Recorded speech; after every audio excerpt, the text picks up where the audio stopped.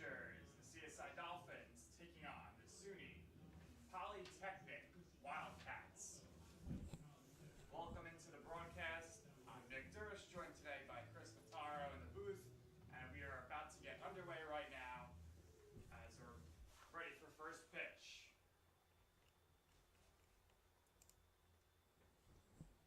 And the first pitch from today's starting pitcher for the CSI Dolphins, Christian Capellan, is in there for strike one.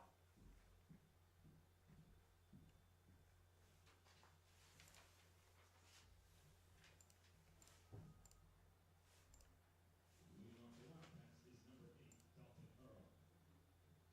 leading off for the Wildcats is number 8, Dalton Earl, and he has a 0-2 count early on here.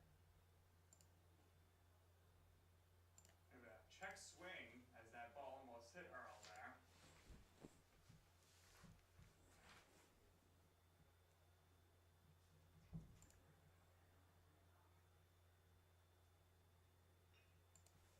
That ball is hit to right center field. That's going to fall into the gap. Earl rounding first, heading to second, and he's in there standing up with a leadoff double. Not the start the Dolphins want, as they're looking to rebound off their last game, in which they were really inconsistent in the field. Lots of deep counts with the pitchers, and they fell to Mount St. Vincent 15-2.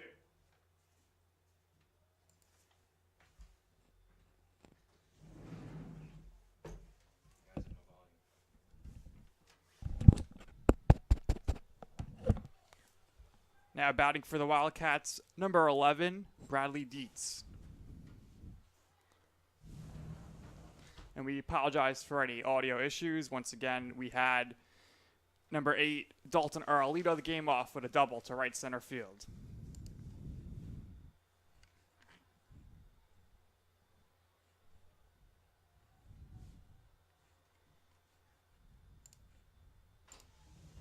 You're putting up graphics for CSI, and I don't think the scoreboard's working.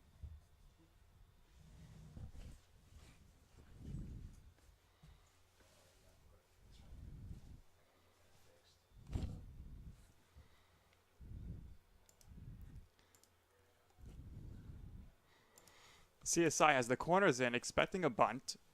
Wildcats looking to get a runner to third base early on here.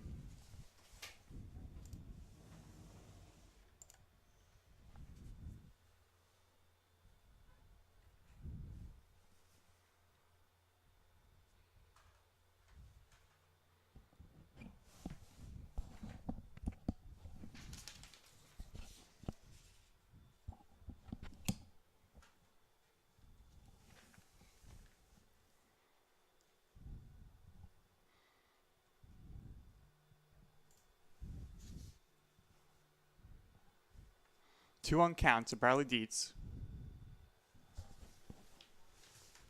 That ball's going to get by the catcher to the backstop, and the runner advances.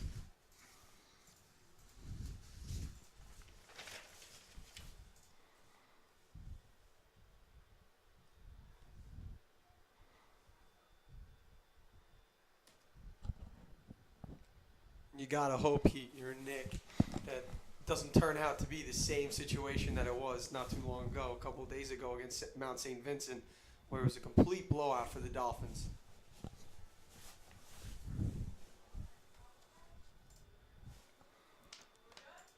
That's a good point, Chris. They had a lot of runners on base early on, and it seems to be following the trend here as we have a walk.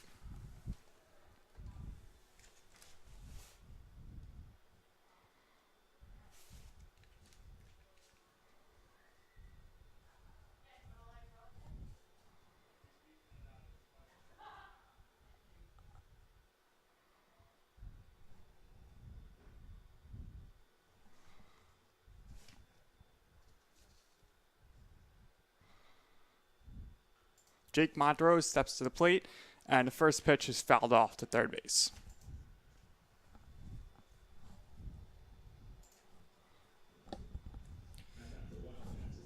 Two men on, no men out. Man on first and third. Let's see if he can bring one home here.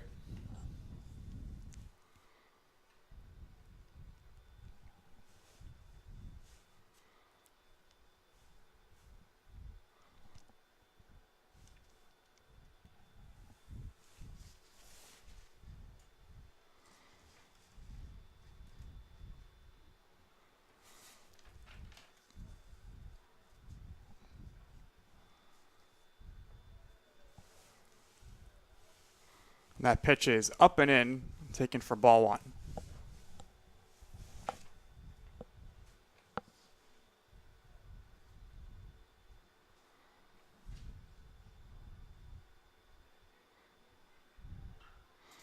That ball slid over to second, flipped over to short, over to first, and that's a double play. But the run does come across as the Wildcats take a 1-0 lead.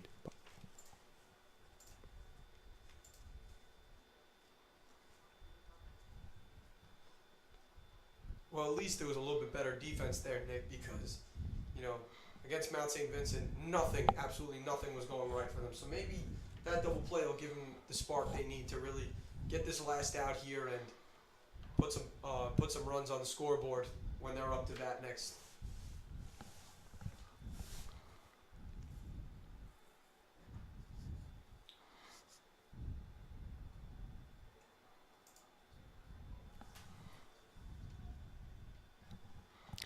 The third baseman, Dean Natalizio, is up to bat now.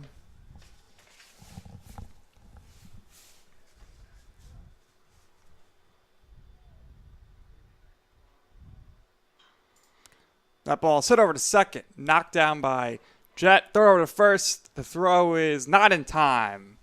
Tough play going up the middle there.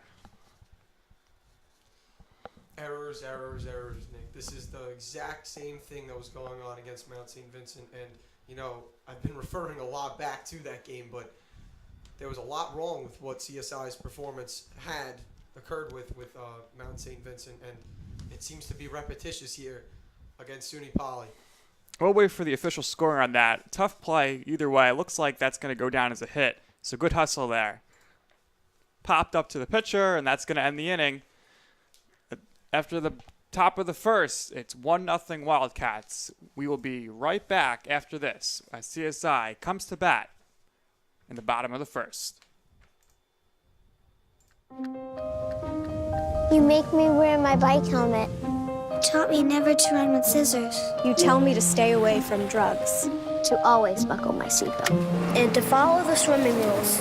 You're always looking out for me and trying to keep me safe. So why do you keep a loaded gun in your drawer? Here in the garage. Closet. Shoebox. Under the bed. Where anyone can get to it. How safe is that? How safe is that? How safe is that? You asked them to follow some safety rules. Now they're asking you. In fact, they're counting on you. Never let your gun get into the wrong hands. If you own a firearm and are not using it, please be responsible and be sure that it's stored in a safe place. Remember, always lock it up. For more information on firearm storage safety, visit ncpc.org.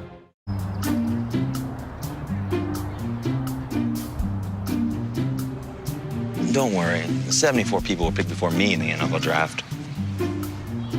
To fight childhood obesity, United Way and the NFL are helping kids play at least 60 minutes a day.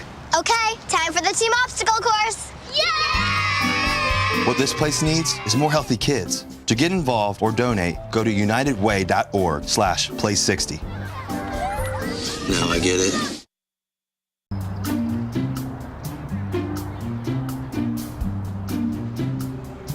Don't worry, 74 people were picked before me in the NFL draft. To fight childhood obesity, United Way and the NFL are helping kids play at least 60 minutes a day. Okay, time for the team obstacle course. Yay! What this place needs is more healthy kids. To get involved or donate, go to unitedway.org/play60. Now I get it. And we're back here at the College of Staten Island campus. The Dolphins are down early here, 1-0. On the mound for the Wildcats is Jeremiah Horton, the senior pitcher, 6'1", 195 pounds.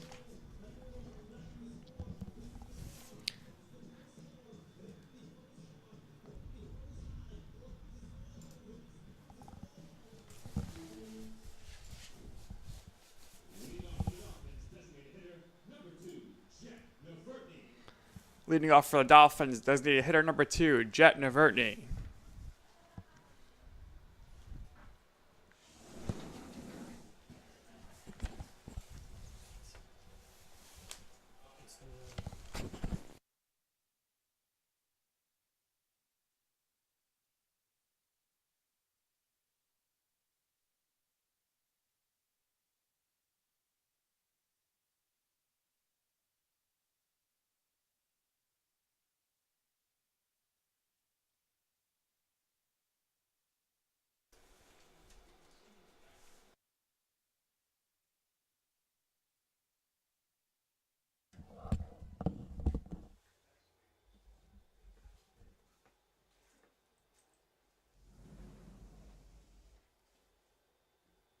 3-2 count here.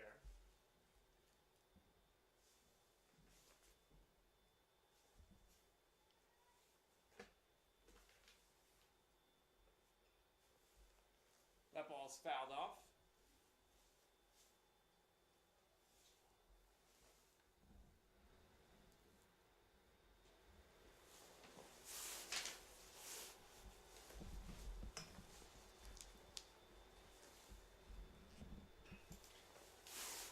That one's going to go through to the outfield between the third baseman and the shortstop, and CSI has their first base run of the day with a leadoff signal.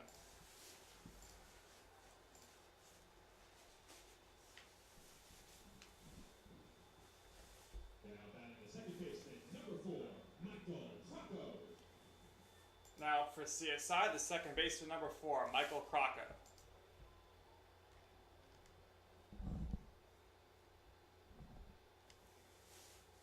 And Crocker takes the first pitch for a strike.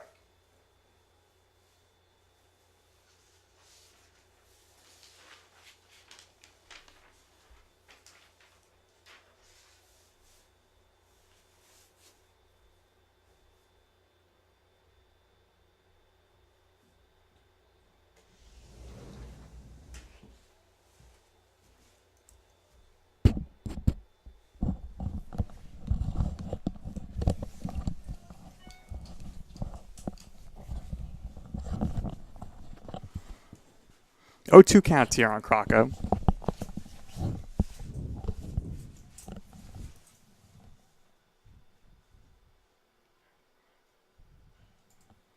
That ball's fouled off into the bleachers down the left side.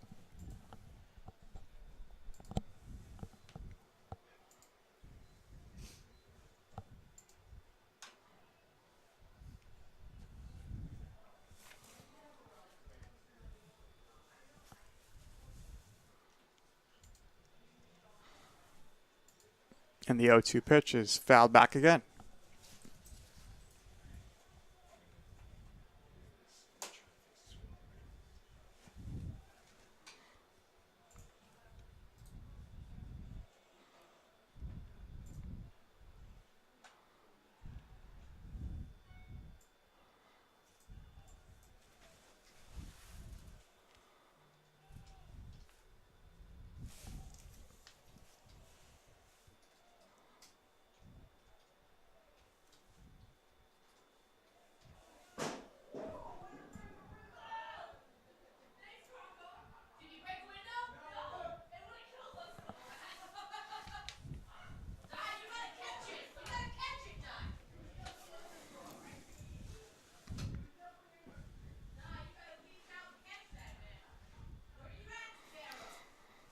That ball is taken outside, 1-2 count.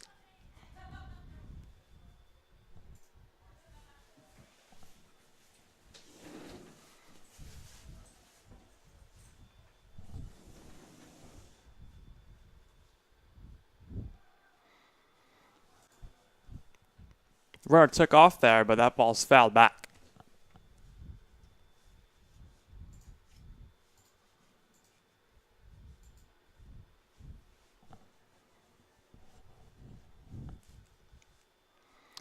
Two count.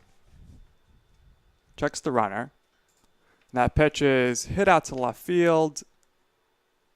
Left fielder retreats, and the catch is made.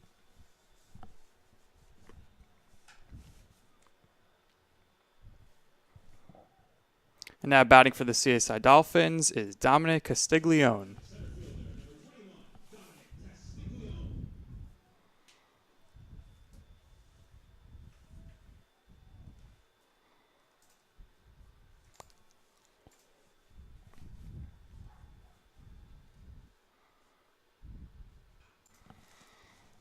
That ball's popped up to the right side. Right fielder coming in. Oh, and that ball, the wind almost took that one, but he's able to snag that ball.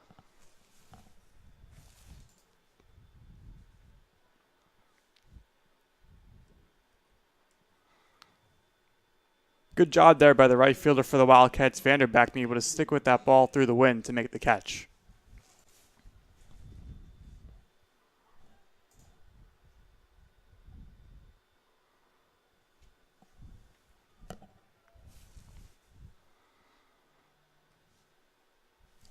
Now up to the plate for the Dolphins is Andrew Nathan.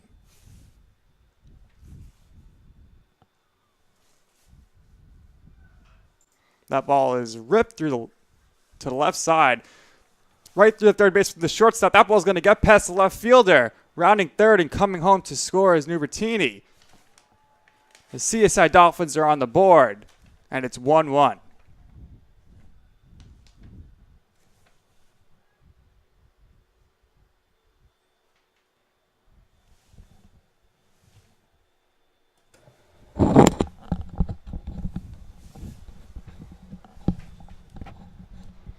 Now coming to bat for the Dolphins is Nicholas Mayola.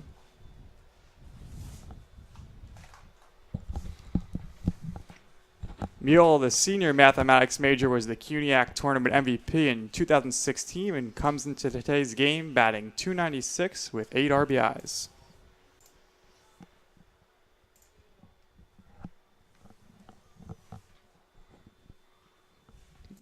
That ball is going to the right side over the first baseman's head, and oh, what a great catch as the Wildcats' second baseman comes over. What a catch by Panuto to get the Wildcats out of the inning. But at the end of one, the Dolphins tied up, and it's 1-1. We'll be right back with the second inning after this. You make me wear my bike helmet. Taught me never to run with scissors. You tell me to stay away from drugs. To always buckle my seatbelt. And to follow the swimming rules. You're always looking out for me and trying to keep me safe. So why do you keep a loaded gun in your drawer? Here in the garage. Closet. Shoebox under the bed. Where anyone can get to it. How safe is that? How safe is that? How safe is that? You asked them to follow some safety rules. Now they're asking you. In fact, they're counting on you. Never let your gun get into the wrong hands. If you own a firearm and are not using it, please be responsible and be sure that it's stored in a safe place. Remember, always lock it up. For more information on firearm storage safety, visit ncpc.org. They'll test you. Try to break your will. But however loud the loudness gets, however many cheese puffs may fly, you're the driver, the one in control. Stand firm. Just wait. And move only when you hear the click that says they're buckled in for the drive. Never give up till they buckle up. We're back here at the College of Staten Island campus. Dolphins and the Wildcats trading a pair of runs in the first inning. And we're ready for the second now. Stepping in for the Wildcats is number 15, the right fielder, Seth Vanderbeek. Well, Nick, as we saw, the Dolphins were actually able to get back in this game. Not that, SUNY-Poly pulled away or anything, but it did seem as if in the first inning things were going to get ugly. CSI's defense able to pull themselves together, get back in the bottom of the first, and put a run up. And that ball is hit over to second, knocked down, and the throw is just a little late. A good hustle there by Vanderbeek to get down the line. We'll see what the official scoring is on that.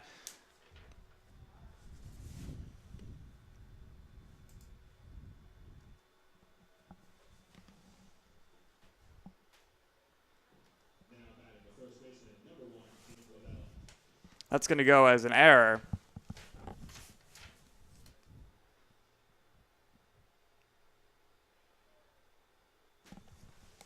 Ooh, that pitch is up and in. That almost hit the batter now, Nick LaBella, who has stepped to the plate.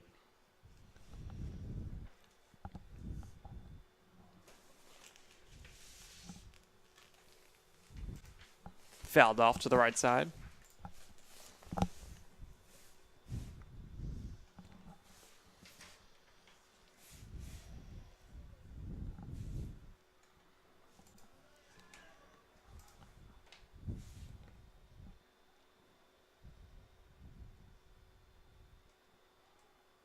Runner takes off. The throw is on the money.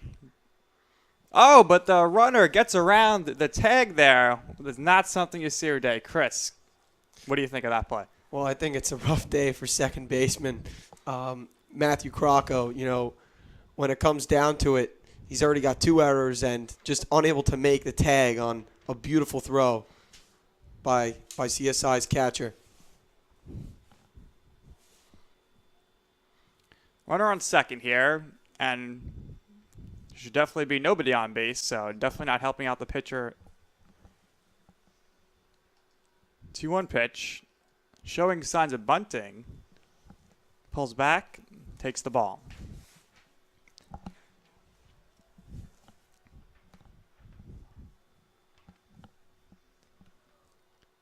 Three-one count. Labella, see if he's showing bunt again. Ready to swing, takes the strike. 3-2 count here.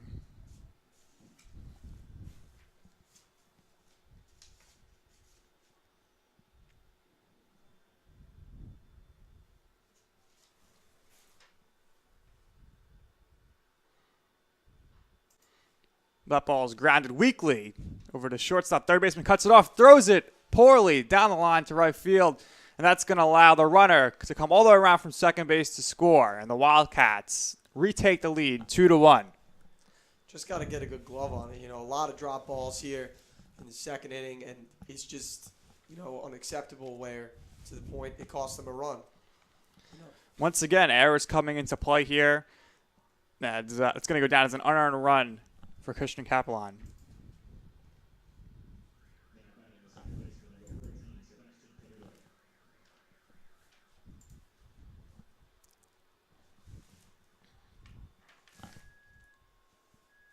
Now batting for the Wildcats, Sebastian Panuto, the senior infielder from New Paltz, New York, shows bunt on the first pitch, and first baseman and third baseman are inching in, expecting a bunt.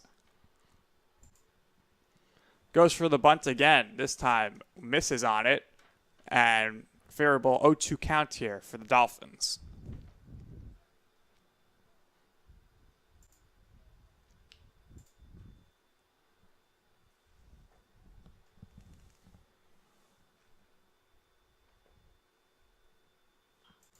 That ball is chopped over to first. Easy play.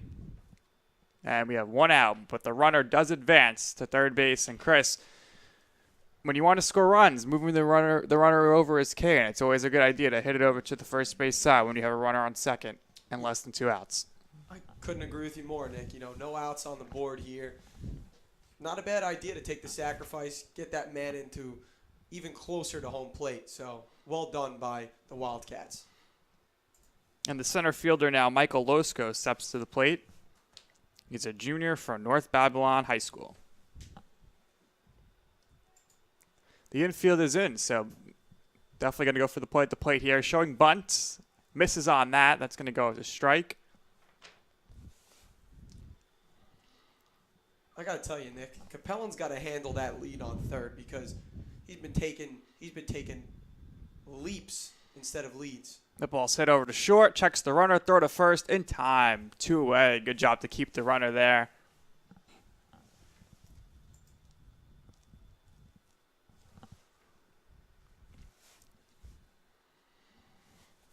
As we mentioned, errors. They're coming back to bite the Dolphins so far this season. We saw a lot of errors. I think 6 against Mount St. Vincent, 3 already today in the top of the second.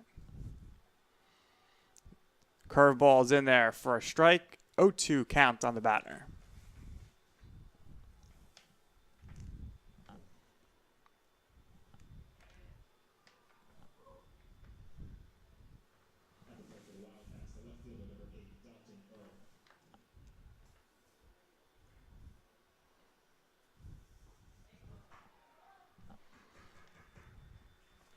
That's going to end the inning as the Wildcats get a run back.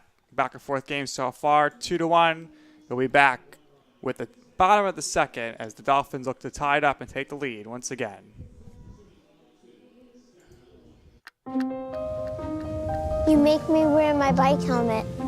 Taught me never to run with scissors. You tell me to stay away from drugs. To always buckle my seatbelt. And to follow the swimming rules. You're always looking out for me and trying to keep me safe. So why do you keep a loaded gun in your drawer? Here in the garage. Closet. Shoebox under the bed. Where anyone can get to it. How safe is that? How safe is that? How safe is that? You asked them to follow some safety rules. Now they're asking you. In fact, they're counting on you. Never let your gun get into the wrong hands. If you own a firearm and are not using it, please be responsible and be sure that it's stored in a safe place. Remember, always, lock it up. For more information on firearm storage safety, visit ncpc.org. La la la la la la.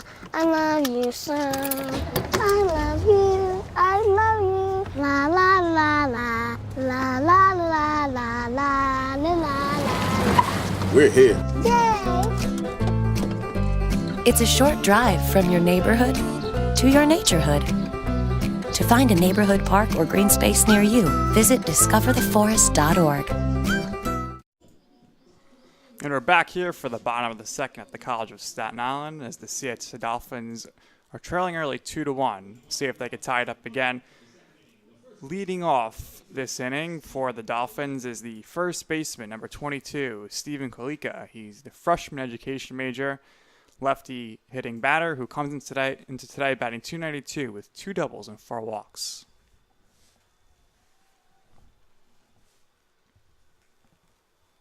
Yeah, definitely, Nick. For Kalika, it would be nice to get on base here and really start things up here for CSI. Something that might come into play, and we saw it earlier with some hits to right field, is the wind seems to be blowing out to right field today. That could definitely come in handy for the left-handed hitters. That ball is going to be fouled back off the screen. 2-1 count. Like you're saying, Nick, before the wind definitely playing a factor as these outfielders are looking lost, scrambling around back out there in the grass, and that was one of the reasons for the run for CSI out in left field. You know, they lost position of it and trailed all the way back to the wall, and CSI was able to put up a run.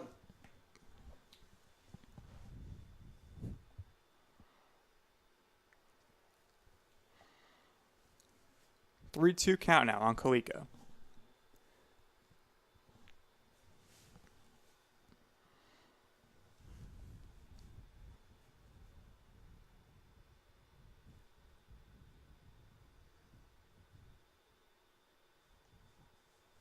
Kalika calls for time.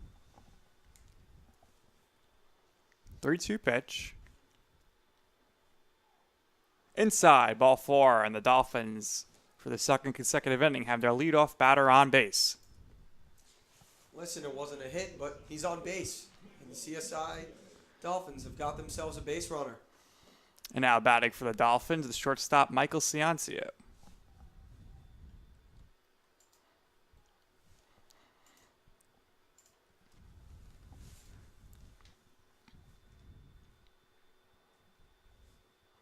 Ciancio swings at the first pitch, takes a big cut, just misses it. Ciancio is a freshman shortstop who is the captain on the Moore Catholic baseball team.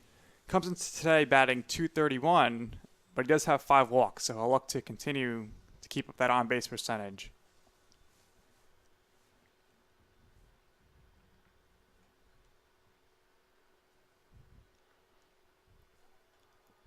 Kalika takes a small lead off first. Ciancio pops that up. That's going to go over us here in the broadcast booth. Oh, it hits the roof. You might have heard that. Better the roof than a car. As we know, the parking lot is very close by behind the dugout here at CSI. I think that's the second ball that went off the roof today, Chris. Yeah, I would say so. It almost took out our other technical staff over to our left. So we are so lucky to not be taken out as well. That ball is swung on and missed. 1 away.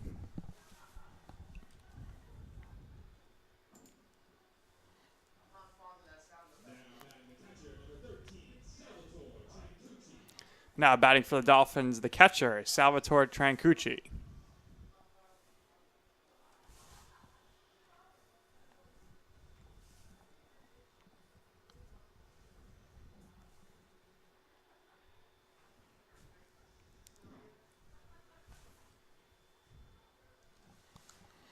And Jeremiah Horton steps off. Not sure if he's concerned about the runner at first, but he does not appear to be going anywhere. Kalika with a very small lead off the bag.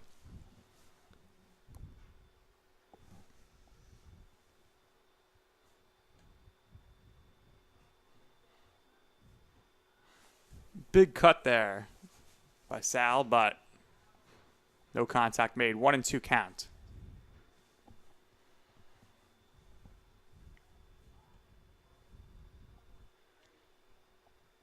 Ooh, and that ball.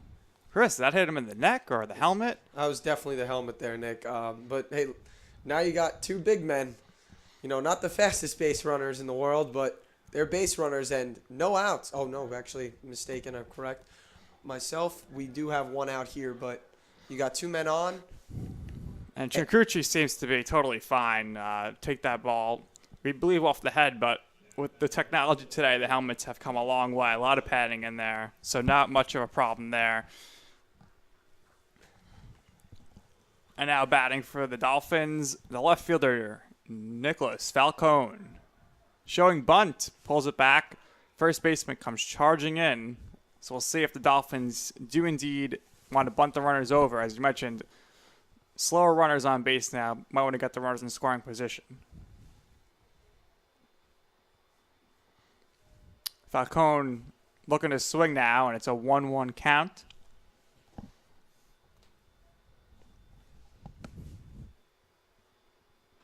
That ball is hit to center field. Center fielder retreating. That ball is caught. Runners are tagging. Oh. Trincucci stays put at first. Looks like he could have easily advanced to second. But nonetheless, Chris, we have runners on the corner with 2 out. Well, just as good as a bunt there, Nick. You know, you get the guy over to third, and we've got a man in scoring position. 2 out. Let's see if they can tie it up here. And now, top of the order again as the Dolphins turn over. Jet Navertney is up to bat. Wildcats appeal to say Kalika might have left early, but the umpire calls him safe.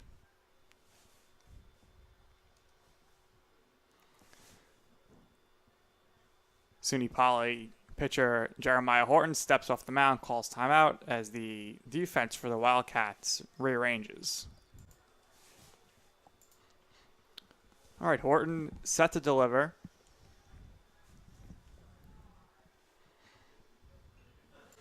That ball is hit down the right side, and that's going to be into the bleachers. Foul ball, and it's an 0-1 count. 2 outs, runners on the corner. CSI looking to tie it up.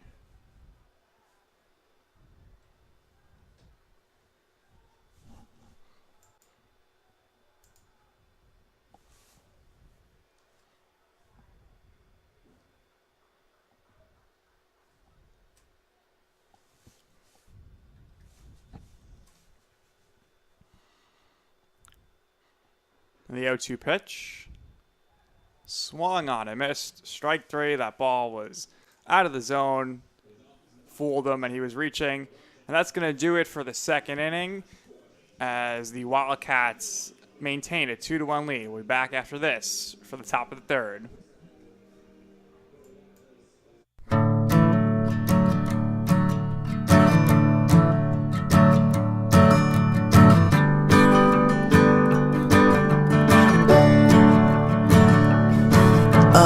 Listen now, can you hear the bluebirds? Oh, look up now, can you feel the sun?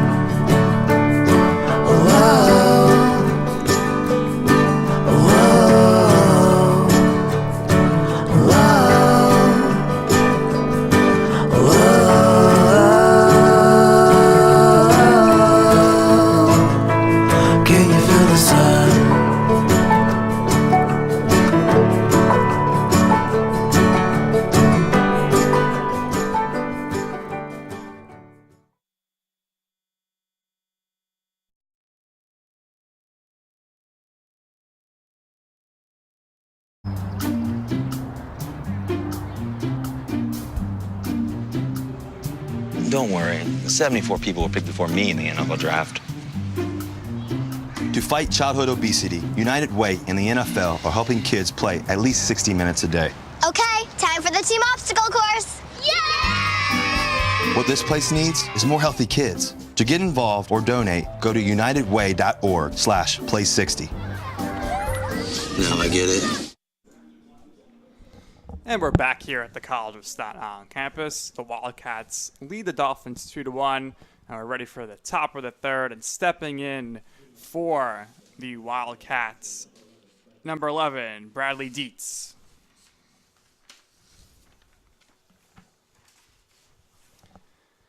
Dietz, the catcher for the Wildcats, and it's not often you see a catcher that bats second, but he does appear to have some good speed and a high on-base percentage, which is indicated by his walk in the first inning.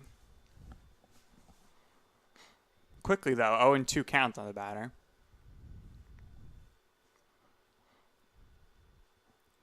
Right down the middle, strike three.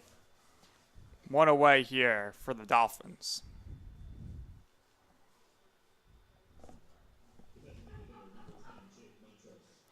And now batting for the Wildcats, designated hitter number 10, Jake Montrose. Montrose grounded into a double play his first time up, and that ball close to hitting him. I've seen a lot of inside pitches today that are close to hitting batters.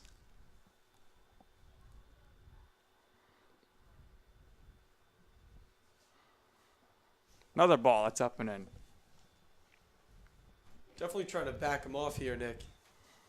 And you have to wonder, Chris, with this cold weather that we are experiencing today, it's very windy, if it's hard for the position players and the pitcher, as that pitch, another ball inside, and it's going to be 3-0. If it's hard to grip the ball, we've seen a lot of poor throws, and looks like there's some, on both teams, some struggles finding command here. You have to wonder if the hands are just too cold. Well, absolutely, Nick. I got to say, before going back to the errors and the drop balls, that I definitely think that even though it's a beautiful day here, Staten Island, sunny, partly cloudy, but the wind and the cold are definitely not playing a factor in the favor of either hands or either gloves of the outfielders or infielders here. Very true, and that ball is fouled off by Montrose to stay alive. 3-2 count.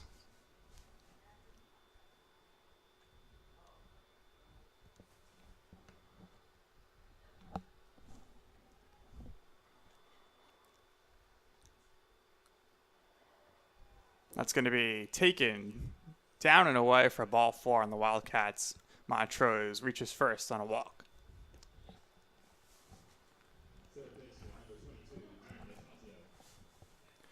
And now batting for the Wildcats is the third baseman, number 22, Dean Natalizio.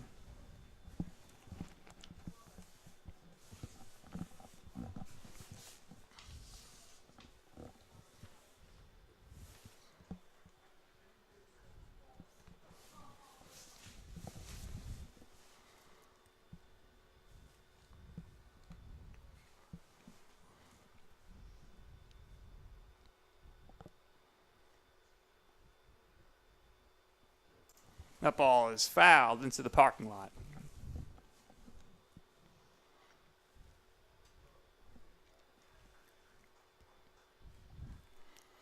Chris Natalizio, you could see he has a hood on under his jersey, and that is just blowing with the wind. We'll see if he drives that momentum with the wind into back right field or left center here, Nick.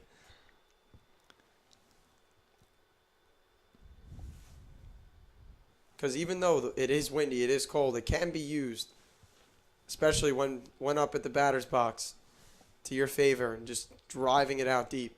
That ball is hit into center field, and that's going to be caught. Nice play there. Runner retreats, and it's going to be 2 outs. Just like I was saying, Nick, that ball was hit to left center, and, A lot of the balls we've seen hit to the outfield today are carrying. As we mentioned, the wind, always a factor here, especially in March.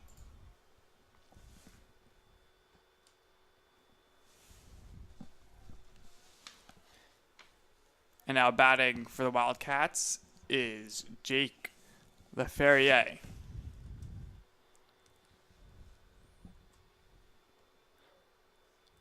Capellan definitely settling in here, Nick, as he hasn't allowed a run in the past 4 or 5 at-bats here, and I got to tell you that he definitely seems calm, cool, and collected, and this is definitely the pitching lineup that we'd like to see here from CSI.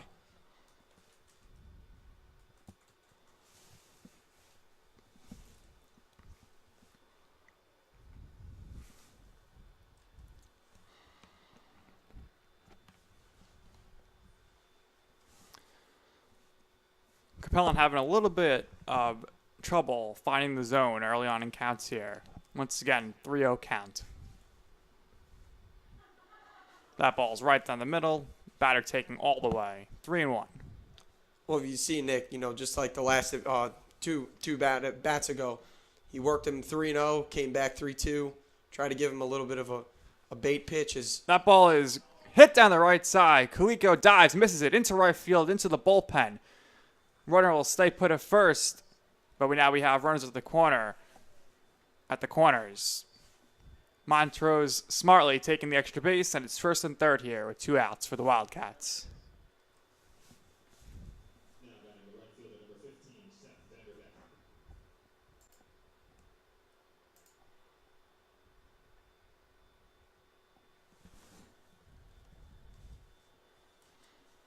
And now batting for the Wildcats, the right fielder, number 15, Seth Vanderbeek.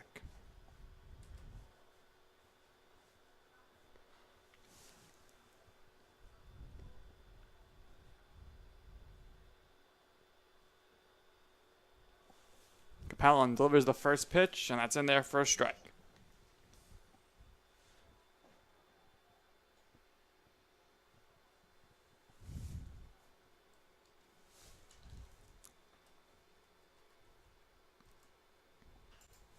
That ball's ripped and caught over at third, and that's going to end the inning. As the Dolphins keep the runner stranded. It's 2-1. We'll be back after this with the bottom of the third.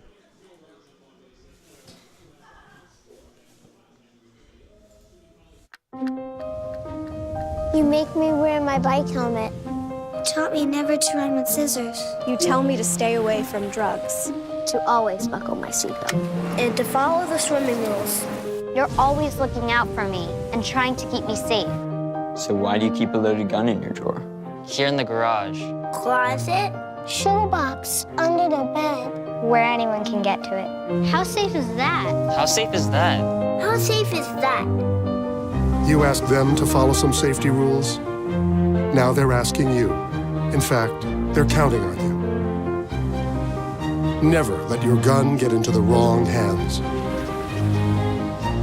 If you own a firearm and are not using it, please be responsible and be sure that it's stored in a safe place.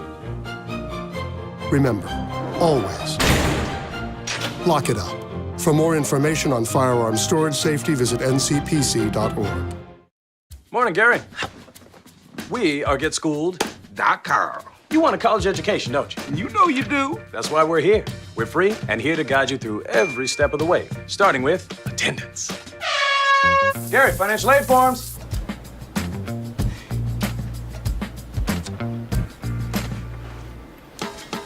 Picking a college, man. You and us. We go together like tacos and Tuesday. And I love tacos. Go to GetSchooled.com. And we're back here at the College of Staten Island campus. The Wildcats lead the Dolphins 2-1, and Christian Capion doing a good job of working out of trouble there. Runners left on the corner, and CSI comes to bat now.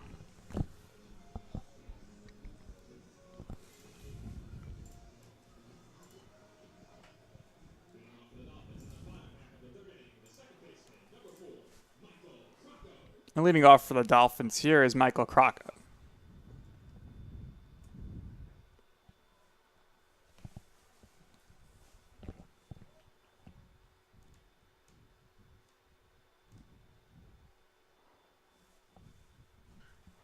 Crocker hits that one over to second on the ground. Thrown over to first, and the throw is in time. 1 away.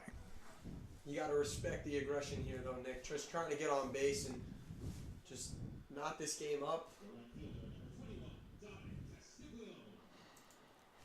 Now stepping in for the Dolphins, the center fielder, number 21, Dominic Castiglione.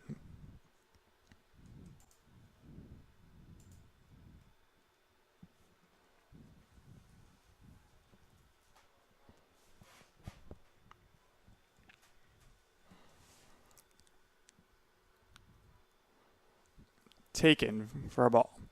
And Chris, this is what we're usually used to seeing from the Dolphins in the past few years. Close games. The last few games gave up double-digit runs. Had the loss to Maritime College in the second doubleheader game, 10-1.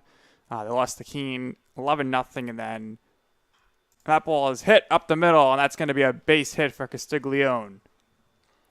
Well, as of right now, it doesn't seem to be the case. Is CSI definitely keeping themselves in the game? Great defense, great pitching.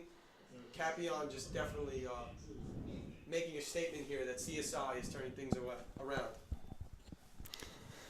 Very true, and as we know, Mount St. Vincent's the home opener.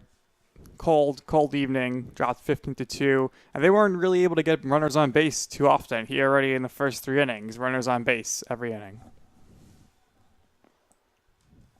But compared to a game not too long ago, this definitely doesn't seem to be the same game here. 2-1 at the third. I remember them switching pitchers at the third inning, and they're really running away with it. It was a 6-0 run. Then it dragged on to, 14-0 by the 6th inning. Definitely doesn't seem to be the case here. No, definitely good pitching, and certainly a lot easier to pitch in the daylight, mostly because of the wind patterns here at the campus in the evening. It gets a lot colder here in the evening. That ball is ripped into left field by Andrew Nathan. We're going to have runners on first and second here with 1 out for the Dolphins. There you go. Now you're settling in. And we got 2 men on. And it was a nice shot into the gap over there at left center. That's going to bring the right fielder, number 23, Nick Miola, to the plate with a chance for the Dolphins to tie the game. Coming into today, Miola was batting .296 with 8 RBIs.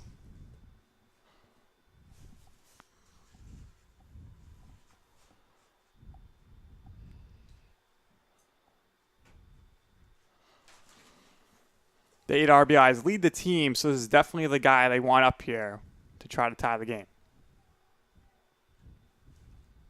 See if he can put the ball into right field here. Give that man on second base a chance to get over to third. Put himself closer to home.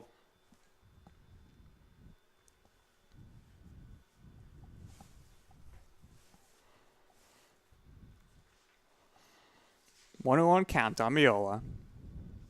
Horton looks into the catcher for the sign. Comes set, and the pitch. That ball is hit into center field. Center fielder retreating. He's caught up in the wind, but he's going to make the catch. Crocco advances over to third, and the runners are on the corners here. Same situation. It seems to be occurring a lot today lately, where you got a man on first and third. And I have to correct myself there. It's actually Castiglione who advances to third. Now Kalika comes to the plate here, the first baseman, looking to give the Dolphins a lead here with a base hit. First pitch is swung on and missed. Kalika walked in the second inning, and who knows, maybe he'll be able to load the bases up or bring a man home here.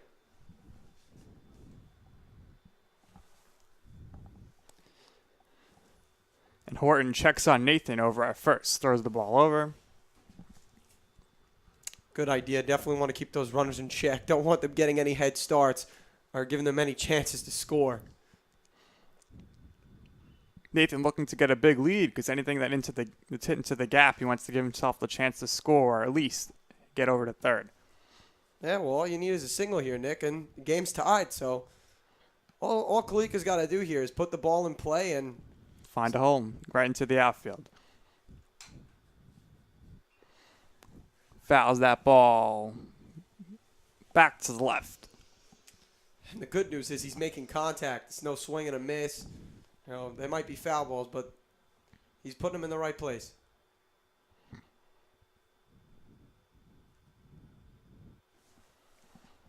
That ball's taken outside. Horton trying to get Kalika to chase, but to no avail.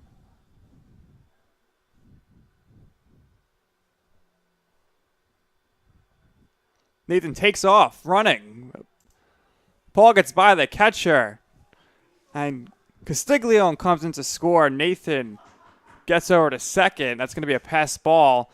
I believe that ball went by because the Wildcats catcher Bradley Dietz saw the runner taking off. So, and actually that was the third strike on Kalika. That ball got by him, so he was not able to hold on.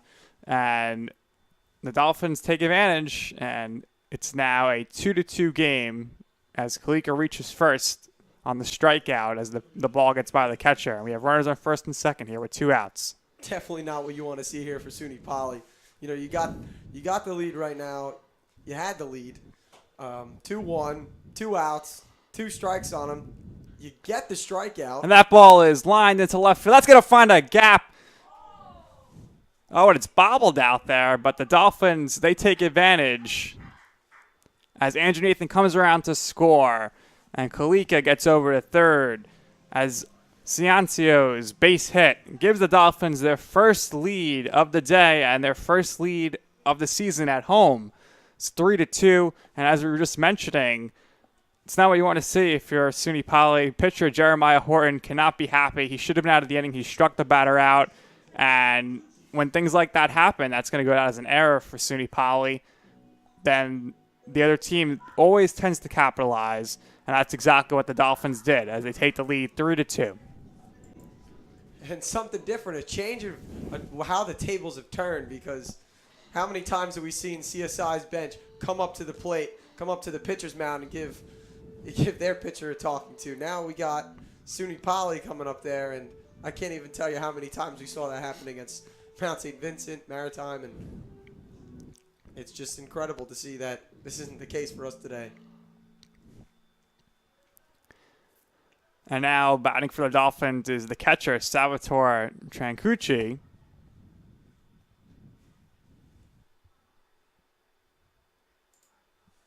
And he was hit by a pitch last time and got on base.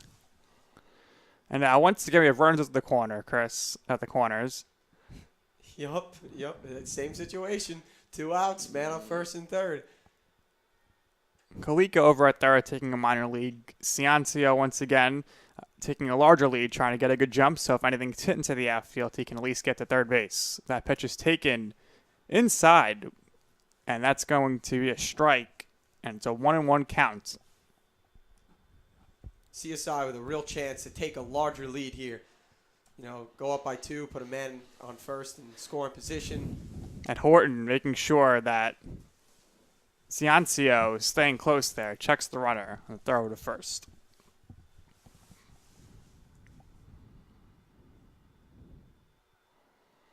Horton's pitch up and in. As we mentioned earlier, a lot of pitches up and in on the right-handed batters today. You have to wonder if the weather, the cold, and the wind is playing a factor on the pitching. Yeah, I definitely don't think they're headhunting here, Nick. I just think that it's got to be the weather, it's got to be the wind pushing the ball far right for him. Trancucci takes a big cut, but misses, and it's a 2-2 count.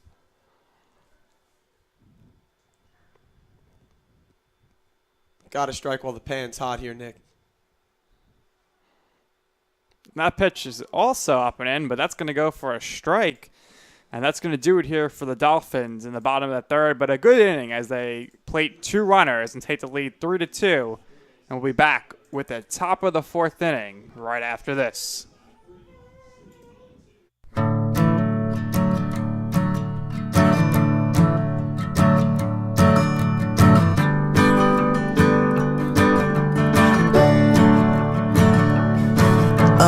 Listen now, can you hear the bluebirds?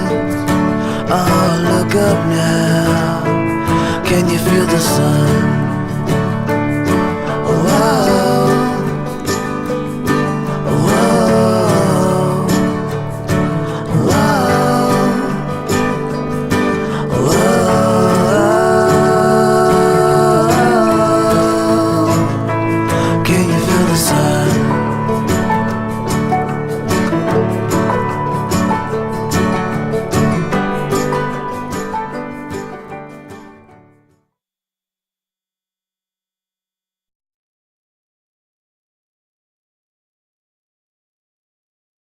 Don't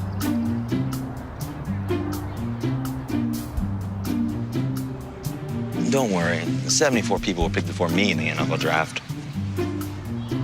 To fight childhood obesity, United Way and the NFL are helping kids play at least 60 minutes a day. Okay, time for the team obstacle course. Yay! What this place needs is more healthy kids. To get involved or donate, go to unitedway.org/play60. Now I get it. And we're back here on CSI Sportsnet at the College of Staten Island campus as the Dolphins lead the Wildcats 3-2 as we head to the top of the fourth.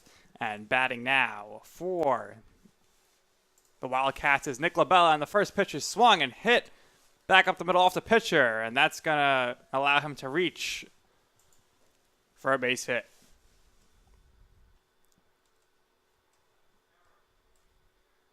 That pitch was lined right back to Capion. Would have been a tough play, a nice play if he would have made it, but that's going to go down as a hit. But still, nice play by Capion, trapping that ball, making sure it doesn't go into the outfield.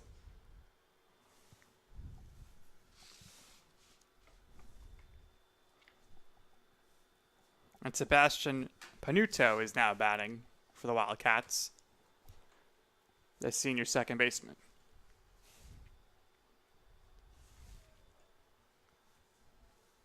That ball's fouled off. 0-1 count.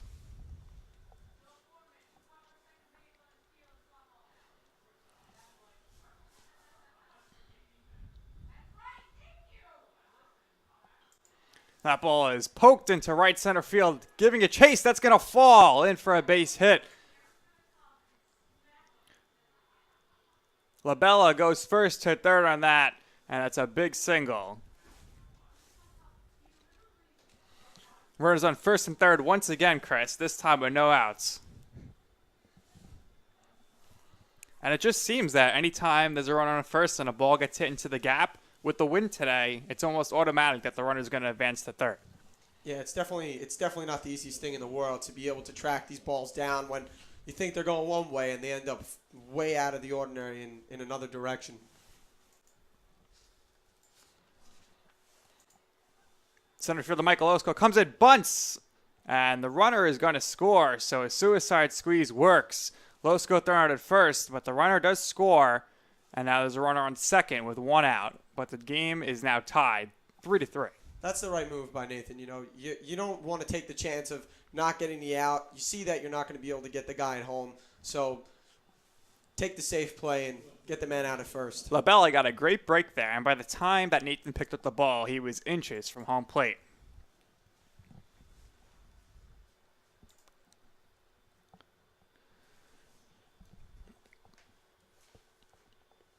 And Dalton Earl is back up again, leadoff hitter. He is 1 for 2 with a double today and a run scored. First pitch, he fouls off to the right side.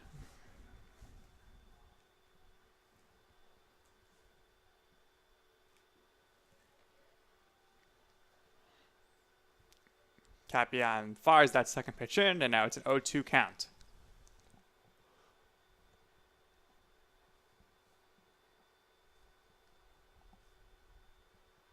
Definitely be nice to see him get this strikeout here. Ooh, another pitch up and in, and the trend continues today for both pitchers.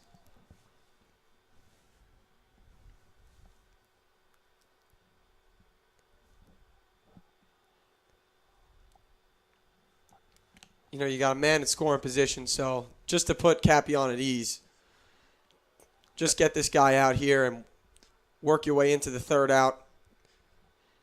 Get your offense back on base and back into the batter's box.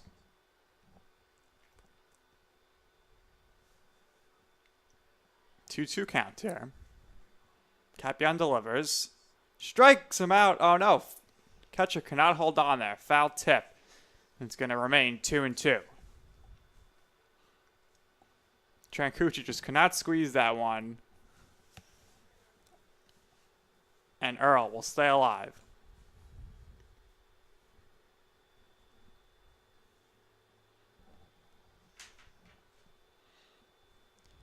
Good job by Capion, staying hungry, staying aggressive, throwing strikes, just making sure It's in his range.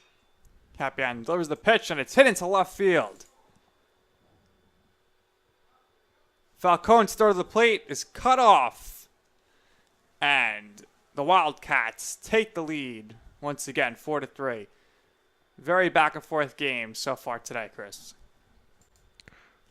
Yeah, it's definitely fun to watch when you got consistently going back and forth, scoring runs. No shutout, no blowout here. CSI staying in it. CSI doing a great job. I think they're finally, after, just getting their toes wet in the beginning of the season, getting used to the weather, the cold, the wind, they're starting to come back to the team we all know and love here at Staten Island. That's going to bring Bradley Dietz up to the bat for the Wildcats. First pitch, just a little outside for ball one.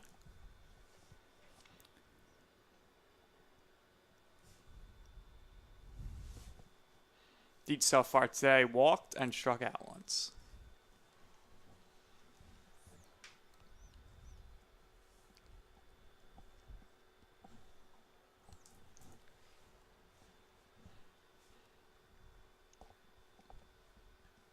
Capion checks the runner, delivers the pitch, and that ball is sliced down the third base line. Just foul. Would have been bad news. That one past third base there. Most certainly, as Earl, who is the leadoff hitter for the Wildcats, is getting a big lead over there first.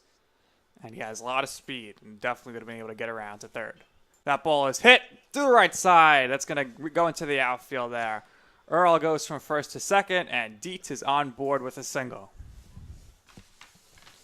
Now this is when Capion's got to settle in and just focus on just not worrying about these two runners on. Just get two more outs and get out of this inning because it could get ugly real quick as we've seen. But Capion doing a great job so far, so let's see if he can keep it going here.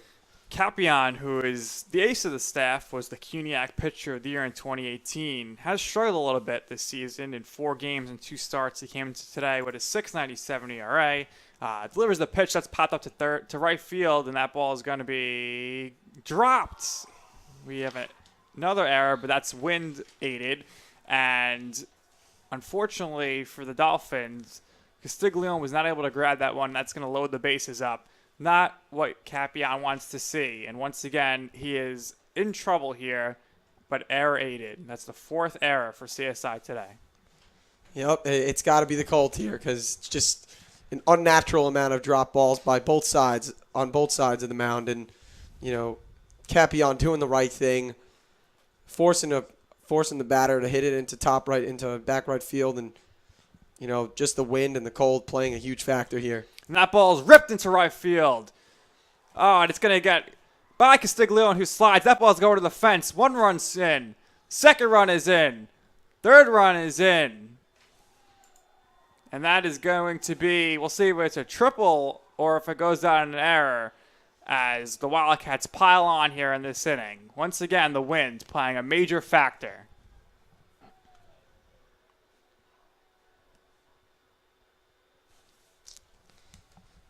Well, that's definitely not what CSI needs here.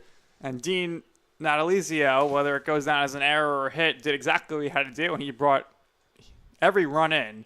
As CSI is going to have a mound visit here, and we'll see what comes of it. But here's the bottom line right now, Chris. This game was very close.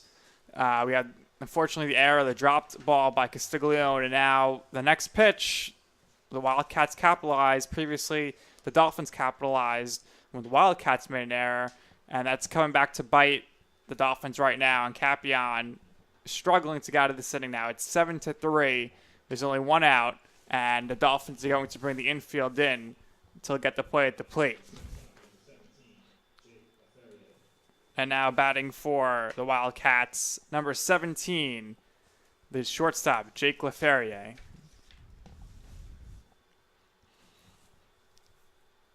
Ferrier pokes that one into right center field. Castiglione giving chase, makes the catch, throws it in, but it's not going to be in time as the Wildcats, number 22, Dean Natalizio crosses the plate, and that's the 8th run in this game, 6th run this inning, and you could argue that there should maybe have been no runs in, if not for the error. It's definitely time to stop the bleeding here with this. Get this guy out. Oh, and that pitch is lined right back at Capion. The throw to first, not in time.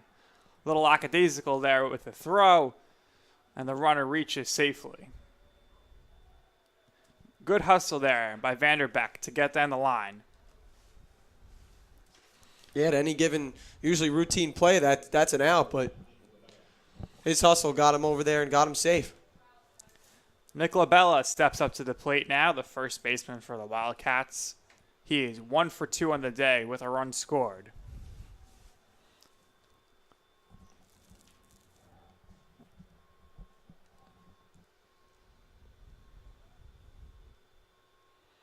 That pitch is in there, and that's going to be a ball 2-0.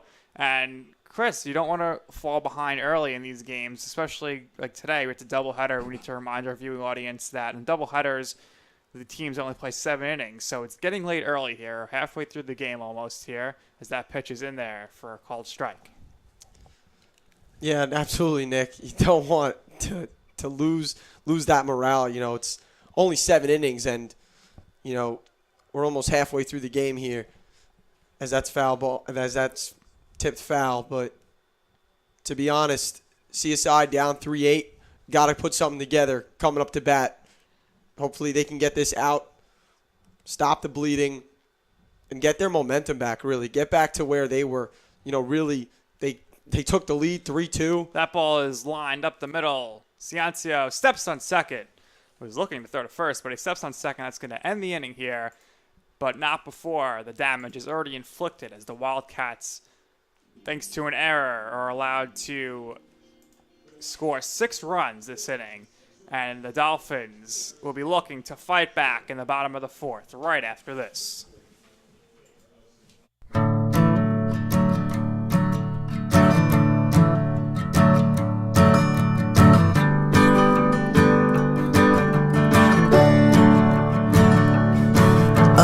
Listen now, can you hear the bluebirds? Oh, look up now, can you feel the sun?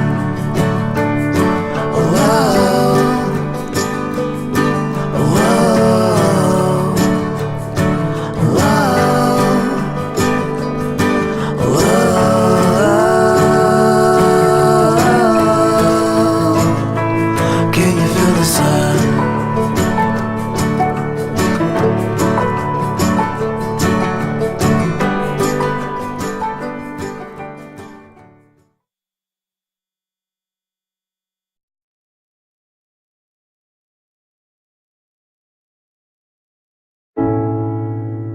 When I was 6, my days were spent playing basketball.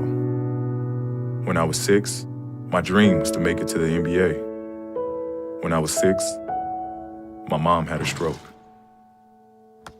I'm Paul George, and I want you to spot a stroke fast. F, face drooping. A, arm weakness. S, speech difficulty. T, time to call 911. Protect the ones you love. And we're back here at CSI as Nick Falcone comes to bat. He's looking to bunt, shows bunt. He's going to take that pitch for a ball. And the last inning, we saw Montrose reached by the error by Castiglione, and the next pitch, Natalizio. And that ball is grounded over to third, foul ball. And Natalizio, he took advantage of that, hit it into right field with the bases loaded. And the error then was on Castiglione in the misplay. So he rolled a single and he gets third, but the runners nonetheless did score, and CSI is facing a 8-3 deficit at this point.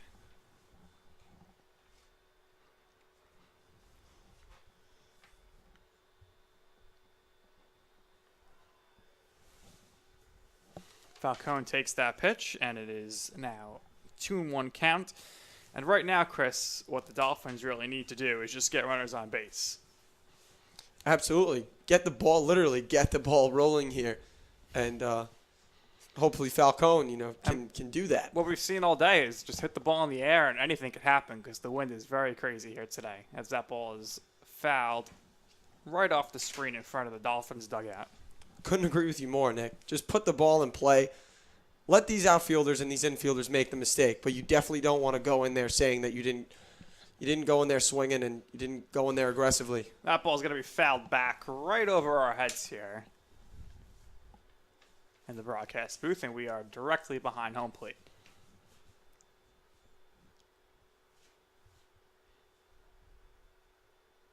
That was number 3 there, Nick. That almost took our heads off. Horton delivers the pitch, and Falcone rips it into left over the left fielder's head. It's going to the fence. Horton rounding first over to second, and he's going to be in there with a stand-up double. Just what the doctor ordered here for the Dolphins, a lead-off double as they try to chip away at the 5-run deficit. Beautiful line drive out to left field, and let the wind do the work. It carries over the left fielder, and now you got a man on second. Nice job by Falcone. And now we go to the top of the order here. Turn it over here for Jet. He's DHing today. Falcone taking lead off second. Nobody's really covering the bag. Taking off, going for third. Jet swings. That's going to go into center field. That would have been an easy stolen base for Falcone had he not swung. But the pitch is delivered. The bat is swung, and it's caught by the center fielder. And we have 1 out with a runner on second. CSI not playing it safe here. Going for the hit and run. Even though it seemed that Falcone was going to be more than safe at third, they take the chance, and now it's 1 out. And that's going to bring the second baseman, Michael Crocco, to the plate here. 0 for 2 today. He hits that ball into center field. Center fielder comes in, makes the catch. Falcone fakes that he's going at third. The throw to third is right there, and Falcone is going to hold up at second base, and there's now 2 outs.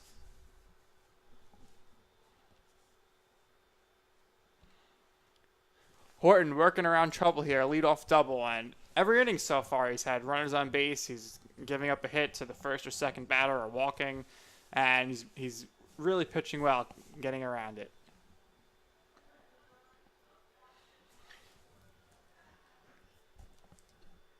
It's going to bring Andrew Nathan to bat here. He's 2 for 2 with a run scored today.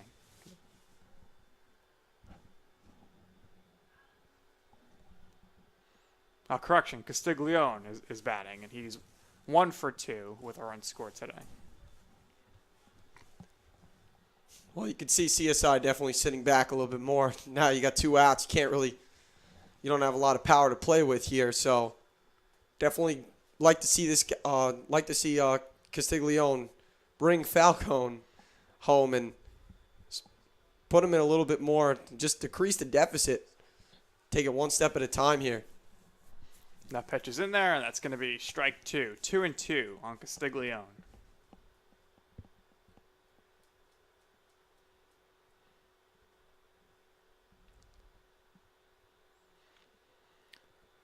Once again, in the top of the 4th inning, Miola, due to the wind, dropped the ball.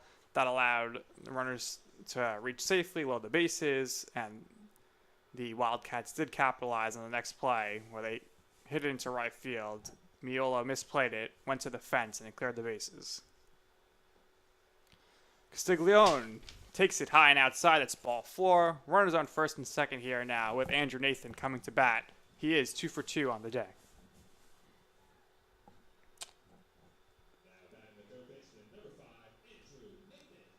Andrew Nathan been making some nice plays today, especially over third, and you definitely like to see him get on base here and just really take advantage of this opportunity. Nathan takes a big hack at that first pitch, and that's in there for a strike.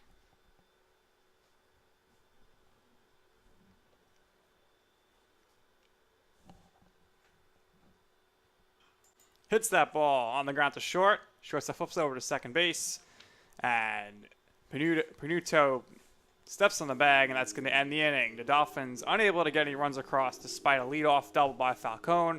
Still lead 8-3 as we go to the top of the 5th. You make me wear my bike helmet. Taught me never to run with scissors. You tell me to stay away from drugs. To always buckle my seatbelt. And to follow the swimming rules. You're always looking out for me and trying to keep me safe. So why do you keep a loaded gun in your drawer? Here in the garage. Closet. Shoebox under the bed. Where anyone can get to it. How safe is that? How safe is that? How safe is that? You asked them to follow some safety rules. Now they're asking you. In fact, they're counting on you. Never let your gun get into the wrong hands. If you own a firearm and are not using it, please be responsible and be sure that it's stored in a safe place. Remember, always, lock it up. For more information on firearm storage safety, visit ncpc.org. This is why you took a second job. While you taught yourself how to fix the plumbing. While you'll do whatever it takes to keep your home. And that is why we want to help. We are making home affordable, a free government resource that can make paying the mortgage easier. Call 888-995-HOPE today. And we're back here at the College of Staten Island campus, and number 14, Sebastian Panuto, steps in for the Wildcats. Capion delivers that first pitch. A lot of velocity on that. No pitch clock here for speed, but that one was a heater right down there, middle. Second pitch, ripped into left field. Dolphins shifted over to center. That ball is played and thrown in quickly, though, by Falcone. Nonetheless, a leadoff single for Panuto. Wildcats, picking up right where they left off. Yes, the Wildcats definitely have their heads in the game here. They're taking the extra bases, getting runners on, and that's exactly what their coach wants to see. As this ball is bunted down the left side, Capion picks it up, but no throw, as it was perfectly placed. Now you got two men on, no out. Capion, what do you do here? How do you get out of this hole that's just immediately dug himself into? And CSI has been known for their comebacks, but man, oh man, this is tough. Michael Lasco had a perfect bunt there, and that's going to turn it over to the top of the order as Earl, the left fielder, steps in for the Wildcats. Dalton already 2 for 3 on the day with an RBI. Runners on first and second. Nobody out.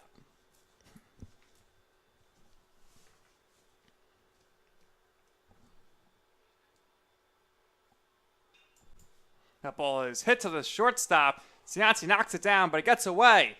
Coming around third base. Play at the plate, and he's safe. He's safe as Trancucci drops the ball. Good throw by Ciancio. But Trancucci is unable to hold on to the ball, and that's going to be another run here for the Wildcats as Panuto comes around to score. Very aggressive base running there by the Wildcats, and it pays off. And Dolphins now trail by 6 runs here in the bottom of the 5th. You hate to see that happen, Nick. Excuse me. Yes, you hate to see that happen, but like you mentioned earlier, the Wildcats, they're being aggressive. They're taking the extra base, and that's how you win games. And now the catcher, Bradley Dietz, steps in for the Wildcats. 1 for 2 on the day with a walk and a run scored. He's showing bunt. He pops it up. Just foul to third base side. So once again, Chris, we see that the Wildcats, they're looking to get the runners over, and they're not afraid to bunt. We've seen 2 or 3 bunts so far today, all successful. Yeah, I mean, if it ain't broke, don't fix it. Keep it going. Move these runners over. You got 2 on. Nobody out. Why not? Get over to second and third, and as obviously their strategy is try to keep getting the runs, as no lead is safe here in the CUNYAC Conference. Showing bunt, but that gets away from Trancucci. And the runners are going to advance to second and third here. Not what you want to see if you're Capion. He cannot be happy with the performance his defense is giving him today. Hey, listen, he doesn't even have to bunt anymore now. I mean, drive the ball over to right field, and you got at least one run scored. So we have the pass ball, which allows Earl to advance to second and Losco to advance to third. And we'll see here if Dietz is still bunting. We did see a suicide squeeze earlier. Dolphins are not playing the infield in here. And Dietz, not looking to bunt, takes that pitch for a strike.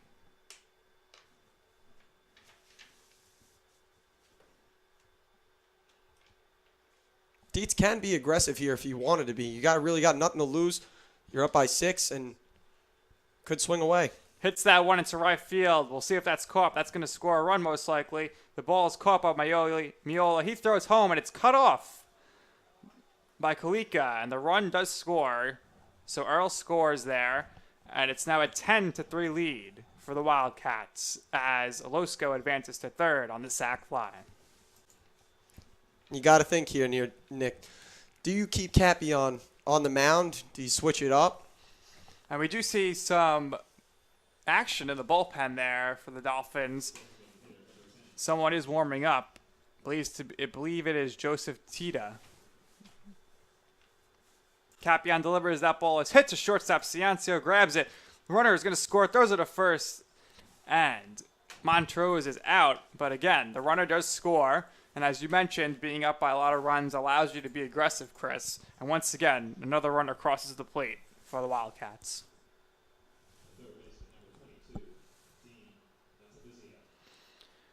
And that's going to bring Dean Natalizio up to bat for the Wildcats. The third baseman is 2 for 3 today with an RBI and a run scored.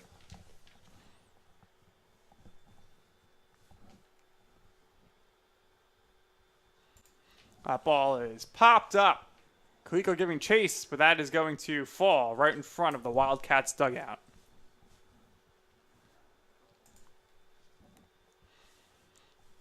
And you have to wonder here, Chris, if Capion's day might be ending soon.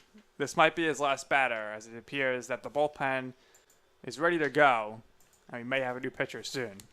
Well, you definitely want to get a warm arm in here, not to be funny here, but, it is very cold, and, you definitely want to switch it up. Capion might be tired. He's already pitched 5 innings, and it's not like they were in and out, He's been That's going to be a called strike 3. Throw over to first after the drop is an out, and that's going to end the inning here as Capion throws his 89th pitch. We'll see if he's back in the next inning. But as we go to the top of the 5th, the Wildcats lead 10-3. We'll be back with the Dolphins batting right after this.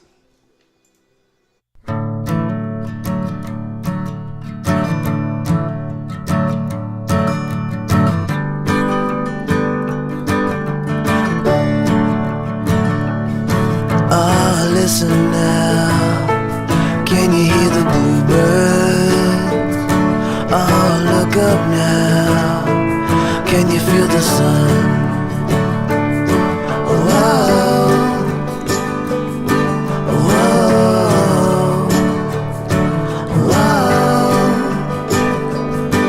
whoa.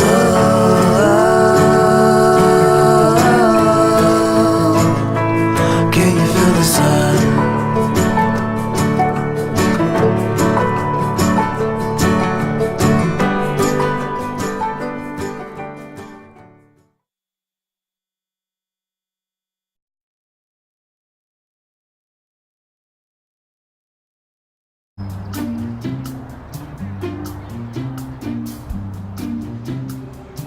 Don't worry, 74 people were picked before me in the NFL draft.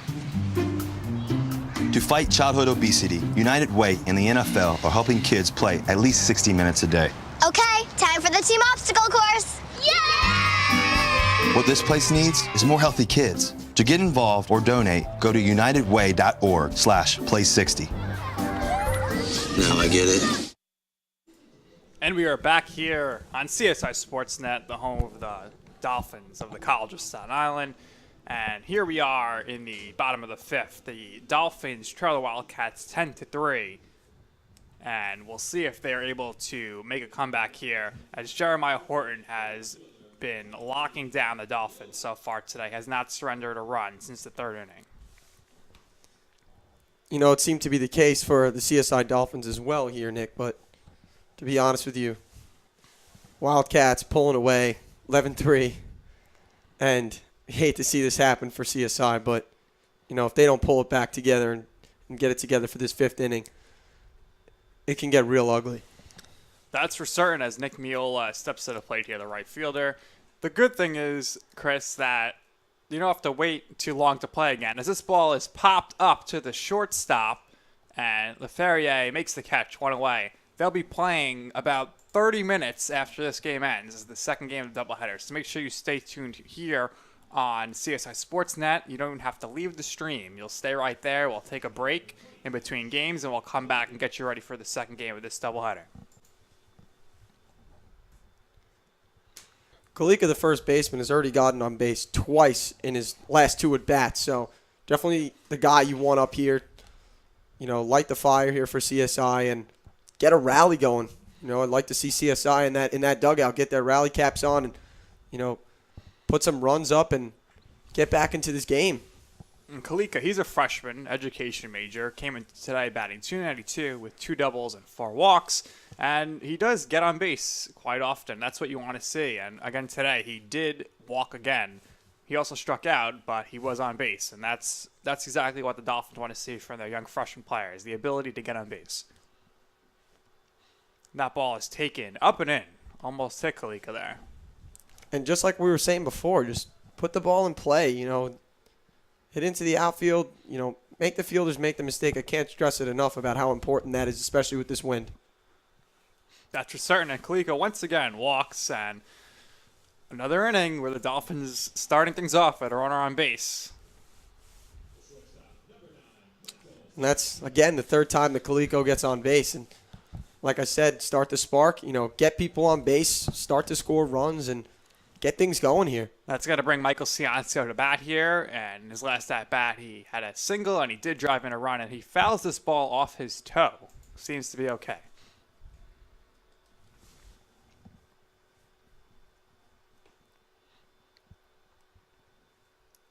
Definitely want to avoid, you know, grounding out here, you know, causing a double play. You want to see CSI, you know, get it into the outfield, put up some runs, and maybe hit it into the gap over here. Something we'd definitely like to see here, Nick. Yes. Horton, the pitcher for the Wildcats, not paying much attention to Kaliko, who is a slow runner, but you have to wonder if Kaliko might get a little bit of a jump here in order to avoid a double play. Ciancio rips that one down left field line, just foul.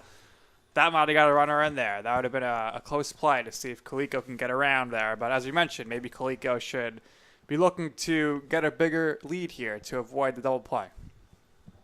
Yeah, and pitcher's not going to be paying any attention to Kaliko here as he hasn't the whole game. So Horton just really focused and honed in on, you know, finishing this game up and just trying to put it away.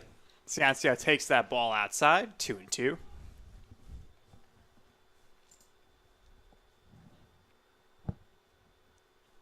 But I agree with you, Nick. Kaliko should definitely be taking a bigger lead. First baseman's not even holding him on right now, and Ciancio swings and misses there, and that's going to be 2 outs.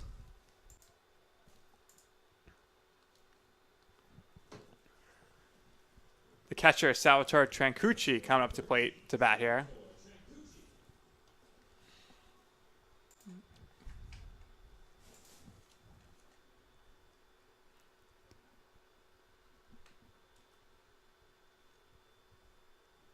First pitch almost hits him again. He's already been hit once today. Not what he wants to see at the plate. Very scary up there. You think he got his helmet padded up after that first one, Nick? Yes, and second pitch, he hits that one over the right side. There might be trouble. Might drop into no man's land. A beautiful triangle, but it is caught, and the inning is over. A nice catch there by Panuto for the Wildcats, and that's going to leave another runner on base for the Dolphins. Kaliko stays on first, and the inning is over as the Wildcats maintain an 11-3 lead as we head to the top of the 6th inning right here on CSI Sportsnet.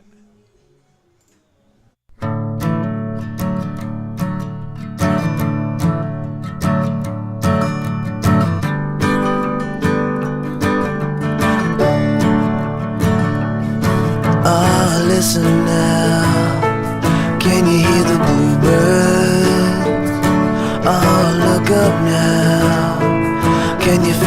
sun.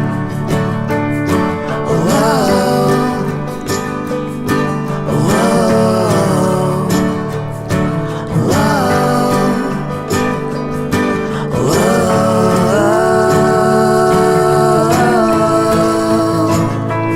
can you feel the sun?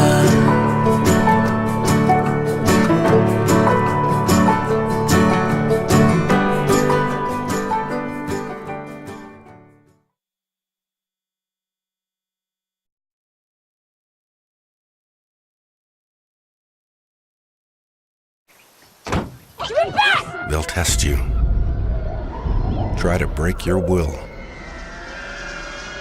But however loud the loudness gets, however many cheese puffs may fly, you're the driver, the one in control. Stand firm. Just wait. And move only when you hear the click that says they're buckled in for the drive. Never give up till they buckle up. And we are back here on CSI Sportsnet as the Dolphins trail 11-3. Capion's day is over as he went 5 innings. And we have a new pitcher here as Joseph Tita takes the mound. Tita, he did pitch the other day as well against Mount St. Vincent, and he did pretty well. And stepping in here for the Wildcats is the shortstop, number 17, Ifure. As he hits it, that's going to sneak through the infield between shortstop and third base, and the Ferrier is on board. Pounding it on, pounding it on, pounding it on. You know, tend to switch things up, but, you know, Joseph Tita definitely not a good situation to walk into, and you can't blame him for it, but let's see what we can do here at the top of the 6th. And that pitch is taken for ball 1 by Seth Vanderbeek.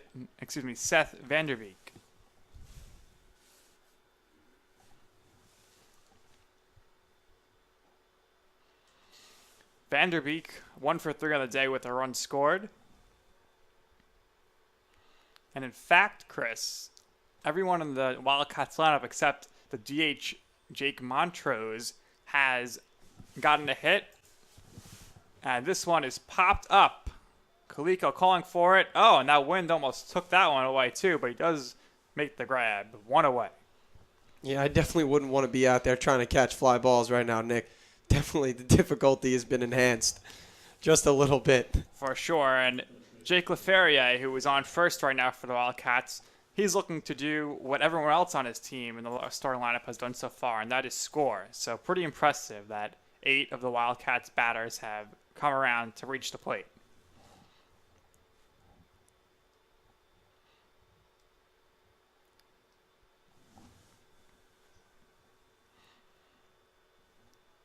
First baseman Labella rips that one. Oh, it's hit over to third. Eats Nathan up a little bit, but he is able to make the throw to first in time. And there is now 2 away, but the runner does advance to second base on the fielder's choice.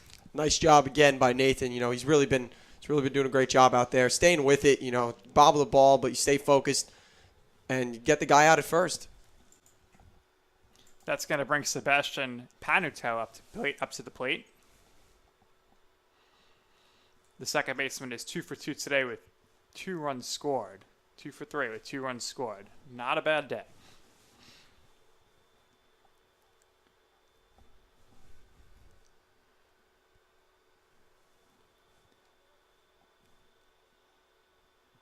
Tita looks back the runner. Looks again. Looks again. Delivers. And that ball plunks Panuto right in the back between the numbers. And on a cold day like today, that has to hurt. Just what I was going to say. That's got to sting, Nick. You know, ball's coming over 70 miles per hour, and you get pegged. And with the wind and the cold, you know, it makes it feel like it's at 130. So definitely not a good feeling for man at first right now. And that's going to bring in Michael Lasco with another chance to drive in a run. He already has 1 RBI today, as there's runners on first and second here with 2 outs.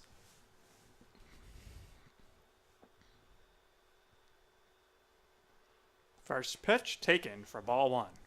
You know, Tita doing a nice job here. I mean, I know he just hit a man and sent him over to first, but nice job staying in control and getting 2 men out. See if he can put this one away here. Second pitch delivered for a called strike on the outside corner, 1-1. That's how you work your way up the count. You know, make it a 1-2 count here. See if Tita can make it happen. Tita steps off. He's paying a lot of attention to LaFerrier over there at second.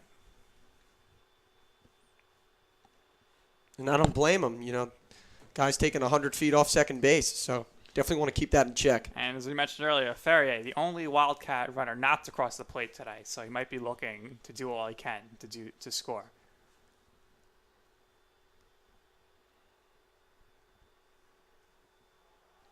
That pitch gets past Trancucci again. The runners are going to advance. Ferrier over to third, Panuto over to second, and now Lasco has a good chance to get the runners in here with the single. 2 out, 2 men on, 2 in scoring position, and LaFerrier 1 base closer to crossing home plate and closing the gap between him and being the only player not crossing the base on the Wildcat side.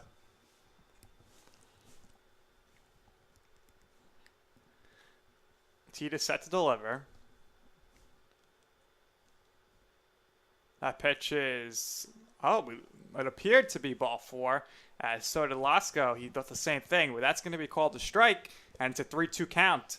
Big pitch here. Tita needs to keep the Wildcats where they are as far as a score. He could really use a strikeout. Without a doubt.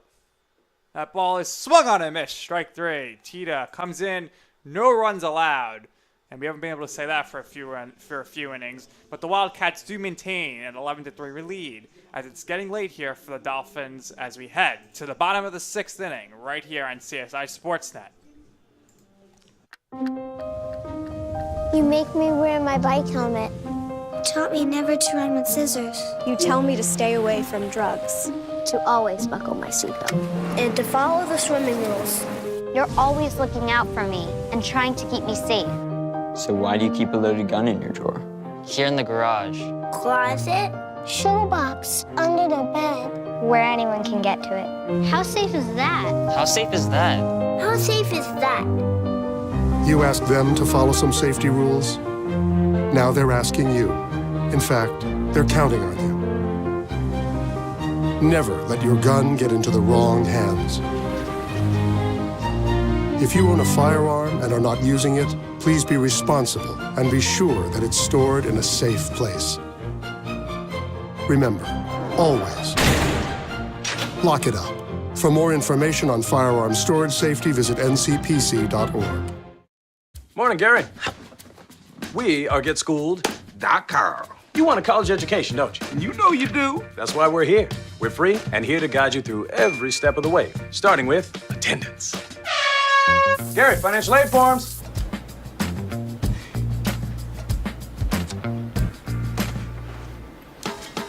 Picking a college, man. You and us. We go together like tacos and Tuesday. And I love tacos. Go to GetSchooled.com.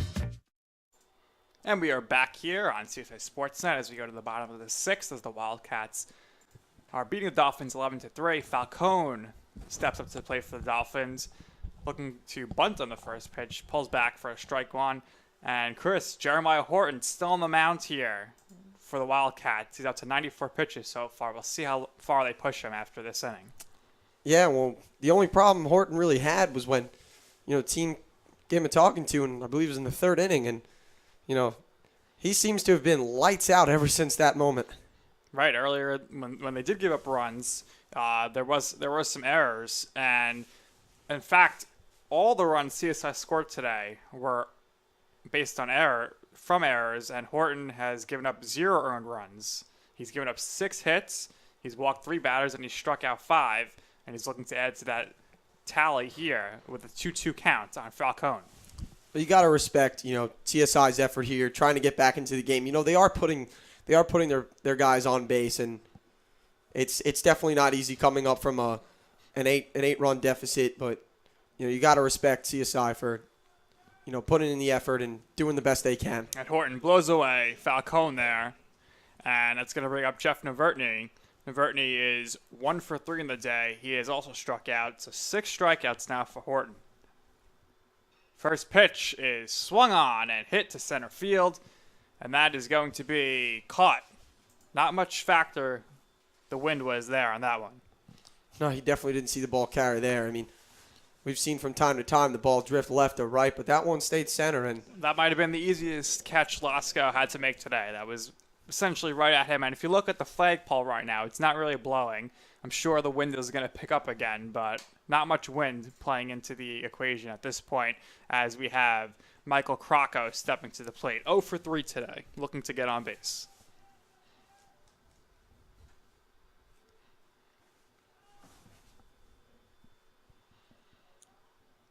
Crocco definitely trying to show some signs of life here for CSI.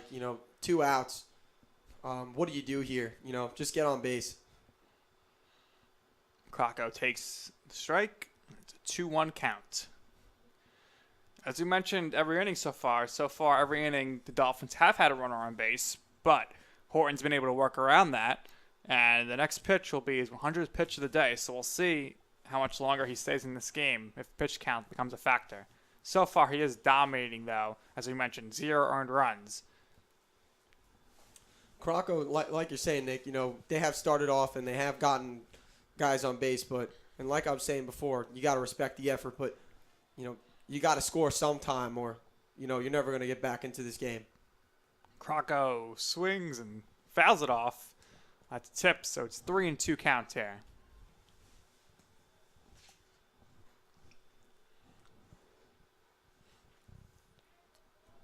3-2 count. What do you do here, Nick? You got to be looking to swing. But it's so far outside, he doesn't have to. And Crocco is aboard with the walk. And the Dolphins will continue their streak of having a runner on base every inning. Now they just need to get a runner at home and, we get back into this game. Getting runners on base has not been an issue for CSI today. It's been getting them around, as they've only scored 3 runs. And as we mentioned, 0 earned runs for Horton, who is up to 106 pitches now. Dominic Castiglione up to bat here, 1 for 2 on the day. Chops that one over to third, and that's going to go foul. There seems to be some movement in the Wildcats bullpen here, so you have to wonder if this is the end of the line for Horton with his pitch count getting up. But we'll see in the 7th. Well, he's definitely paid his dues here, Nick. 106 pitches, 6 innings.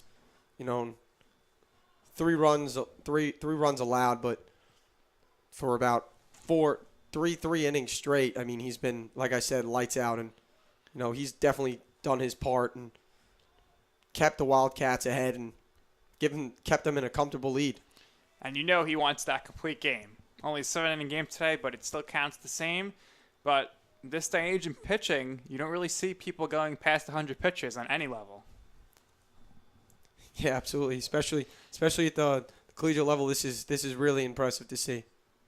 And that ball looked like it almost hit Castiglione. That would have been the second hit batsman today for the Dolphins. But again, lots of pitches up and in today. I think that wind is probably playing a big factor in that.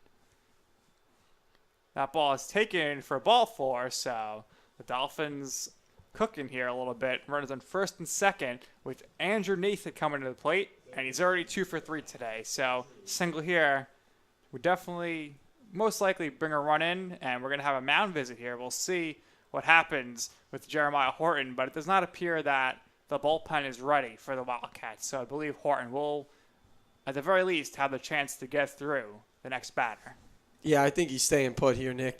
He hasn't done anything wrong. He's walked a couple of batters, but, definitely kept in the pitch count and, stayed focused. And he's got 2 outs. I mean, I would say if he can't close out this run here with Andrew Nathan up to the plate, then I'd consider switching him out. But as of right now, done no harm. So keep him in the game.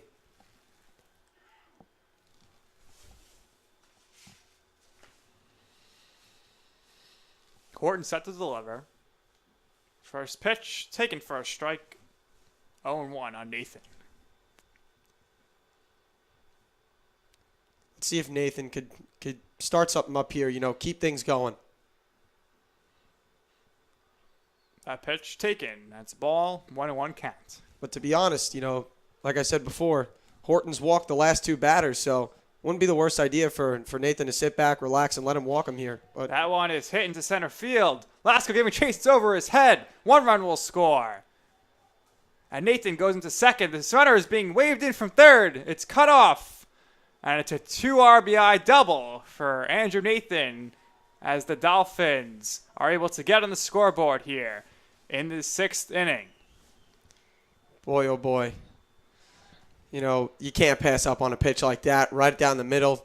Nathan definitely licking his chops at that one as he drove it deep into center field, and the old reliable wind drives it far right. And as we mentioned earlier, the flag was indicating there was no wind, but as I said, it was going to play a factor again as it has gotten windy again. As Nick Miola comes to the plate, Nathan on second, and it's an 11-5 game now. Definitely some great 2-out hitting by Nathan. As he moves up and has 3 and 4 today on the day, and definitely a great performance all around. I can't stress it enough on how well Nathan has done today. Defensively and offensively, to be honest. And, Miola try to get something going here as it's up the chops middle. that one to short. Shortstop comes in, makes the throw in time. And Nathan will remain stranded, but that's going to do it here for the Dolphins in the bottom of the 6th as we go to the last and final inning here, the 7th inning in the doubleheader. But the Dolphins do bring 2 across on the 2 RBI double by Nathan. It's 11-5. The Wildcats will be back with the final inning, the 7th, right after this.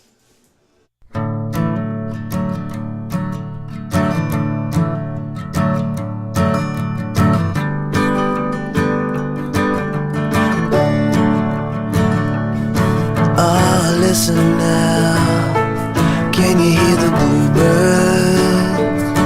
Oh, look up now, can you feel the sun?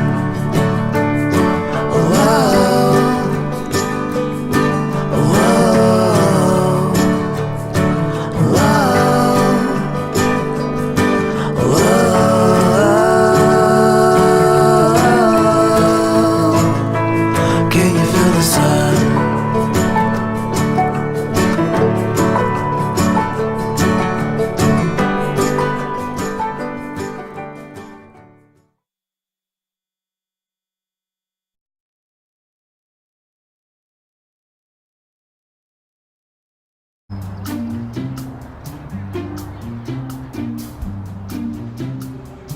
Don't worry, 74 people were picked before me in the NFL draft. To fight childhood obesity, United Way and the NFL are helping kids play at least 60 minutes a day. Okay, time for the team obstacle course. Yay! What this place needs is more healthy kids. To get involved or donate, go to unitedway.org/play60. And we are back here for the 7th inning here as the Dolphins trail 11-5. Definitely need to hold the Wildcats where they are as the top of the order here for the Wildcats comes up as Dalton Earl is at bat. He's already 3 for 4 today. And 2 RBIs. That's definitely what the Wildcats envision when they have him written as the leadoff batter each game. Oh, that ball's up and in, and Earl ducks, but it just narrowly misses his head. As we said all day, a lot of pitches up and in today on the right-handed batters. Yeah, well, if you could shut down Dalton Earl here and really get momentum and, really get a good feel going into the next game for CSI, I would definitely say, just show some heart. They've gotten back into this game. It's 11-5. Game's not over yet, down by 6 runs, but you definitely want to shut out the Wildcats here in the top of the 7th. 3-1 counts here on Earl.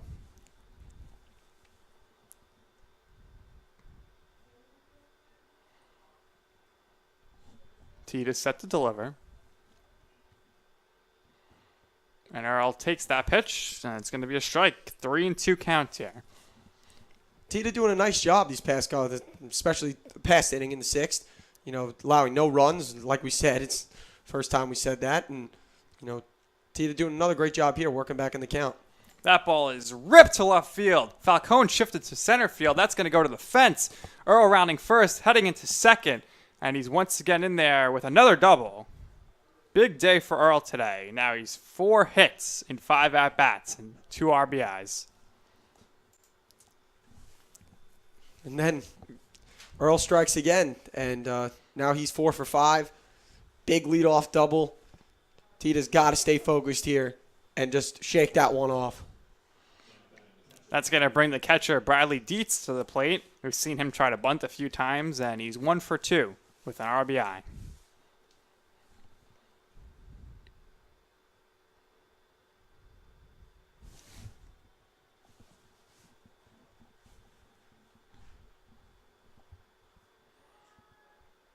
Pitch is taken inside. 1-0.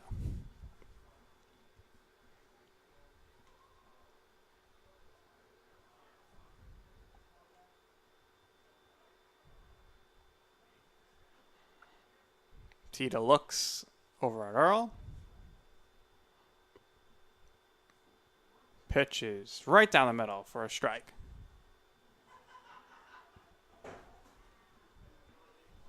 And that's it. Start off strong, Tita. Forget about that guy on second. Not forget about it, but just like I said, shake that last play off and really focus in on this next batter.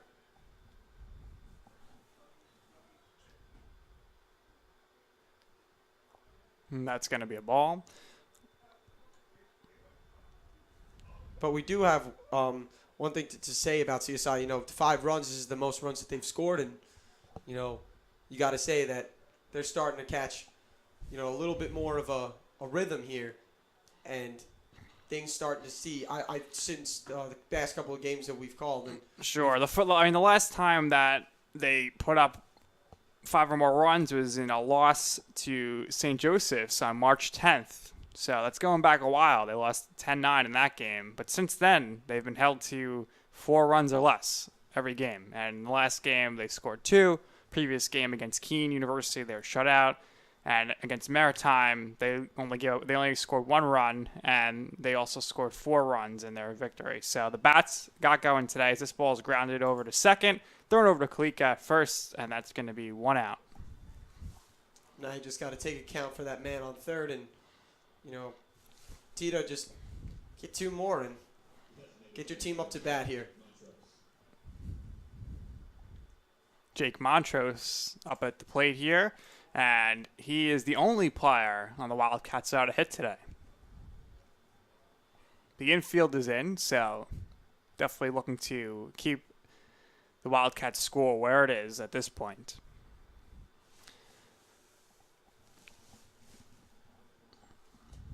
He's digging in, though, Nick. He looks aggressive, and I think that he definitely wants to get on base here. He definitely wants to join his teammates in the hit column. Tita set to deliver. That ball's taken for a strike, 1-1. I mean, if I saw 11 runs up there and I wasn't a member of that club, I'd want to get on it, to be honest with you. Yes, Montrose has scored, though, but he just has not gotten a hit.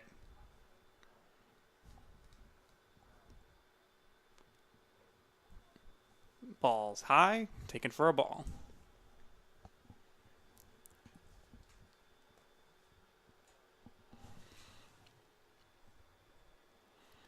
And there's a lot of action going on in the Wildcats bullpen, so it would appear there'll be a new pitcher for them in the bottom of the 7th. Tita's pitch outside, 3-1.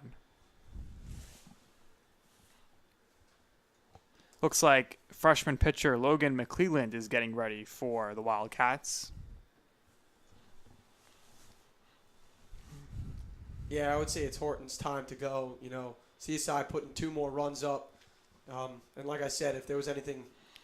That ball is hit by Montrose out to right field. That's going to be over Miola's head. That's a 1-hopper off the fence. Montrose joins the hit parade. Everybody on the Wildcats has a hit now. It's an RBI double, which scores Earl, and the Dolphins now trail 12-5.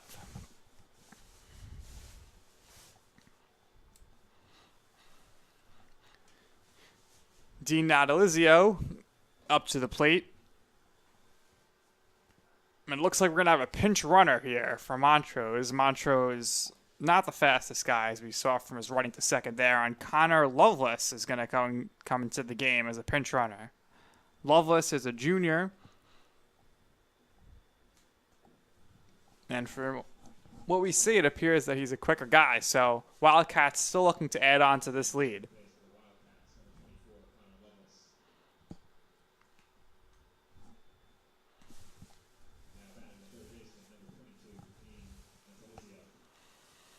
Natalizio up to the plate. He already has 1 RBI, looking for another, and he has 2 hits on the day.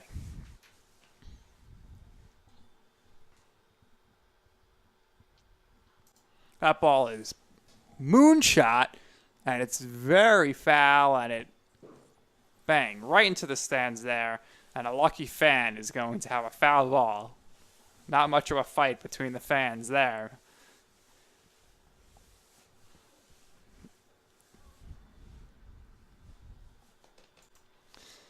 And just a reminder that coming up approximately 30 minutes after the conclusion of this game, right here on the same stream, will be the second game of the doubleheader here. So make sure you stay tuned for that. You don't have to exit out or anything or open up a new stream. Just stay right here. We'll take a break, and we'll come back a few minutes before the second game. That pitch is up and in, and it's a 1-1 count.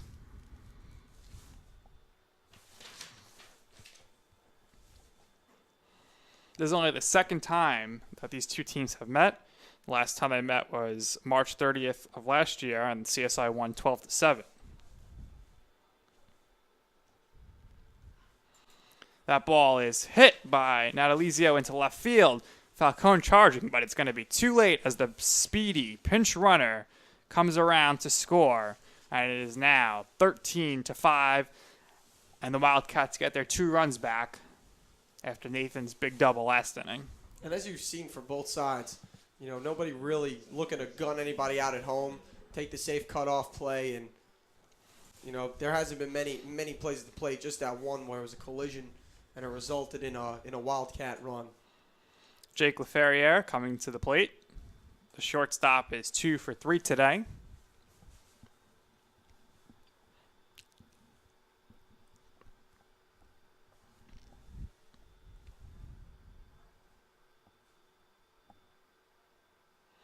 Tita checks the runner at first. Set to deliver. Taken for a strike. 1-1. Nice moving pitch there by Tita.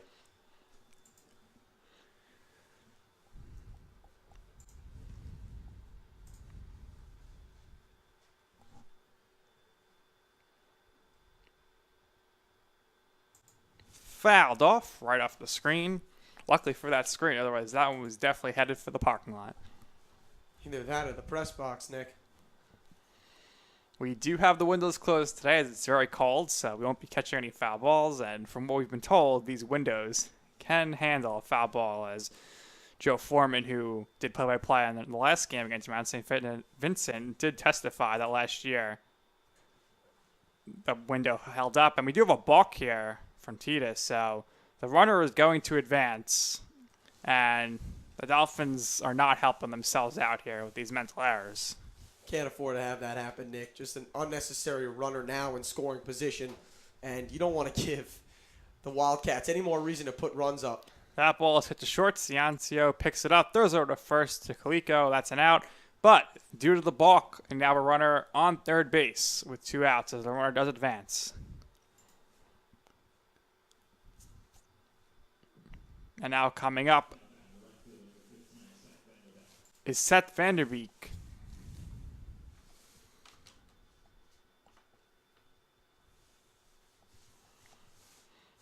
Vanderbeek 2 for 3 on the day with an RBI. Pops that one up to center field. And that's going to be caught by Castiglione.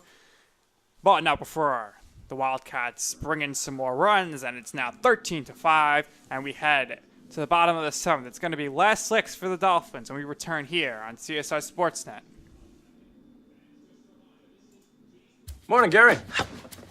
We are GetSchooled.com. You want a college education, don't you? You know you do. That's why we're here.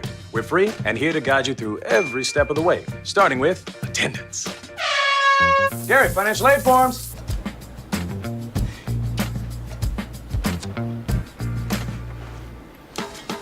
Picking a college, man. You and us. We go together like tacos and Tuesday. And I love tacos. Go to getschool.com.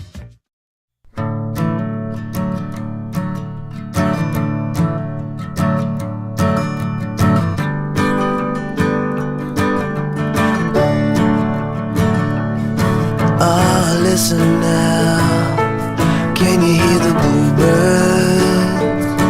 Oh, look up now, can you feel the sun? Whoa, whoa,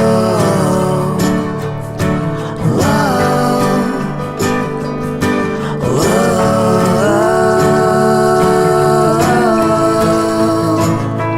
can you feel the sun?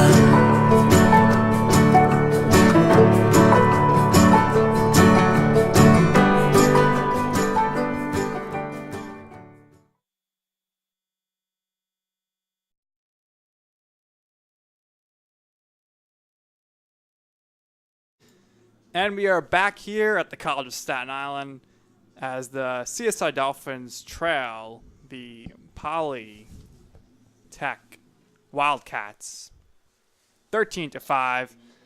And the SUNY-Poly baseball team has been very aggressive today as Stephen Kalika heads to the plate. And we have a new pitcher. Nathan did very well, but now into the game is Logan McClellan, the lefty, who gets Kalika to ground it over to first. And it's flipped over to McClellan, who did a good job of covering the base there. And one pitch, one out. That's exactly what the Wildcats want to see. Yeah, now switching things up with the lefty. And, he literally jumped right into action as he steps over and steps on the bag at first and gets Kalika out.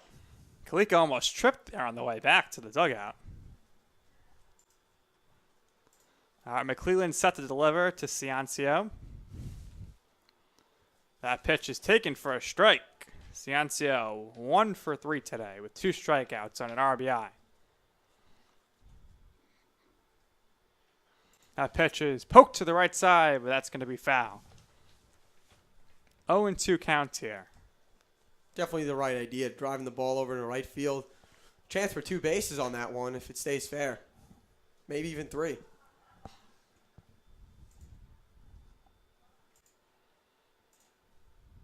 The 0-2 pitch is outside. 1-2.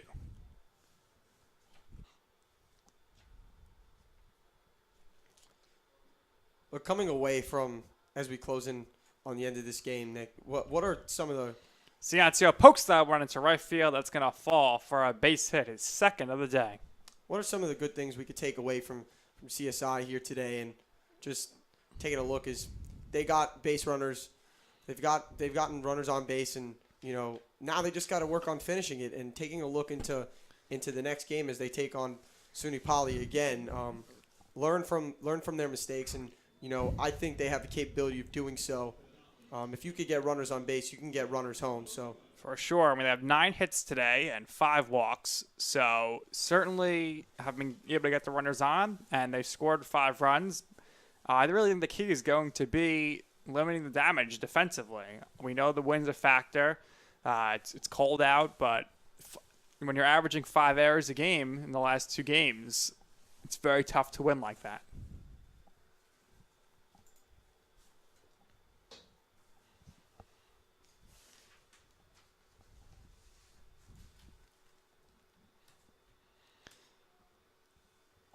All right, now we have a pinch hitter for the Dolphins.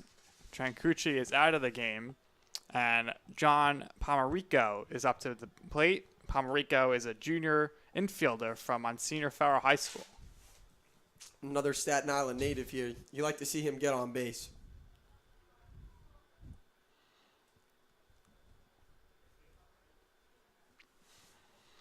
Pomerico takes ball 2, 2-0, so the count's in his favor. We'll see if he is looking to hit here in a hitter's count. McClellan checks the runner, and that's going to be a balk. Wow, a balk. 2 balks in 1 inning. You don't see that too often. McClelland is just stunned. He doesn't understand what's going on there. But CSI will still have to take advantage here as Ciancio moves to second base. And at this point in the game, McClelland should not be paying any attention to the runners with this lead. That ball is popped up to center field. We'll see if it gets caught in the wind. And it's dropped. It's dropped out there. That's going to roll towards right field. Ciancio being waved home. He was stopping at third.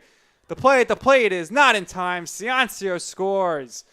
And we'll see if that's ruled a hit or an error. But like you mentioned earlier, just put that ball into the wind in right field, right center field, and good things have happened all day, Chris. Really, nothing could go wrong for the batting side of the field, and we haven't seen many clean hits. And that's going to go down as a double. Very tough play. The center fielder, Losco, had a far way to go for that one, so I believe that's a good job there to rule it a double. But you haven't seen many clear hits here, Nick, and most of them will all have been in and out of the gloves. And that one is ripped to right, and that's going to be foul. Another one to right field there. It seems like if you hit the ball towards right center, it blows towards right, and that's where all the hits or errors are coming from. Signs of life shown here from CSI. That ball is hit right back up the middle, but unfortunately, the shortstop is right there, and Leferrier makes the catch. Two-way here. Navertney now is the Dolphins' last hope here with 2 outs. Dolphins trail by 7. Dolphins scored 6 runs this game. That is the most runs they have scored since Sunday, March 10th, when they played St. Joseph's of Brooklyn, a 10-9 loss. And just a reminder, coming up about 30 minutes after the conclusion of this game is Game 2 of the doubleheader here, as the College of Staten Island Dolphins will once again take on the SUNY-Poly Tech Wildcats. SUNY Polytechnic looking for the sweep. CSA looking for the split. Navertney hits that one into right field, and that's going to score a runner. So the game is still going on here. It's not over till it's over, Chris. CSI definitely not going away here, and this is what you like to see. You don't want to see them go out with 3 outs. Up in and out of the inning. CSI bringing themselves back into this game really, and keeping the spirits up, keeping the morale alive, and it's 13-7, but nothing's over until it's over. You want to see some fight, especially going to the next game, and Crocker steps to the plate, and McClelland throws that one right past the catcher to the backstop. So Navertney is going to advance to second, and once again, we have a runner in scoring position. We'll see what Crocker can do here. Here we go. Get your rally caps on, because we do have a man in scoring position, and we'll see if CSI can make it happen. Crocker takes that pitch for strike, 1-1. And a reminder, tomorrow we'll be right back here on CSI Sportsnet for a 12 p.m. first pitch as the Dolphins take on NJ City University. You can watch that game right here on CSI Sportsnet. And that ball gets past the catcher again, and Navertney moves over to third. Runner on third now with 2 outs, and Krakow in a very favorable 3-1 count. Well, pitcher Logan McClelland really digging himself a hole here as he's CSI getting back into this game and giving themselves some life. That ball is taken, ball 4, and once again we have runners on first and third, Chris. Oh man, I kind of missed it for a minute. I mean, it's been at least an inning since we've seen first and third, and now it's great to see it's back in action, and only good things can come from it, and just like to see CSI put the fans are going crazy here at air horns at the stadium, and Dominic Castiglione comes up to bat here. Coming to the game, he led the team with a 444 average. So definitely somebody you want to see up here when the game's on the line. Fouls that ball off, though, and it's quickly 0-2. So the Dolphins down to their last strike.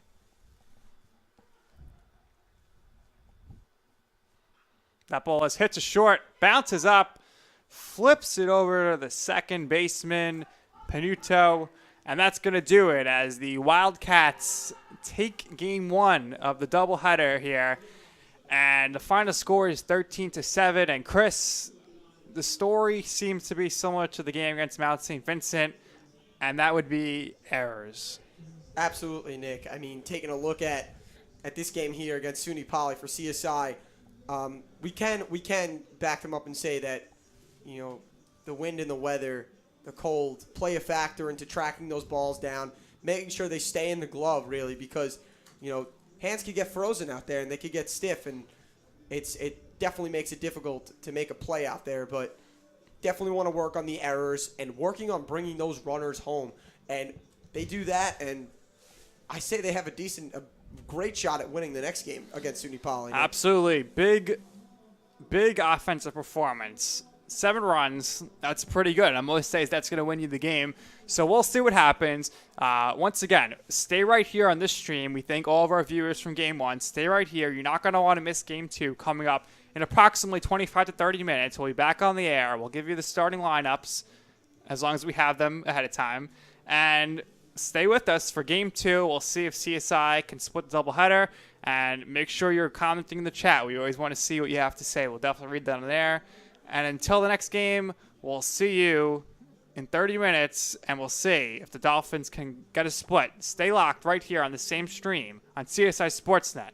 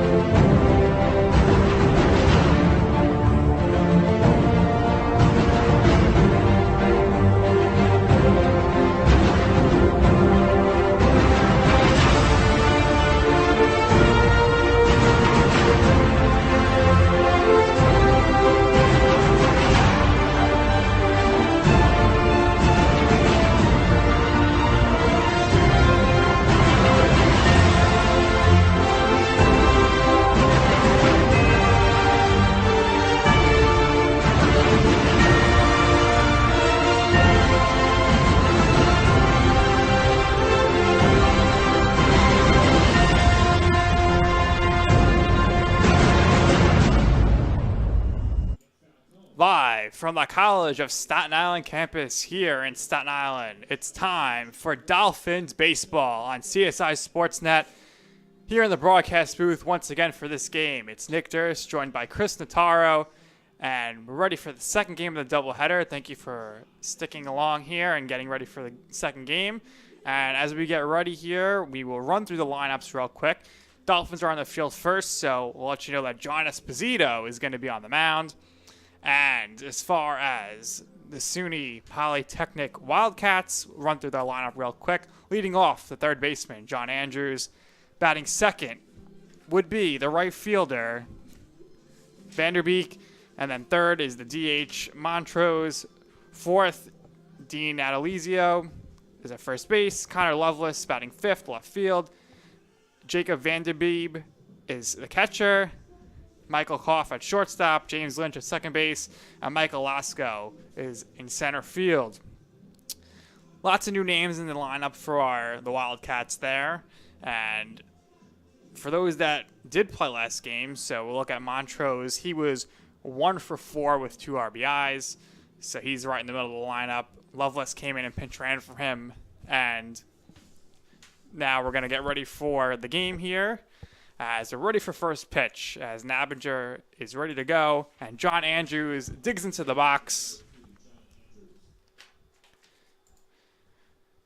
And the first pitch is in there for a strike.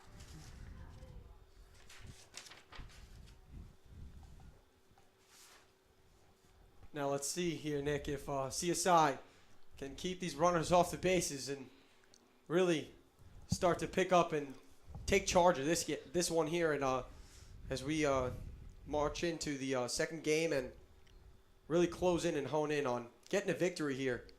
Nabinger off to a good start, 0-2 count. Strike 3 called, looking, and Andrews is going to sit down. Good start for the Dolphins, Chris. 1 up, 1 down, 3 pitches, and a strikeout. As they bring it around the horn and back into Nabinger. Got to be honest with you, Nick, it's good to see the first one to start off with a strikeout, and Nabinger could settle in and focus on the second with Vanderbeek from right field and see how they really handle no outs and 1 ball. Yes, Vanderbeek up to the plate here, the right fielder. Looking to bunt. Pulls back. Seth Vanderbeek, the sophomore.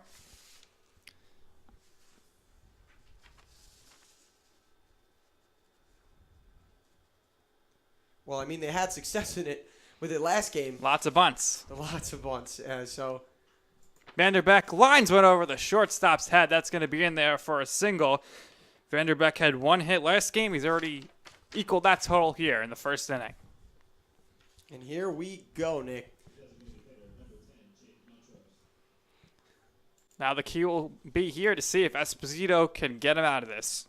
Montrose with 4 at-bats, 1 run scored, 1 hit, 2 RBIs. So he's definitely known for bringing men home and getting on base. Esposito set to deliver the pitch. Check swing. Did not go around. That's going to be a ball.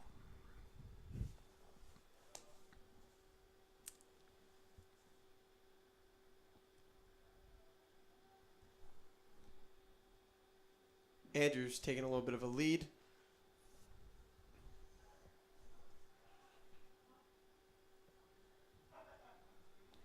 Nice job by Nebinger, by Esposito, keeping him in check. And last game, the Wildcats, they basically took advantage of the pitchers. They were taking the extra base, and you don't want to see that happen again. This ball is popped up to right. The wind, the condition, of course, and that ball is dropped in the bullpen. That's going to be a foul ball. Tough play there, but Robert Miglino could not hold on. Yeah, definitely not the easiest play to make in the world. And like we were saying before, we go back to it so many times, tracking down those fly balls. It seemed as if Miglino almost had that one, but in and out of the glove it goes, and Vanderbeek stays alive. Or Montrose, excuse me.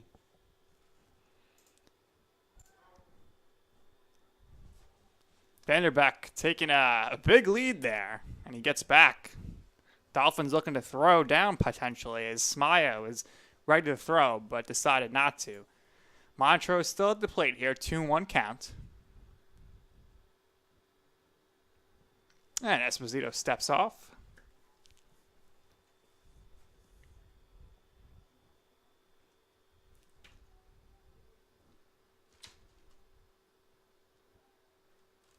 Esposito throws over to first, and Vanderbeck gets back in time. Esposito just trying to make sure he maintains control of this game, not allowing any silly plays to happen, no stolen bases. He's already got one out. This ball is fouled off, and that's headed for the parking lot. No cars harmed on that foul ball, though, Chris. It's good to hear that. 3-1 count here. Esposito takes the sign. Checks the runner. 2-2 count, excuse me. Scoreboard was wrong. Ground ball. Foul. And this game, Chris, Anthony DeMarco in at third base. We'll see how he does. Nathan playing third last game. Looked like a gold glover out there. Well, now they switched out Michael Crocco at second base, and now you got Nathan at shortstop, and for CSI third. Anthony DeMarco at third. Jeff Novertini at second. Noverton at second base, and first base is now Anthony Lozada. So lots of changes here. Falcone stays in the game. Nathan stays in the game, moves to shortstop, and Dominic Castiglione stays in center field. And Jeff Novertini goes into the game at second base from DH, and Esposito is able to blow that pitch right through the batter, and that's going to be a strikeout by Jake Montrose. So 2 outs here, and we have a runner on first as Dean Natalizio steps to the plate.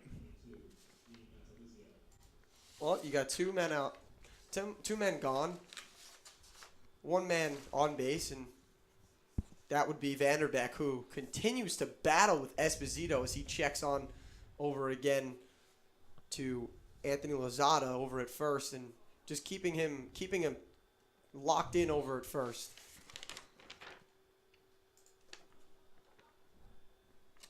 Natalizio waits for the pitch. That's popped up to right field. Right fielder charging in, and he misses it. I don't know if that was the sun or the wind, but that's bad. That goes over his head. The runner scores. That is just almost unexcusable. Again, wind is a factor, but that is definitely a catchable ball for Robert Miglino.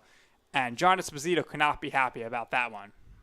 No, not at all. I mean, he was looking to go in to the first, getting out of the first inning right now. No runs scored, maybe 1 hit. That's it.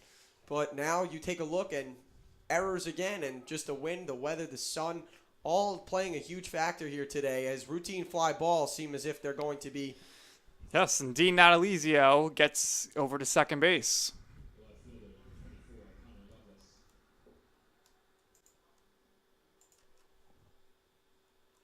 And that's going to go as an error. And Vanderbeek was able to advance and score. So not the start the Dolphins are looking for here as far as defensively goes.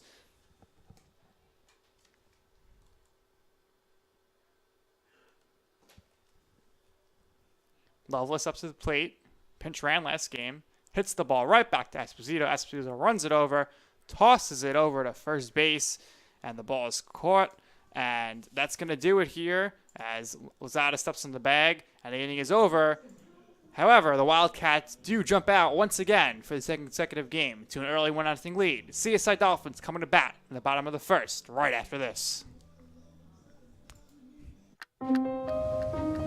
You make me wear my bike helmet. Taught me never to run with scissors. You tell me to stay away from drugs. To always buckle my seatbelt. And to follow the swimming rules. You're always looking out for me and trying to keep me safe. So why do you keep a loaded gun in your drawer? Here in the garage. Closet. Shoebox under the bed. Where anyone can get to it. How safe is that? How safe is that? How safe is that? You asked them to follow some safety rules. Now they're asking you. In fact, they're counting on you. Never let your gun get into the wrong hands. If you own a firearm and are not using it, please be responsible and be sure that it's stored in a safe place. Remember, always lock it up. For more information on firearm storage safety, visit ncpc.org. And we are back here at the College of Staten Island campus as the Dolphins are taking on the Wildcats, trailing 1-0. Let's see what the Dolphins have done with the lineup for this game, Chris. Well, Nick, we got designated hitter Jet Navertney to start off, number 2. We've also got number 4, Michael. We've also got Anthony DeMarco, number 39 at third base. Number 21, Dominic Castiglione at center field. Number 5 at shortstop, Andrew Nathan. Number 32, designated hitter John Parmarico. So I'm sorry, Jet Navertney is actually playing second base today. And number 11 at first base, Anthony Lozada. Number 25 at catcher, Luke Samaya. Number 3 at right field, Robert Molino. Number 8 left field, Nick Falcone. And on the mound today, number 18, John Esposito. And for the Wildcats, Colin Nabinger gets the start in this game. The left-handed pitcher is a freshman. He's 6 foot, and he's from Afton, New York. So we'll see what Navertney does here as he steps in for the first pitch. Fouls it off. Last game, Navertney, he batted 5 times, scored once. He had 2 hits and 2 RBIs. So he was able to get on base, drive in some runs, score himself, and you want to see more of that this game. Absolutely, Nick. You definitely want to see him start the CSI Dolphins off positive. That ball hits to right field. The right fielder giving chase, and it's over his head. Drops in. Navertney rounding first, going to second. Rounding second, going to third. And the throw is going to be cut off, and he's in there with a stand-up triple. What a start for the Dolphins. Navertney with a lead-off triple. And that's literally how you lead off. You know, you started off and putting that ball into right field. We've seen it all day. Outfielders can't make a play out there. Just hit it to right, and that's Navertney's 5th triple of the season. Came into today batting .414 with 3 RBIs and a .793 slugging percentage. The 2017 CUNY Rookie of the Year. Getting the game off to a hot start right now with a triple. That's going to bring up Anthony DeMarco to the plate. He's playing third base. DeMarco's first time up at the plate today, and let's see if he can bring something to the plate over here for CSI.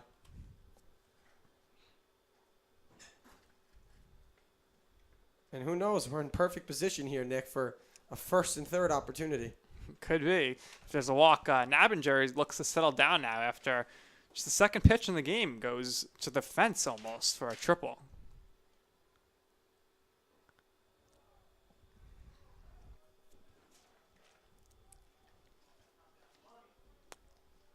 DeMarco playing this very smart, you know. Let the pitcher make the mistake, and you can get on base. 2-1 count. Nabinger set to deliver. That ball is popped foul, and that one is going to land in the parking lot and bounce and just right over a red car. So lucky for that guy or female who parked there that ball did not hit their car. 2-2 counts. DeMarco awaits the pitch. Swung on and hit to center field. And that ball is caught by the center fielder, Michael Losco. But Jet Navertney comes across to score. And once again, for the second consecutive game today, the Dolphins tied up in the bottom of the first. It's a 1-1 game. Yeah, things seem to be taking off the same way they did last game, Nick. But let's hope that it doesn't finish the same way for CSI. You know, CSI, like I said, we got to bring those runners home. You get Navertney on. He's on third. He tags up, bring him home. That's exactly what you need to do here in order to win. Absolutely. And now Dominic Castiglione is up to the plate. Takes the first pitch for a strike. Last game, Castiglione was 1 for 3, and he scored 2 times. And he also walked twice, so was definitely able to get on base last game, and you want to see more of that. Nice moving pitch there by Nabinger. That ball is fouled off to the right side, and that's going to be over the fence, out of the reach of the first baseman.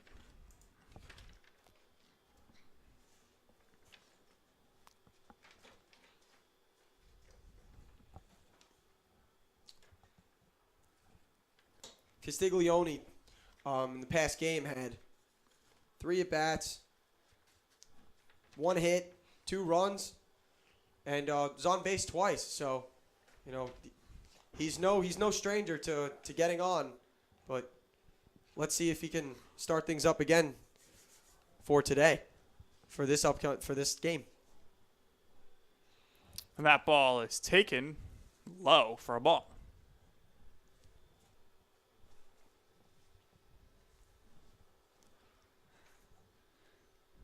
So Nabinger really having to work so far, just a few batters into the game.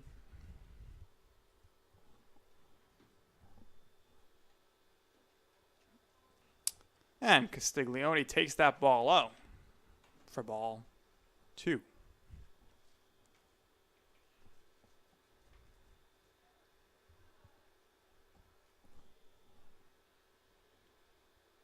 That ball is fouled into the stands.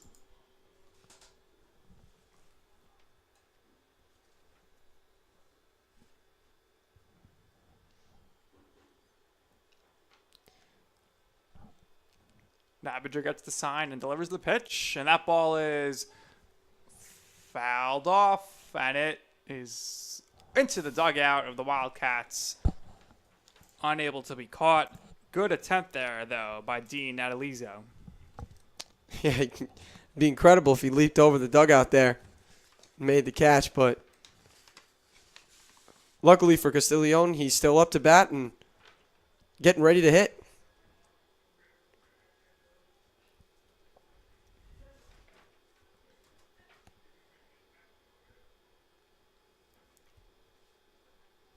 Three-two pitch, full count.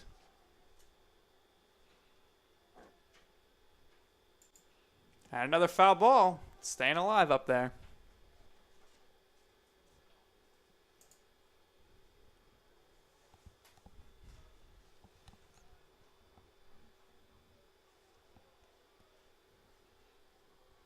Doing a great job getting Nebinger up in the pitch count. Strikes him out, and that's the second out of the inning. Good battle there, though, and like you said, definitely worked with the pitch count. And now batting for the Dolphins is Andrew Nathan. Last game we mentioned he played third base, and now he's up again, and he's playing shortstop, and he had that big double at the end of the game to drive in 2 runs.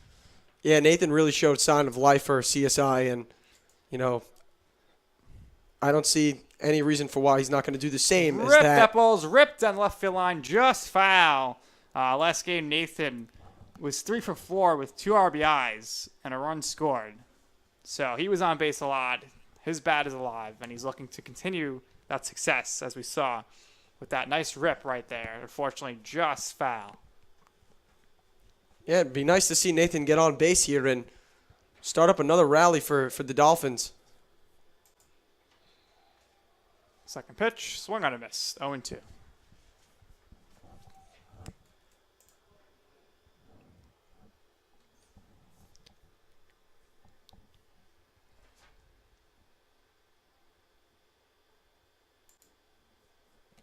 Nathan takes the pitch, and it's ball, 1-2.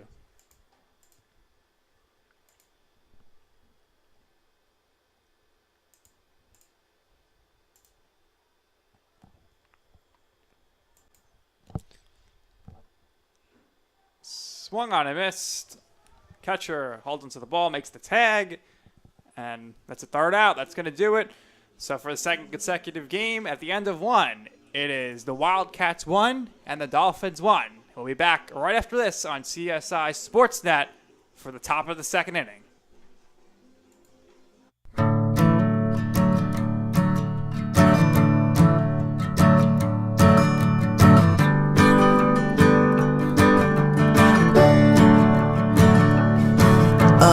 Listen now, can you hear the bluebird? Oh, look up now, can you the sun.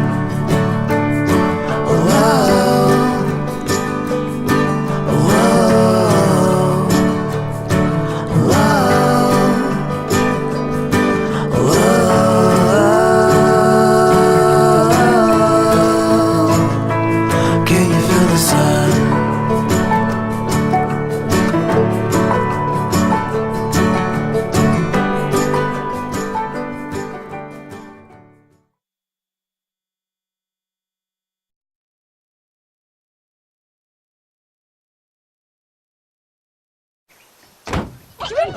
They'll test you.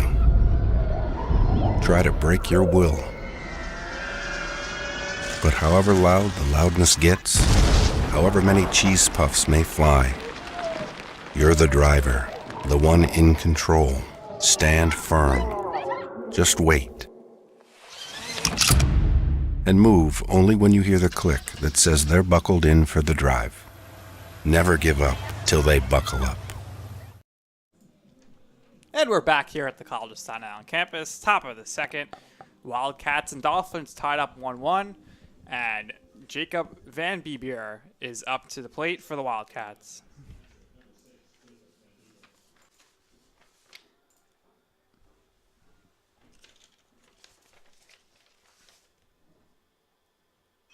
Van Beebier with a comebacker right to Esposito. Esposito makes the play, tosses it over to first, one away.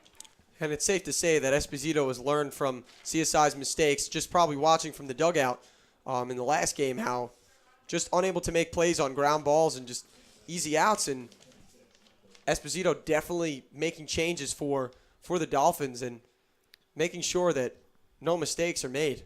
Michael Koff up to the plate. Koff playing shortstop this game.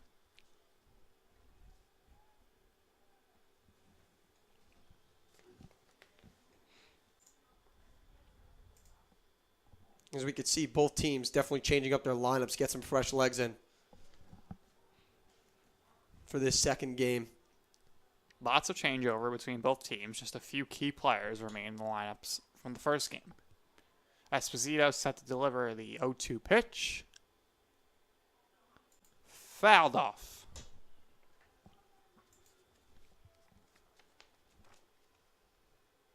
But it definitely feels as if, the Wildcats have backed off a little bit and haven't really been able to create the same opportunities that they were able to create in the first game. And that pitch is in the dirt. 1-2. And the reason being why is because CSI is not giving them the opportunities. They're not making the mistakes. They're not making the errors. I know it's only a second inning, but it's definitely a much better start for the Dolphins. Another ball right back to Esposito. Runs it over and then flips it over to the first baseman, Lozada, 2 away. Just like that, it's 2 plays made by Esposito. Very well done, keeping the ball in his glove and making the play over at first.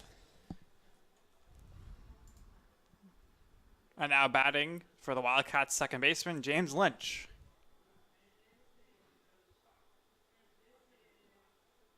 Lynch takes the first ball for a strike.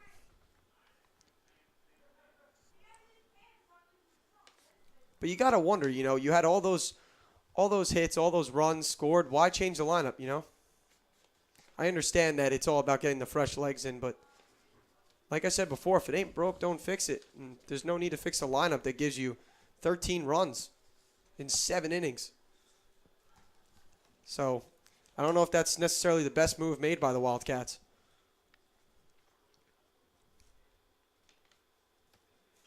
That pitch is hit on the ground to shortstop. Andrew Nathan makes the toss over to first. Lozado makes the catch. And it's a 1-2-3 inning for the Dolphins.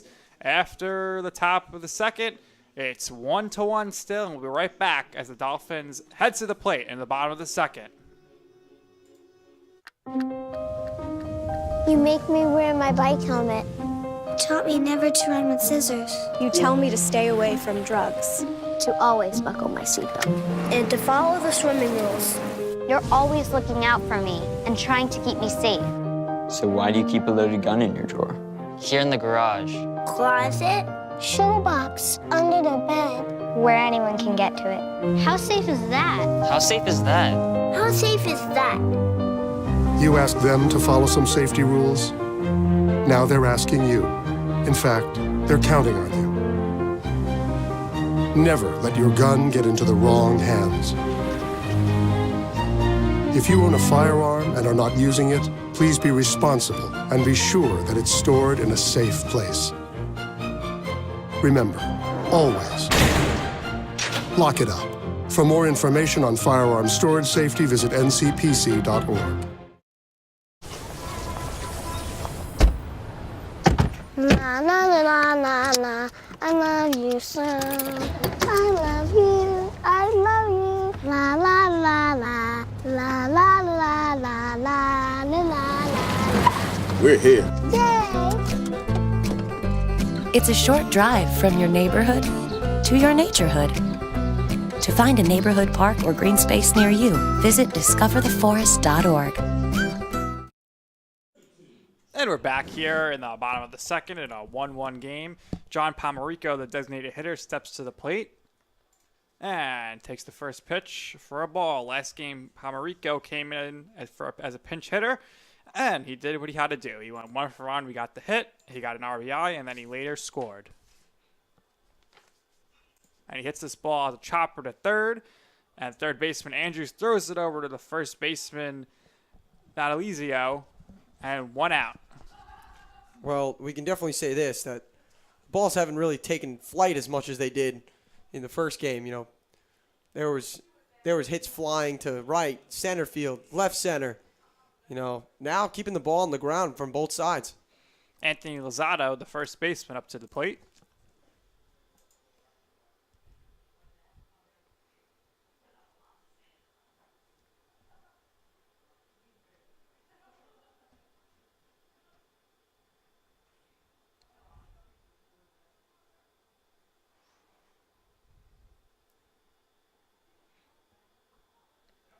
That pitch is taken for a strike.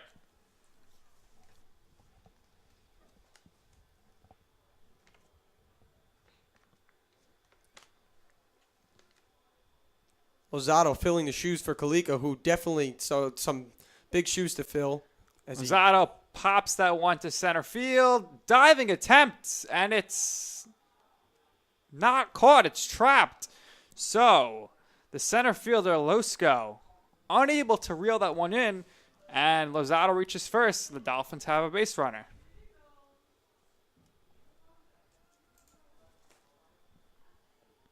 And now batting for the Dolphins, their catcher, Luke Smaya.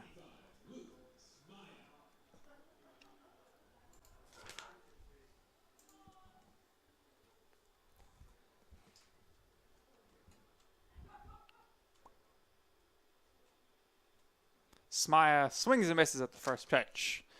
Smaya, the freshman catcher from St. Peter's High School, entered today, batting .333.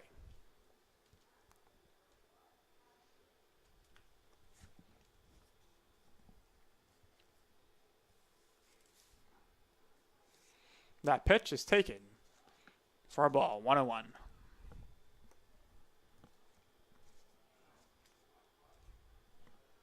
See how aggressive CSI is on this one. Habinger set to deliver. That ball is hit into right center field. That's going to drop in, and it's going to roll to the fence. Runner rounds third, rounding second. And there is going to be no play at the plate. Awkward dive there over at third by Smaya.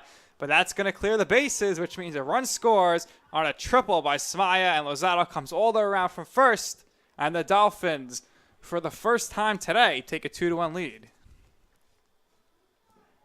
And just like that, CSI is on top. You know, like I was saying before, let's see how aggressive they take it here. And as, you know, just taking a look back at the first game, they take the lead, but unable to maintain it with defensive issues. But let's see if they can build on them with just 1 out. And here in the second. Right fielder Robert Miglino comes up to bat here. He's batting .273 on the season with a .429 on base percentage, and he has 2 walks.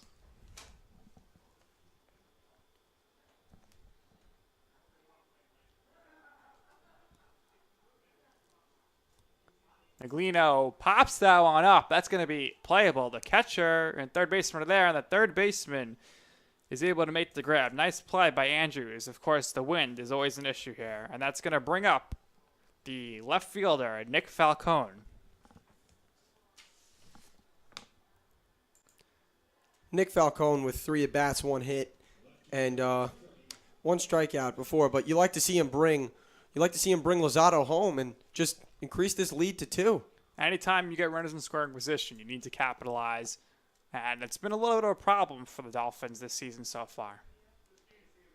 And let's see if they can address the situation we've been talking about today, Nick, and just bringing those runners home and taking care of business. Falcone ready for the 0-1 pitch. And that is taken outside. 1-1.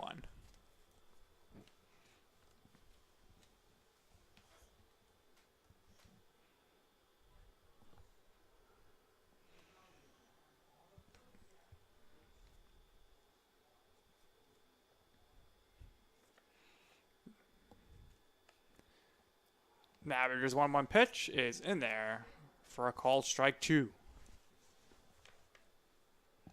Navertney on deck, led off the game with a triple, so you know he's hoping to get up this inning, especially if there's runners on base. Yeah, I would say they would like to have another triple. Falcone checks his swing. That's going to be a ball.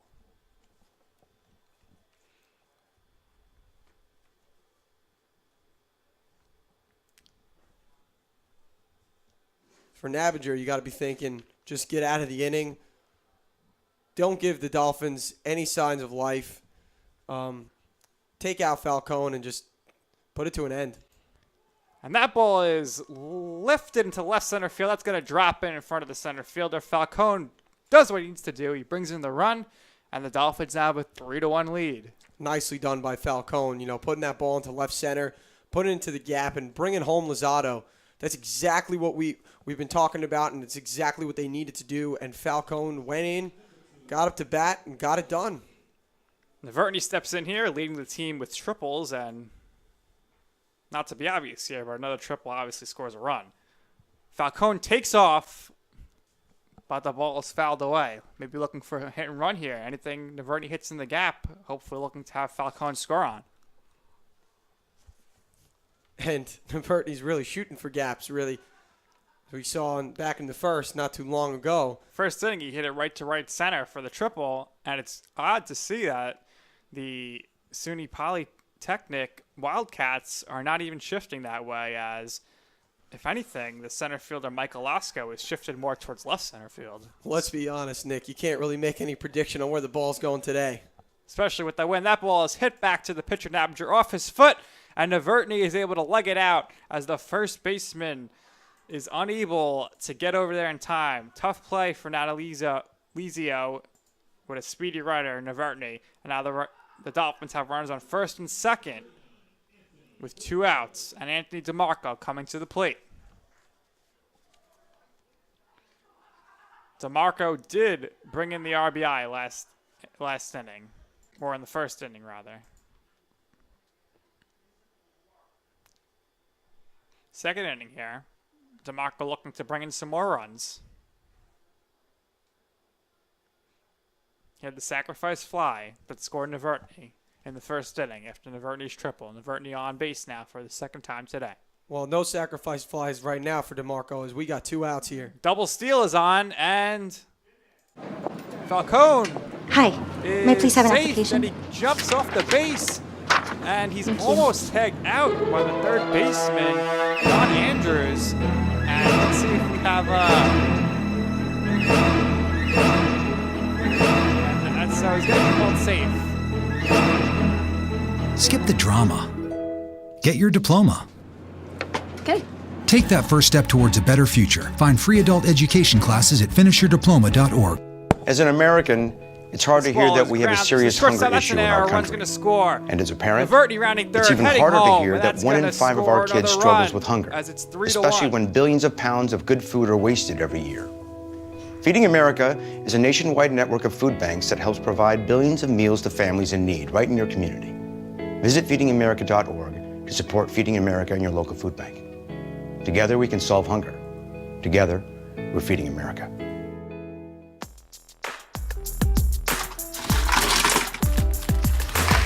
Manning at the mound here. Thank you.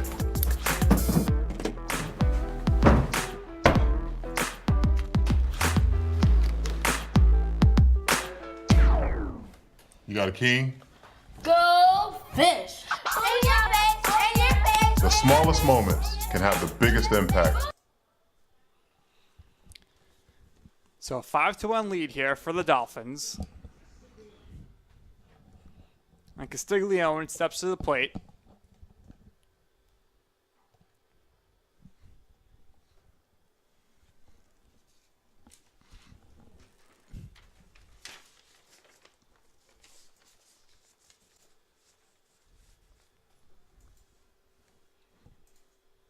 The 1-0 pitch. Taken low. 2-0. That's a great way of getting the job done for CSI. You know, bringing the lead to 4, and Castiglione looking to capitalize on it now. That ball is fouled off to right. So Navertny, after Falcone singled to left center field, he singled back to the pitcher. Falcone advanced to second. Navertny and Falcone double steal, stole second and third base. And then DeMarco reached on an error by the shortstop, and Navertny scored, and Falcone scored as well.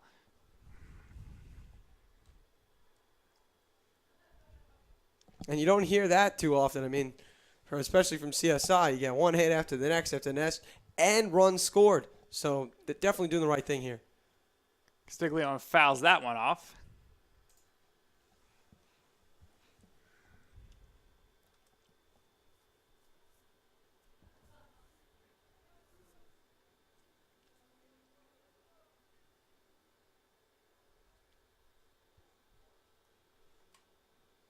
So Nabinger not getting much help this inning when it comes to errors.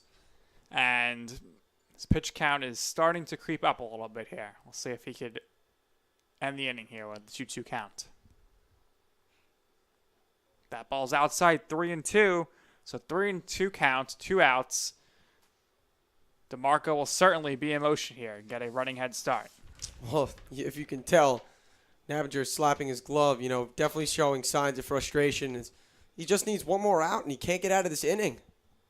DeMarco takes off. That ball's into right center field. If DeMarco is moving, he's going to score. That ball drops in. DeMarco is rounding third. Castiglione going to second. DeMarco is going to jog in and score. And the Dolphins taking a 6-1 lead. And I was saying it before, when the Dolphins were showing signs of life and momentum in the first game, it definitely carried over into the second as the Dolphins stretched their lead to 5, up 6-1 over Poly. Those late runs definitely helped the morale. Now batting Andrew Nathan.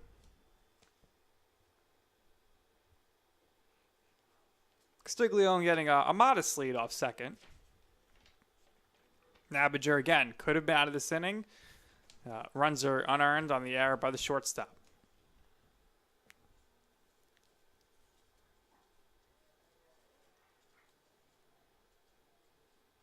Two 2-0 count. Runner in scoring position for Nathan. And I got to be honest, Nick, it seems as if the Dolphins are probably sick and tired of, being pounded in and just run after run against them, that I don't think they see any signs of stopping of scoring now. This is exactly what they want to do. This could be a momentum shifter as the season moves forward. Nathan takes that pitch low, and that's ball 4. And that'll bring John Pomarico to the plate.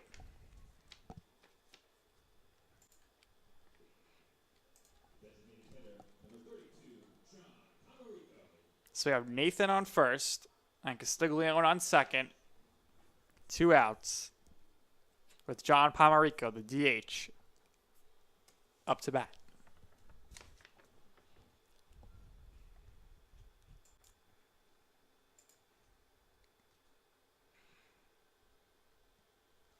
Palmarico takes that first ball low, and that's now 5 straight balls thrown by Nabinger. So I would think the red light would be up right now. Palmarico is going to be taking pitches until the first strike is thrown.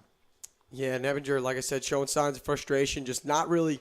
It's kind of hard to focus when you've given up 4 runs in a span of in just 1 inning, and with 2 outs, no matter, Right, Nabinger up to 50 pitches now, and the shortstop coughed up that ball before. Michael Koff, the shortstop, made the error, and that could have ended the inning, but 2 runs scored, and Nabinger's had to work. And that's a strike. So after 6 straight balls, it's a strike, and it's a now 2-1 count on John Palmarico. But would you say the red light is still on here for? I think he's ready to swing now. He's looking at the runner. There's a runner in scoring position. He's going to want to try to bring him in. That ball is hits at third baseman. Nice play over there at third by the third baseman, John Andrews. He tosses it over to James Lynch at second, and that's going to end the inning. But not before the Dolphins put up 5 runs and take a 6-1 lead here.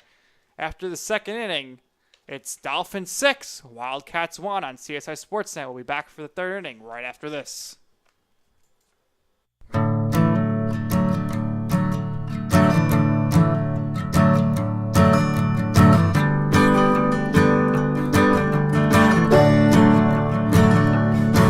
Ah, listen now. Can you hear the bluebirds? Oh, look up now. Can you feel the sun? Whoa, whoa, whoa,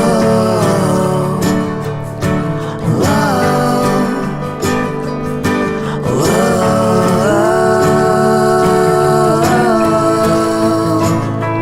Can you feel the sun?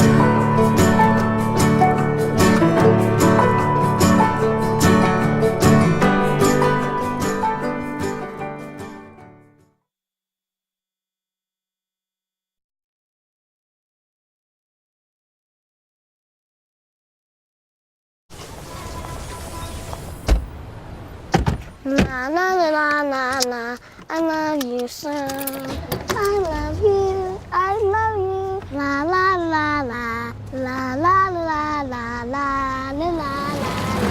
We're here. Yay! It's a short drive from your neighborhood to your naturehood. To find a neighborhood park or green space near you, visit discovertheforest.org.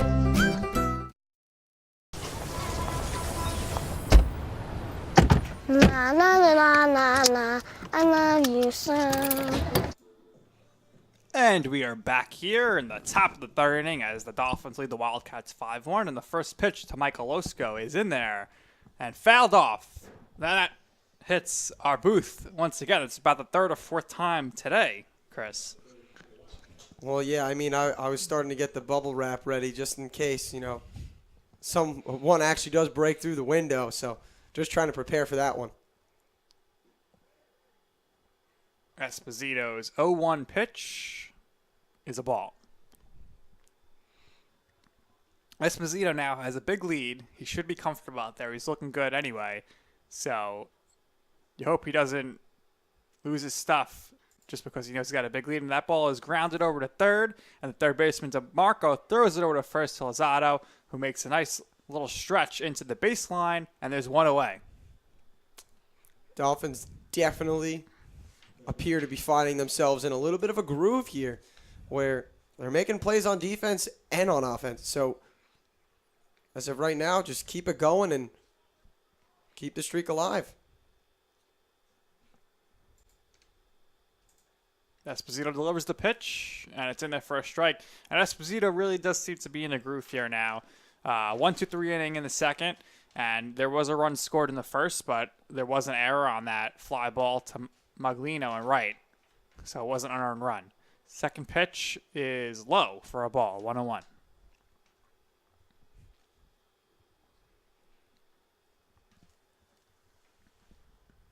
Esposito set to deliver, gets the sign, goes into his rotation. And that ball is fouled off.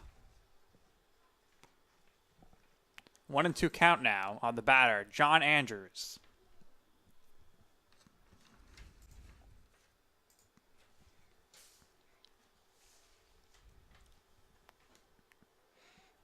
Andrews takes the ball low, and it's now 2-2.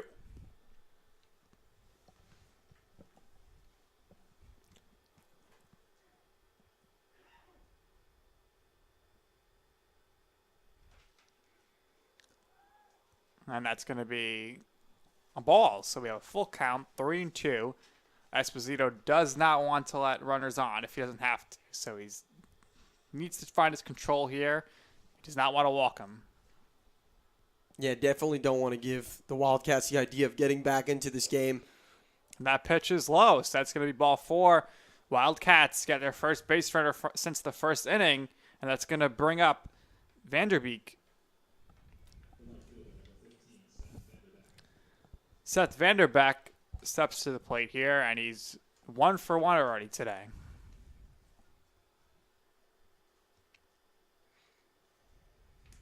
You don't want to see him go 2 for 2 here. Puts the bunt down. I don't know why you'd be bunting when you're down 5.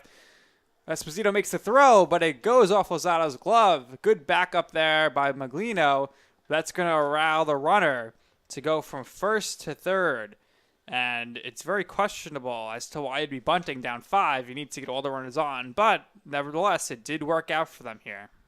Well, they probably took the guess and the chance of just knowing that, well, they haven't been playing bunts well past 2 games, and might as well take advantage of that opportunity now. And here we are again, sitting first and third and 1 out. That's going to bring Jake Montrose up to the plate.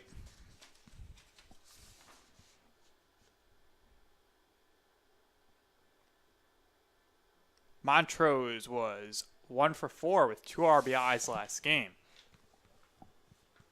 Andrews on the bunt, he had a huge lead. And he's taking a very large lead over there at third right now. And Vanderbeek also has a big lead over at first.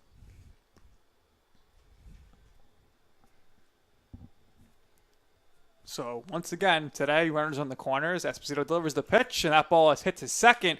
4, 6, 3. Double play, and the inning is over. The Wildcats did not score. Esposito gets out of trouble as Navertny flips it over to Nathan, who throws it over to Lozado for the 4-6-3 double play, and the score remains 6-1 here as we head to the bottom of the 3rd inning, right here on CSI Sportsnet.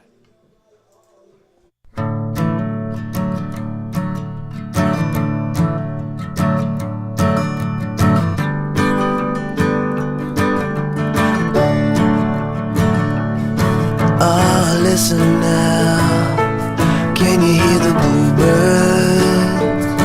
Oh, look up now, can you feel the sun?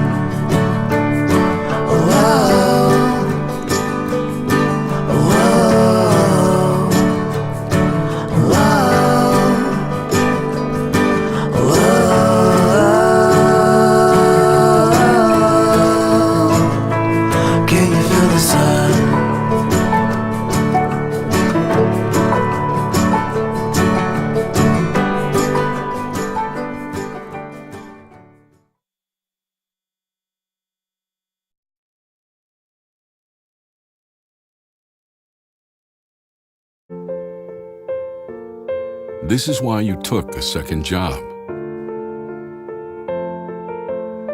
Why you taught yourself how to fix the plumbing. Why you'll do whatever it takes to keep your home. And that is why we want to help. We are making home affordable, a free government resource that can make paying the mortgage easier. Call 888-995-HOPE today. And we're back here, ready for the pitch, and it is swung on and missed.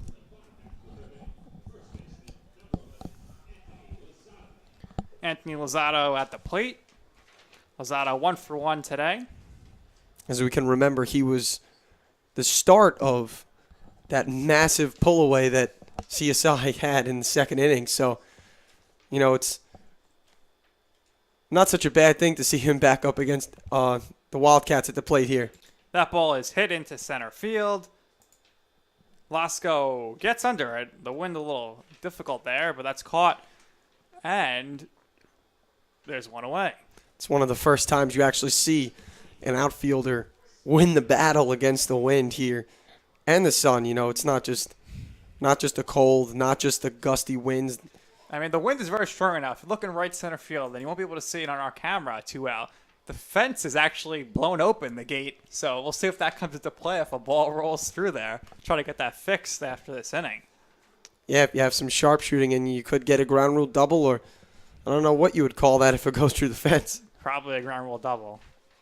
All right, and now batting, we have Luke Smaya up to the plate. He is also one for throwing. He had a big RBI his last at-bat. Oh, yeah.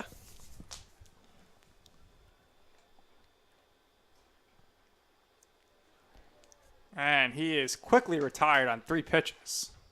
Well, we don't want to see CSI get a little too overconfident here. I understand that they're up by 5, and they're really taking huge cuts. I mean, Lozada drove it deep into center, and Smaya, you know, taking massive home run swings as well. But you want to really settle in and take control of the game. And that ball to Robert Miglino is close to hitting him. Ducks out of the way, and it's 1-0. And it does look like they're swinging for the fences here, which they should not, because the reason they got these runs is contact hitting. Absolutely. And, you know, you want to take those small build-ups into, you know, the big moments, the big events where you can drive the ball deep afterwards, but you want to set it up for a bigger play than just, okay, you know, let me get a triple here. Center fielder Lasco was shifted over to the right. Now he has come dead center and in. We'll see if the scouting report on Miglino pays off here.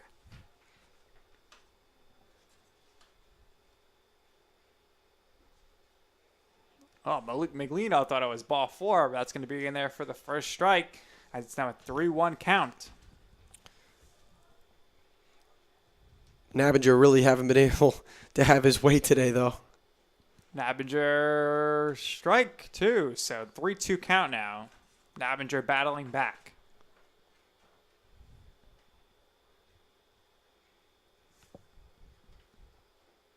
That's in there for a called strike 3. So the Dolphins go quietly, 1-2-3 here. It was a 3-0 count, but Nabinger comes back to strike out Miglino, and the score remains the same, 6-1, as we head to the 4th inning. You make me wear my bike helmet. Taught me never to run with scissors. You tell me to stay away from drugs. To always buckle my seatbelt. And to follow the swimming rules. You're always looking out for me and trying to keep me safe. So why do you keep a loaded gun in your drawer? Here in the garage. Closet. Shoebox. Under the bed. Where anyone can get to it. How safe is that? How safe is that? How safe is that? You asked them to follow some safety rules. Now they're asking you. In fact, they're counting on you. Never let your gun get into the wrong hands. If you own a firearm and are not using it, please be responsible and be sure that it's stored in a safe place. Remember, always lock it up. For more information on firearm storage safety, visit ncpc.org. This is the story of a boy who is very sensitive to lights and sounds. So he built secret hiding places where nothing could get in. The boy didn't like looking people in the eye. It made him feel uncomfortable. One day, he found out he had something called autism. His family got him help. And slowly, he learned how to live with it better. Early intervention can make a lifetime of difference. Learn the signs at autismspeaks.org. And we are back here on a sunny and cool and windy day, 53 degrees here on the College of Staten Island campus. The Dolphins have a 6-1 lead as we head to the top of the 4th. And so far, so good for pitcher John Esposito. Yeah, only allowing 1 run here, Nick, in 3 innings. Let's see if he could keep that alive and keep strong in the 4th. Low pitch count, 35 pitches as Dean Natalizio steps to the plate. Natalizio fouls that one off into the parking lot. And that's what you want to see. You don't want to see any of those foul tips turn into base hits or doubles. So you just want to make sure that you get the runners in and out of the inning nice and easy. Esposito with a nice breaking pitch. And that's in there for a called strike 2. And just like that, Esposito's up in the count, 0-2.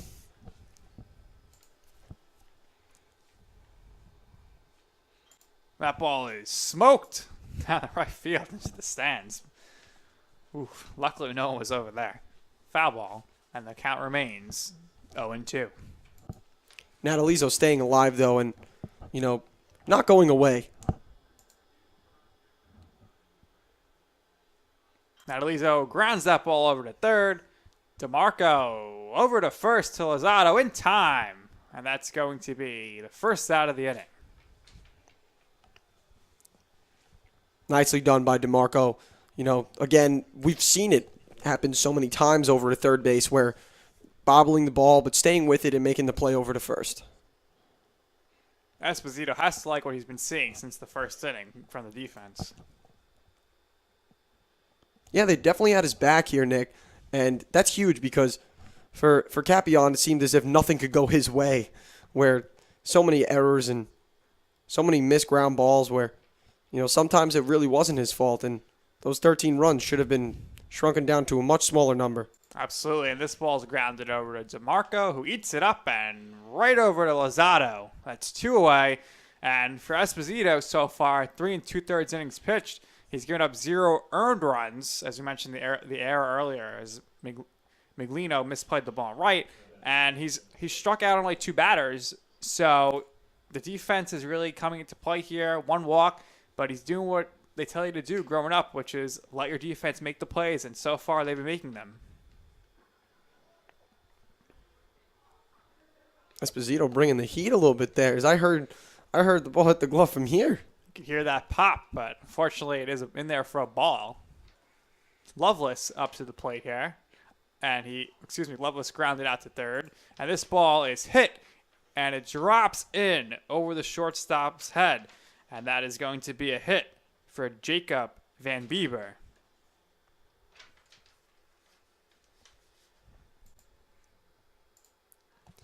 Van Bieber definitely giving the Dolphins a new look, as they did not go up against him last game. So, just try to learn and adapt and understand how to handle Van Bieber and just make sure he doesn't get past first base.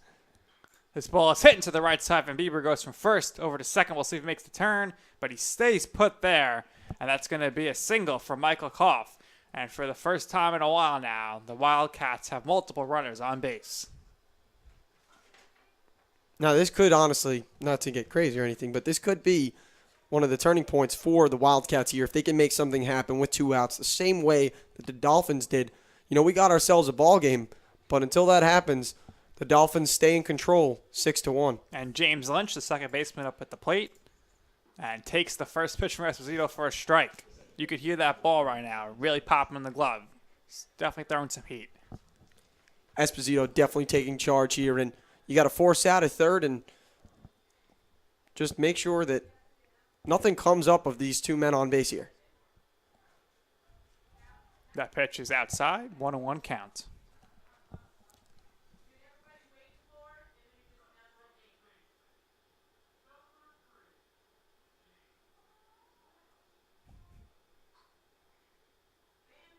That pitch is grounded over to third. DeMarco bobbles it. Still has time at first, but does not recover in time to make the throw. And the bases are loaded here for the Wildcats. I was going to say, if DeMarco made that play, Esposito going back to the dugout, patting him on the back, saying, great job, because all 3 outs and all 3 plays would be made by DeMarco. Lasco comes to the plate here. He's 0 for 1 today in this game. Last game, Lasco was 1 for 4 with an RBI and a run scored, and he takes the first pitch from Esposito outside for a ball. This is the first trouble Esposito really has run into so far. 2 errors now in the game, another error this inning. We'll see if he can work around it.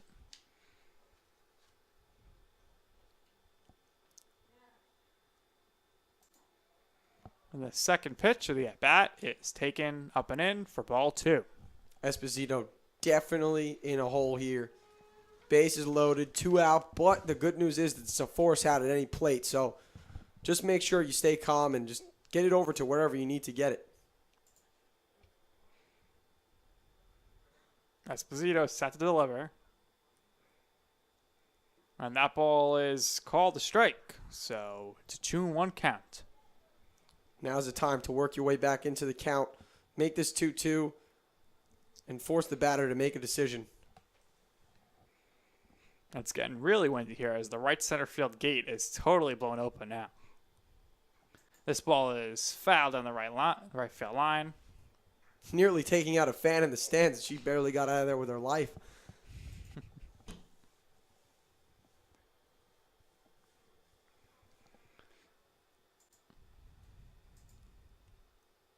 Bases loaded. 2 outs. 2-2 count. And the pitch. Hit over to shortstop Nathan. He goes the easy way to second after some hesitation, but the ball is caught by Navertny, and the Dolphins maintain their 6-1 lead as we go to the bottom of the 4th inning, right here on CSI Sportsnet. You make me wear my bike helmet. Taught me never to run with scissors. You tell me to stay away from drugs. To always buckle my seatbelt. And to follow the swimming rules. You're always looking out for me and trying to keep me safe. So why do you keep a loaded gun in your drawer? Here in the garage. Closet.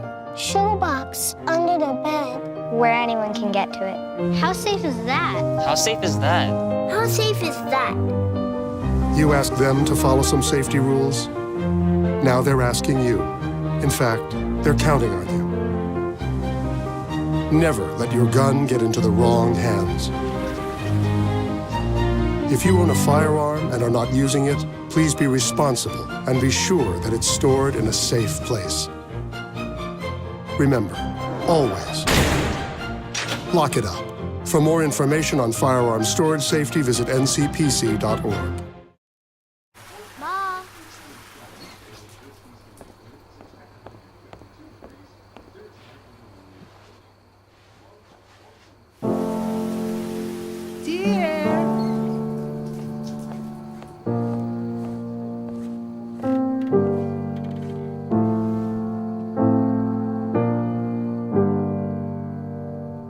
Visit aarp.org/caregiving for information on how to provide even better care for the person who wants to care of you. And we're back here leading off the bottom half of the 4th inning for the Dolphins is Nick Falcone. Falcone 1 for 1 in the day with an RBI. Nabinger's still in the game here. Haven't seen any activity down the bullpen. His pitch count is at 66 currently. Well, he had a good inning in the 4th, but in the 3rd inning, where he didn't allow any runs, but 1, 2, 3 innings. So definitely is settled in. Rough second inning, and again, that second inning was aided by errors when the runs scored. So the Dolphins have scored 6 runs, only 3 earned. Falcone checks his swing. That grounded over to first base. First baseman dives for the bag, and he's not in time. Falcone did a great job after that check swing, hustling down the line. He's able to beat Dean Natalizio to the bag. And that's great hustle by Falcone. Just showing that the Dolphins are not showing any signs of letting the Wildcats get back into this game. So great job by Falcone of staying with it and showing hustle. And that's going to bring Jet Navertny to the plate. He's 2 for 2 with 2 runs scored. Looking to get on base and score again in his 3rd at-bat. Nabinger checking the runner for Falcone. And we've seen Falcone and Navertny try the hit and run 3 times already today. So obviously that's in the back of Nabinger's mind. Yeah, but Nabinger not really too hasty to. And Navertny rips that one to left field. That's going to drop in. Falcone, who was on the move, is rounding 3rd. He's heading home. The left fielder bobbles the ball. Navertny is pulling up into second base with another RBI. And the Dolphins put another run on the board and now leads 6-1. 7-1. Excuse me. Scoreboard error. Navertny strikes again, huh? 3 for 3, and he's in scoring position, so he could be 3 for 3, 3 hits, and maybe even 3 runs so scored. That goes down as a single for Navertny and an error on the left fielder of the Wildcats, Loveless, and that gives the Dolphins a 7-1 lead. As you see, the scoreboard has just been updated.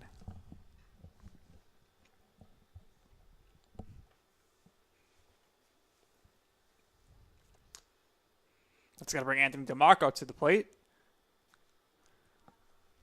DeMarco 0 for 1 with a sac fly in the first inning to bring in Navertney after his leadoff triple. But now after, run scored, you got to think, do we keep Navinger in the game? What do the Wildcats do in that situation? No activity in the bullpen so far. We'll keep that monitored and keep you posted as DeMarco fouls this one off his foot.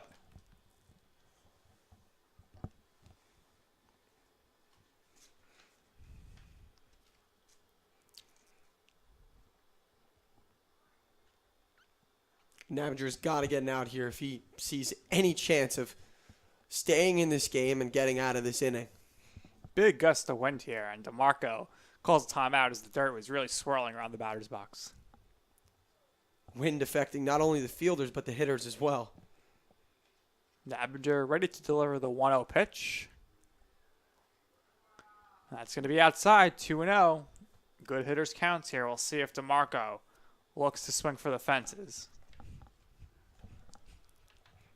As you mentioned earlier, CSI started to look to swing for the fences, and it did not pay off. They had to keep hitting for contact, and the count was actually 3-0. Scoreboard did have an error, and that's going to be ball 4 as DeMarco takes the base, and the pitching coach comes out here for the Wildcats to talk with Navinger.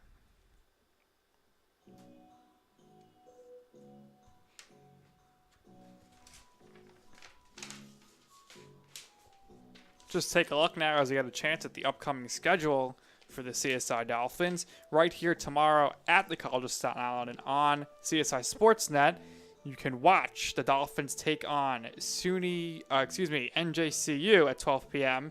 And then on the 26th of March, they'll be traveling to take on William Patterson at 4 p.m. And then they'll be back here on the 27th for a doubleheader against Yeshiva, followed by a 4 o'clock start against CCNY on the 29th. Well, Nick, let's see if Navinger stays in the game. I mean, they gave him a talking to. Now he's got to make something happen, or else he'll be in big trouble. Castiglione at the plate. Runners on first and second. John Andrews inching in a little bit. Not sure if he's expecting a bunt. Nobody out. 0-1 count. Navertney on first, DeMarco on first, and Navertney on second. And that ball is taken low for a ball. 1-1.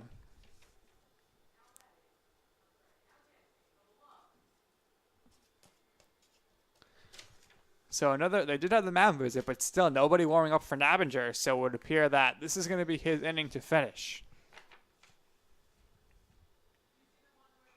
And DeMarco fouls that one off into the parking lot.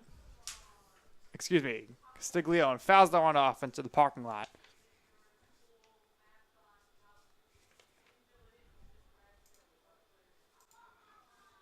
Still no outs here in the bottom of the fourth. And another foul ball by Castiglione into the parking lot.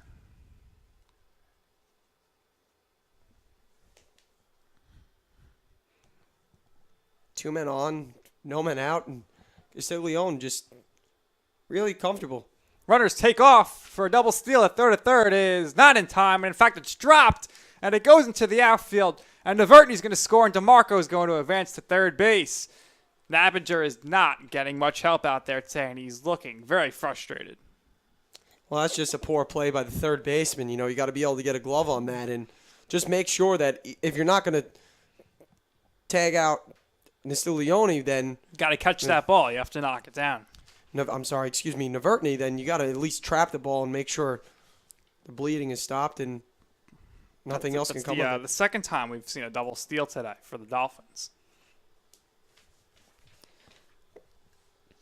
It's now 8-1 here in the bottom of the fourth. Still nobody out. 2-2 count to Castiglione.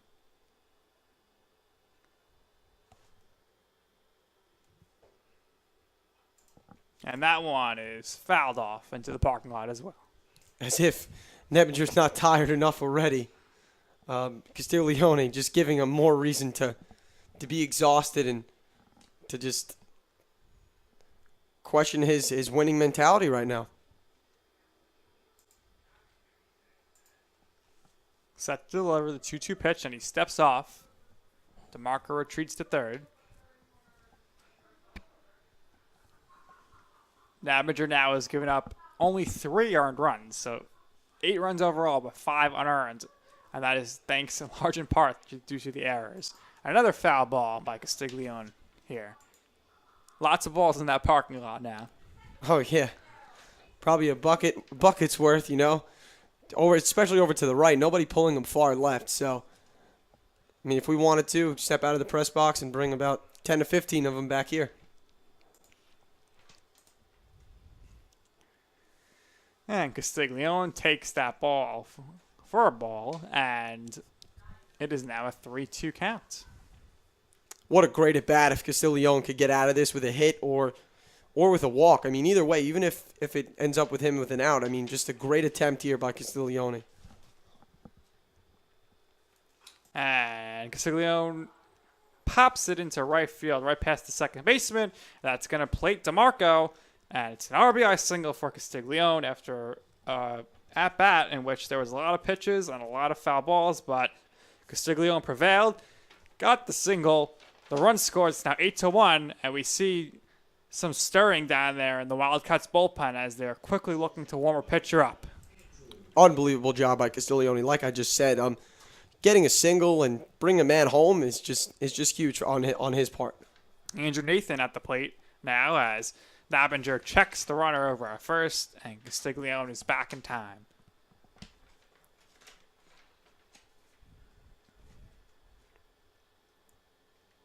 Andrew Nathan, who's made some big plays in the past, both of these games could start to really spread the Wildcats open and do even more damage.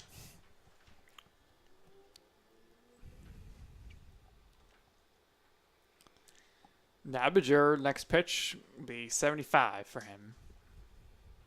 And Nathan puts that one into right center field. That's going to drop. Castiglione rounds first over to third, and he's going to be in there standing up. And it's a single for Andrew Nathan, and we have runners at first and third with nobody out here in the bottom of the fourth for the CSI Dolphins.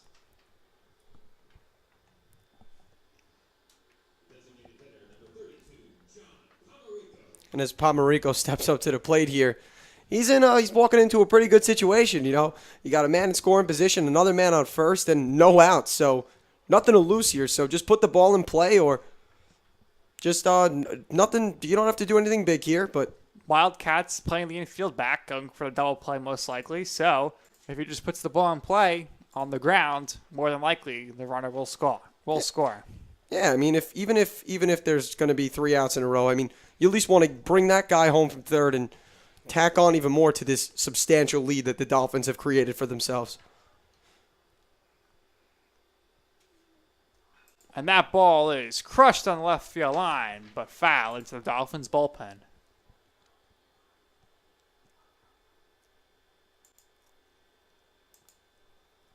Pomerico with the right idea, pushing the ball into far left field. He might even bring home the man from first, so...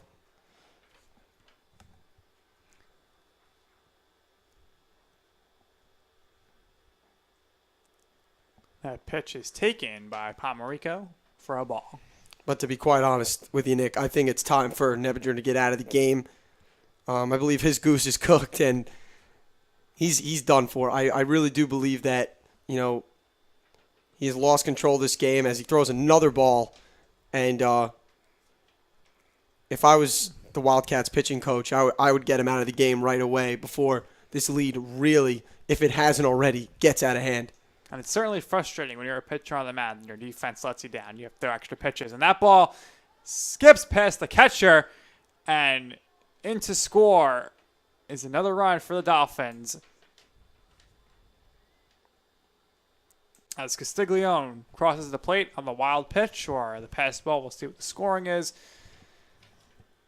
And Andrew Nathan moves up to second base, and we have a 2-2 count. And the lead is now 10-1 for the Dolphins. And still, no outs.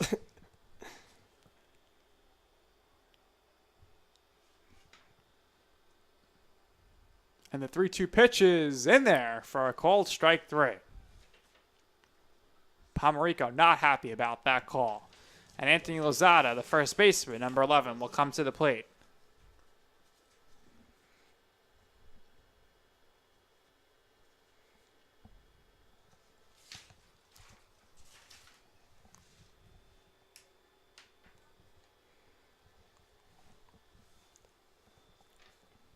And if I'm not mistaken, this might be Lozado up to the plate again, and another spark plug for the Dolphins for today's game. And it's a shame he didn't play in the first one because he's really been making things happen that today. Ball is hit over to the second baseman who catches it third of second, not in time. So that's the first out of the inning here. But the second out of the inning.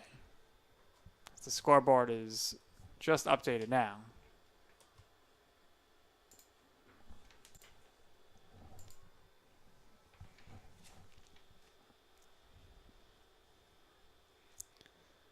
Smaya up to bat. 1 for 2 today with an RBI.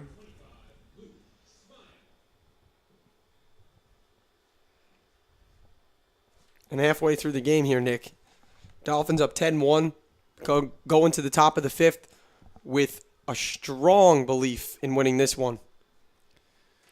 And Nabinger, we mentioned earlier, he seems to be running out of gas here. He's crossed the 90-pitch threshold, and there is a reliever warming up in the bullpen. 2-1 count here to Luke Smaya.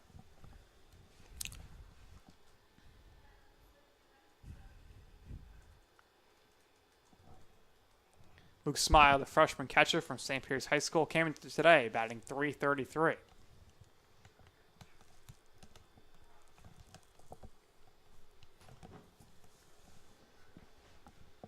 Smaya really doesn't have to do anything here, just like any other batter who comes up to the next plate, to the plate next for the Dolphins. Just put the ball in play and make something happen. Smaya takes a big cut, unable to make contact, and it's now a 3-2 count.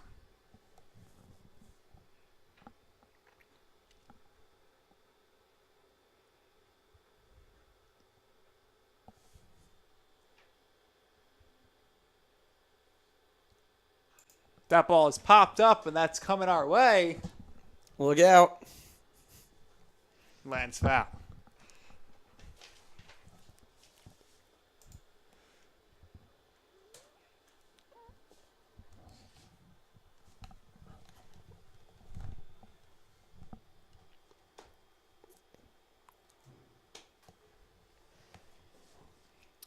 Three-two count, 2 outs. Nathan takes the lead from second. Smaya at the plate. Nabinger set to deliver. A walk would really diminish Nabinger's morale right now, and as it isn't already, completely tarnished. But a strikeout could save some face here for Nabinger and get him out of this inning. That ball is ball 4, and the runner will advance from second, Nathan, because the ball goes past the catcher. Nabinger and the catcher, Van Bieber, having some trouble getting on the same page this game when it comes to pass balls. Now batting for the Dolphins is Robert Miglino, and we have runners on first and third with 2 outs.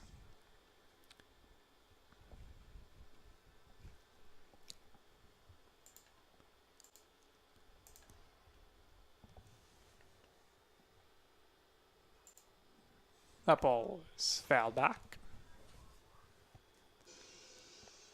Nabinger up to 96 pitches now, so he's closing in on 100 here in the 4th.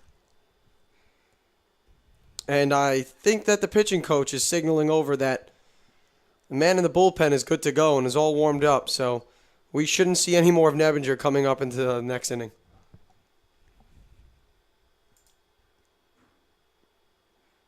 Miglino ready for the 0-2 pitch from Nabinger. And he swings and misses, but the ball is dropped by the catcher. He throws over to first and records the out. So that's going to do it here in the 4th inning.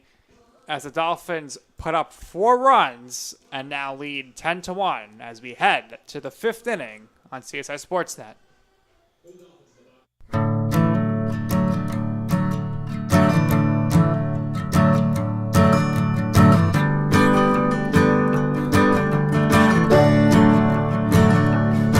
Oh, listen now, can you hear the bluebirds? Oh, look up now, can you feel the sun?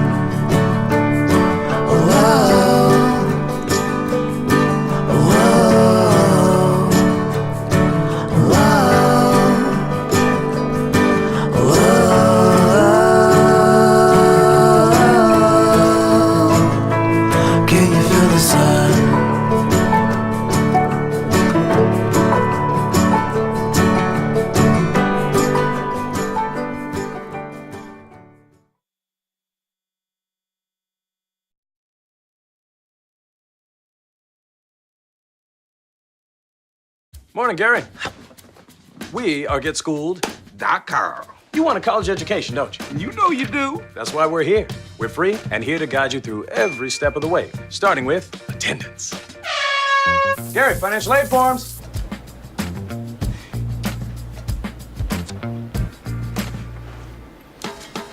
Picking a college, man. You and us. We go together like tacos and Tuesday. And I love tacos. Go to GetSchooled.com. This is the story of a boy who was very sensitive to lights and sounds. So he built secret hiding places where nothing could get in. The boy didn't like looking people in the eye. It made him feel uncomfortable. One day, he found out he had something called autism. His family got him help. And slowly, he learned how to live with it better. Early intervention can make a lifetime of difference. And we're back here at the College of Staten Island as the Dolphins lead the Wildcats 10-1. And this is a reminder that tomorrow right here on CSI Sportsnet, you could see the Dolphins take on their opponent, which would be NJCU at 12 p.m. So make sure you tune in for that. And Esposito gets set here. We'll see if there's any rust after sitting for a long time in the bottom of the 4th. First pitch is hit right back to him. We've seen that happen a ton today. Flips over underhanded to Lozado. And there is one away here in the top of the 5th inning. Esposito just doing an unbelievable job today of just making sure those balls don't get away from him, really, and securing them, bringing them over to first, and securing the out.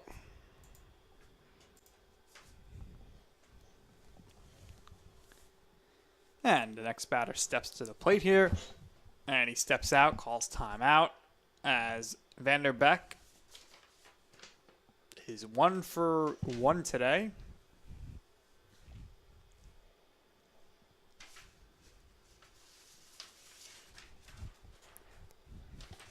Well, that was probably the wildest pitch we've seen so far from Esposito, because he's been locked in complete control ever since he gave up a run in the first. Absolutely, and like I mentioned, he sat for a long time as the Dolphins did some damage at the plate. And another pitch in the dirt. Seth Vanderbeck goes up, and the count here, 2-0. Yeah, for Esposito, it almost feels as if he took a vacation for a week and then just came back to work, you know? Esposito pitch count around 55 at this point. And it's now a 3-0 count. This would be only the second walk of the game if Esposito does, in fact, walk Vanderbeck. And Vanderbeck taken all the way, ball 4. And the Wildcats have a runner on here to start the top of the 5th.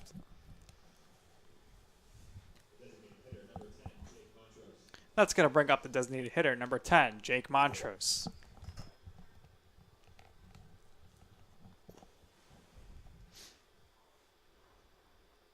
Wildcats unable to make anything happen. The closest they came to was when they had bases loaded. That ball is right past Jet Navertny, and it goes into right field. That line drive right there, just out of his reach.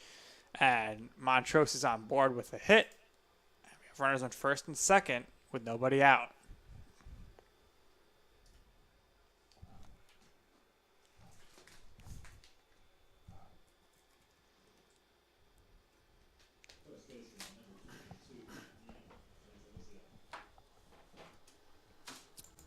And now batting is Dean Natalizio. Runners on first and second for him. Natalizio poised to make something happen here, as nothing has happened for the Wildcats since, like I said, the first inning. And, this is one of the very few opportunities that they've had this game to really put some runs up and maybe even get back into this game. Absolutely. Esposito's pitch is outside for a ball. So as you mentioned earlier in this inning, it seems that Esposito seems to be losing control a little bit here. And as I pointed out, the long layoff in between pitching due to the Dolphins rallying last inning seems to be hurting him so far this inning. And I don't want to be too eager to say it, but maybe even consider taking Esposito out of this game, throwing another pitcher in the bullpen perhaps, and, maybe let Esposito rest, as I think he's given everything he's got now, and just the layoff that he had for that entire inning might have left him a little bit dazed, and just as he throws another ball, the wild pitch, might be time for Esposito to have a seat again back on the bench, let him rest. And as you say that, here comes the mound visit for the Dolphins. No activity in the bullpen at this point. Just going to see if they could settle him down. And he hasn't really had any, danger or anything in that regard since the first inning when the run scored. So he's definitely earned the opportunity to stay in this game. Oh, without a doubt, 100%. But just taking a look at how he's performing this inning, which is definitely what we haven't seen from him in the first 5. So, definitely a great idea by the coach. Talk him up a little bit, get him back into focus, and make him remember that, we still have a game to finish, and let's see if he can do just that. Esposito set to face Dean Natalizio on the 3-1 count here after the mound visit.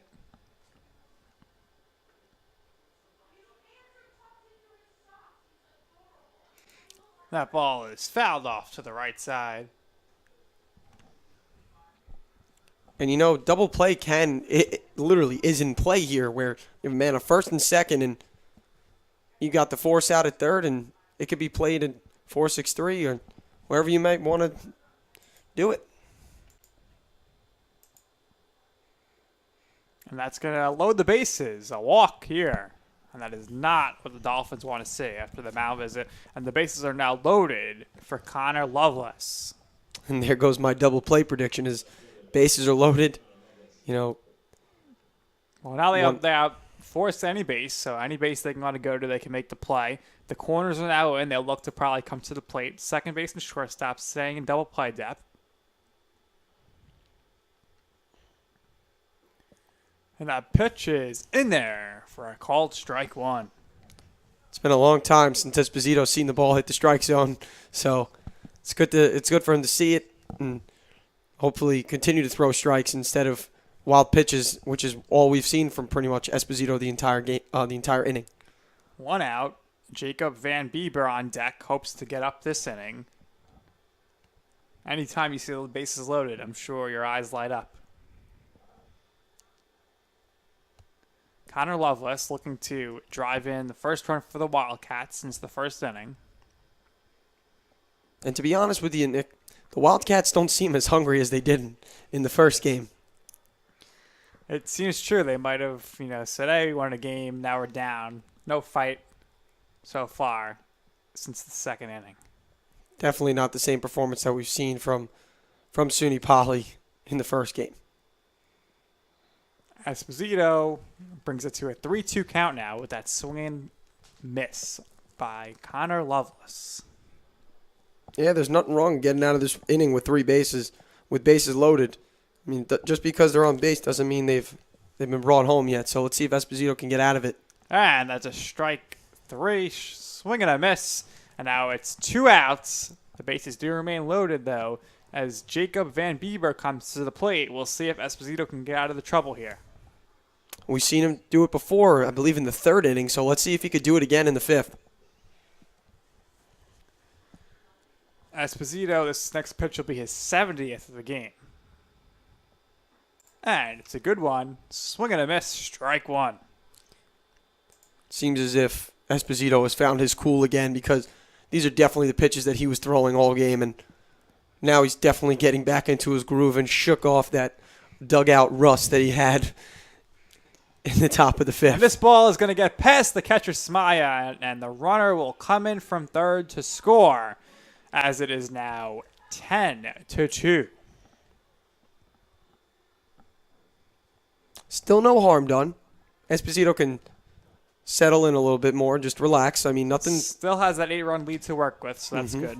Yep. And, you still got 2 outs. Just don't allow anything else to happen here, and you're okay.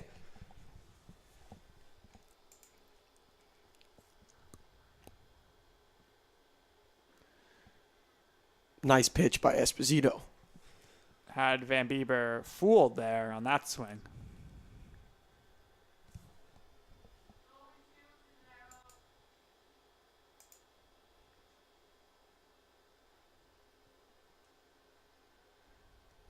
And that's swung on a miss. Smaya can't play it. Throws it to first. Overthrows Lozado. And the runner is going to try to come home, and that's cut off by Esposito. And that was not what you want to see there. It was Smaya unable to hold on to the strike 3. Bad throw to first. And the inning should be over right now. That's a strikeout. It's going to go down as a strikeout, but it's not going to go down as an out. And I'm sure that Esposito is not happy about that. You just can't afford to let that happen, Nick. I mean, even if you're not going to throw him out, don't throw over and cause the runner to come home. I mean, you just got to be prepared for that situation. So if anything, you let the guy get on first, and Van Bieber ended up now bringing a man home, and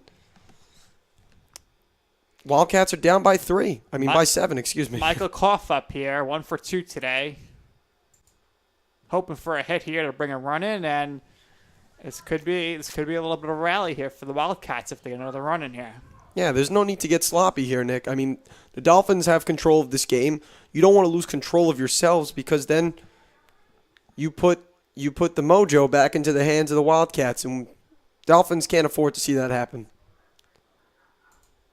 Koff awaits the 0-1 pitch from John Esposito, and it's fouled off. Esposito really probably wants that strikeout here. Absolutely. You got 2 strikes. You're up in the count. Just finish it off here, and you're coming away clean.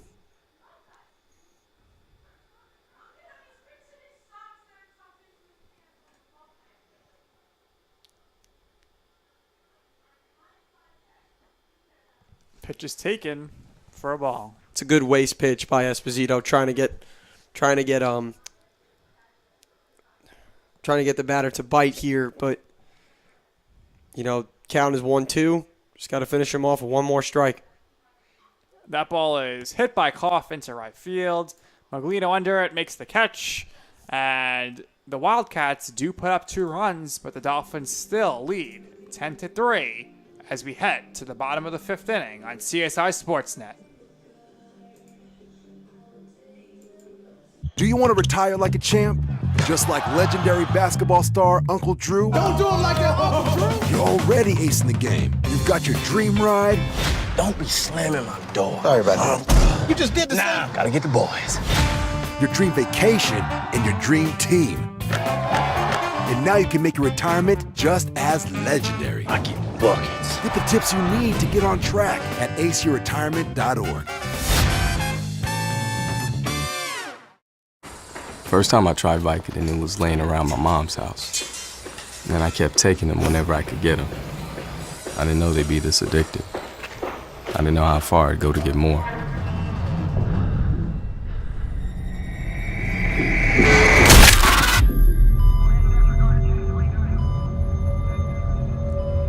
Opioid dependence can happen after just 5 days.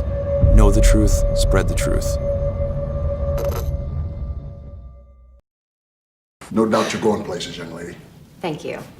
And thank you for the interview as well. I can imagine it was the last thing that you wanted to do after such a long campaign meeting. You really are a very intelligent young woman. You're very smooth. You're very smooth yourself. You have no idea.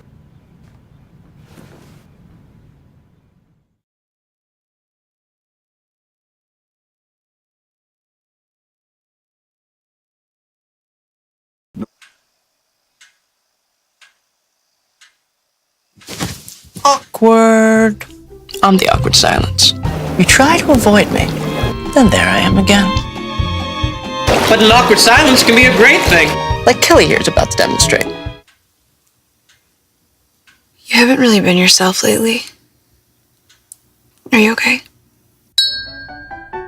Find out how you can help a friend with their mental health at seizetheawkward.org.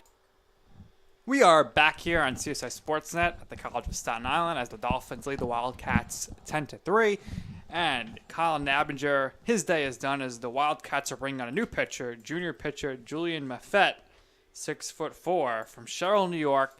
And it's getting cold and windy here. Chris, in between innings, we saw the whole Wildcats dugout empty and run down to the foul pole in the bullpen and run back to warm up.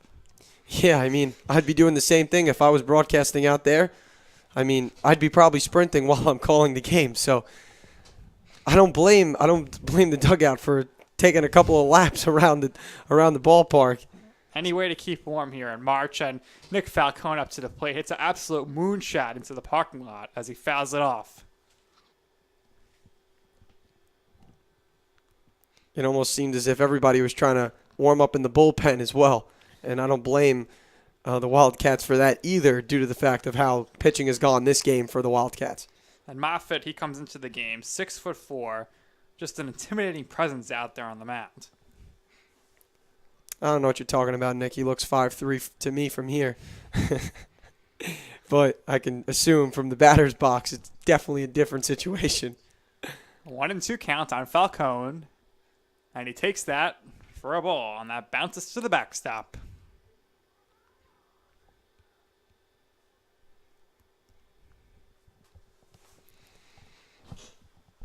Falcone, 2 for 2 in the day with an RBI. Takes that ball up and in. Yeah, Falcone's had himself a great day today. I mean, he's got an RBI, he's got a couple of hits, and he's just relaxing out there and just having a good time now. That's what it's all about, too. You know, you also want to remember. Falcone puts that in play over to the shortstop. Makes the throw over to first, and there's one out. Nice play over there by Michael Koff with a great throw over to Dean Natalizio. And Falcone, for the first time today, is retired. That brings up Jet Navertny. And Chris, what a great day for Navertny so far. 3 for 3. Obviously the triple and the RBI. That's exactly what they expect from him. I mean, as the leadoff hitter, we were saying that's exactly what the doctor ordered. And he's almost doing for the Dolphins what Dalton Earl did for the Wildcats in the first game. So, you know, we'll take the trade-off any day of the week. So, Navertny doing an unbelievable job of getting things started and keeping things going here for the Dolphins. 2-0 count here in favor of Navertny. And he's shown some power today, so I'm surprised that the center fielder is really not playing him too deep. And that ball is crushed to left field. Left fielder moving in, caught up in the wind. And the play is made and caught by Connor Lovelace. Right off the bat, Chris, that ball looked like it was headed to the fence. Yeah. But the wind totally just killed it and blew it in. And Lovelace was able to stick with it to retire Navertny for the first time today. Absolutely. I honestly thought that was going to be a home run for Navertny. So I was quite surprised to see the wind bring that one back in. Anthony DeMarco now up at the plate.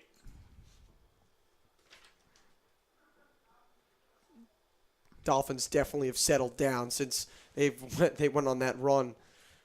What was it, 6 runs, I believe, in one inning.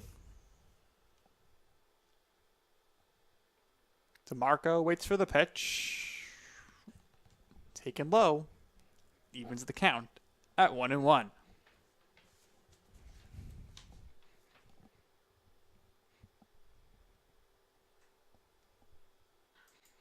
And DeMarco lines that one over the shortstop's head. Levis picks it up, and he's going to be in there with a single. Now that's making a statement by DeMarco, you know, putting the ball in play, 2 outs. You know, you don't really have to do much here, up by 7. So getting on base here and keeping things alive for CSI in the bottom of the 5th inning. It's just showing that the Dolphins aren't going to go away, and they're not letting you take full control of this game. And Dominic Castiglione will come to the plate. Dominic is 2 for 3 today with a double and 2 RBIs. Castiglio with one heck of a game as well. We can recall back to when he fought off Nebinger for quite some time and ended up bringing home a runner for an RBI single. That was definitely a great at-bat, and that really got things going in the 4th, and that ended up being Nebinger's last inning. With reason.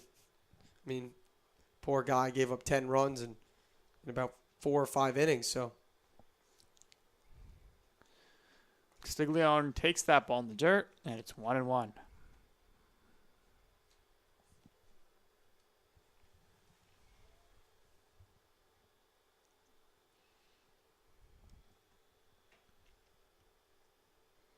And Julian Muffet steps off the mound.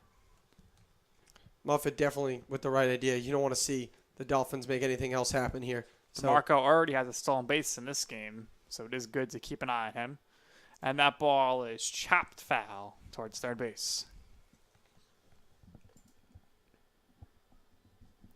And stolen bases have almost been the key here for the Dolphins today. I mean, over 2-3 runs have resulted from base running. We've seen 2 double steals in this game. This ball is popped up to left, and it is over Lovelace's glove. Gets caught in the wind. DeMarco, who we mentioned before, has speed and did steal a base, goes first to third, and Castiglione is in there with a single.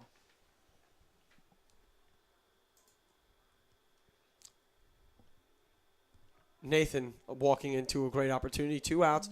I mean, man on first and third, you got a guy in scoring position. I believe he was walked the last time, so now just looking into this situation that he's in, just put the ball into the outfield and bring DeMarco home. Nathan, 1 for 2 today with a walk, and now he's got runners on first and third, looking to add on to the lead here.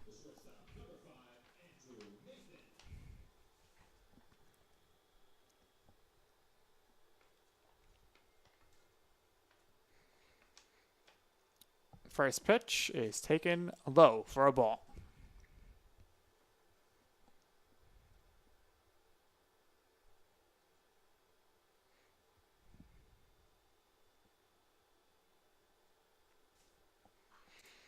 That ball is foul. Oh, very close to being fair down third base line, and that was probably going to be a triple. 2-run triple at that to increase the lead 12-3, but rewind it back to Nathan up to the plate yet again and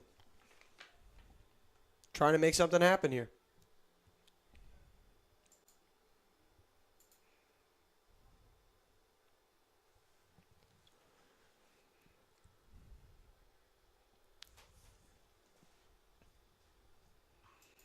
That ball is chopped over to second, throws over to first, and the inning is over. And the Dolphins will maintain their lead here, 10-3, as we head to the top of the 6th.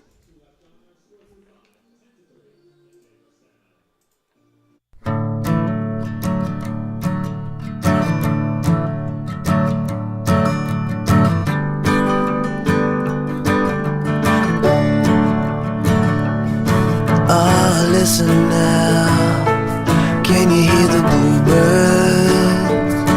Oh, look up now, can you feel the sun?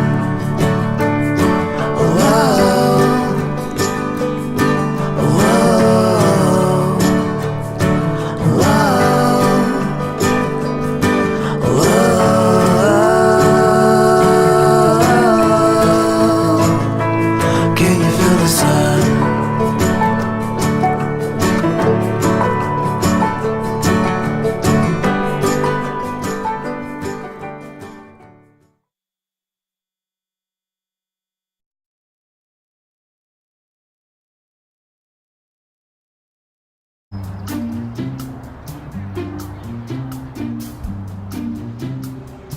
Don't worry, 74 people were picked before me in the NFL draft. To fight childhood obesity, United Way and the NFL are helping kids play at least 60 minutes a day. team obstacle course. Yay! What this place needs is more healthy kids. To get involved or donate, go to unitedway.org/play60. Now I get it. We are back on CSI Sports Night. The College of Staten Island Dolphins have a 10-3 lead over the SUNY Polytechnic Wildcats. John Esposito is remaining in the game. He's looking strong. 73 pitches so far. He's given up 3 runs in 5 innings, 4 hits, 3 walks, and 4 strikeouts. Yeah, you'd like to see Esposito finish off this game strong, not give up any more runs, and come away with the win. And number 3, James Lynch, the second baseman, is stepping to the plate now for the Wildcats. Lynch is a freshman from Phoenix, New York, and he pops that one to the right side, and that's going to land foul in the Wildcats bullpen as Lozado could not get there in time.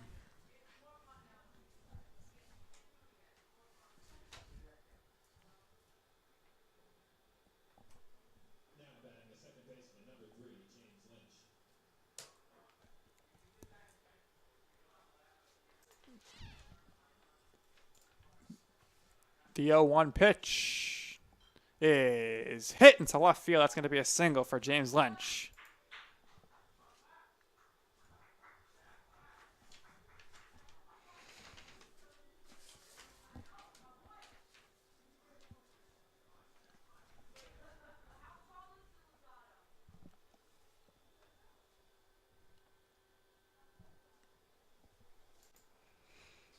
And now Lasco, is going to come to the plate with a runner on base.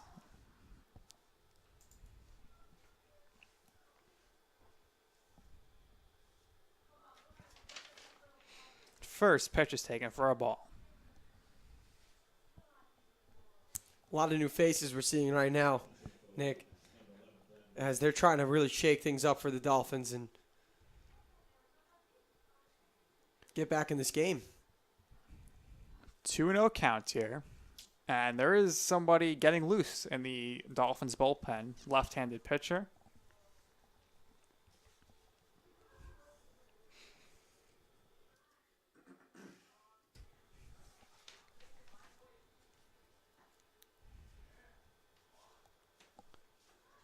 Three-0 count now. Not what Esposito wanted to have happen.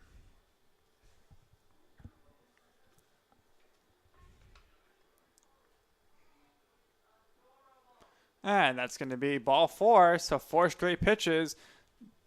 Dolphins coach seeing if the bullpen's ready. They're not, but he's going to tell them to amp it up. So the Dolphins are going to be really warming somebody up now. And John Andrews comes to bat with runners on first and second and nobody out. Yeah, I would say Esposito's at the cusp of almost breaking apart right now. Even though it would be nice to see him finish this game out, I just don't know if he has the gas left in him or the in the tank for him to finish this game out. And Michael Lenahan, the left-handed freshman pitcher, 5'10", from Don Bosco Prep, is getting ready for the Dolphins. And that ball is ripped to first. Lozado makes the play, makes the catch on the line drive, and then tags out the runner. Great job there to make the catch and then to tag out the runner. I believe Bradley Dietz was on first base. I think he came into the game and he was tagged out. Got caught up there on the line drive. So there's 2 outs now.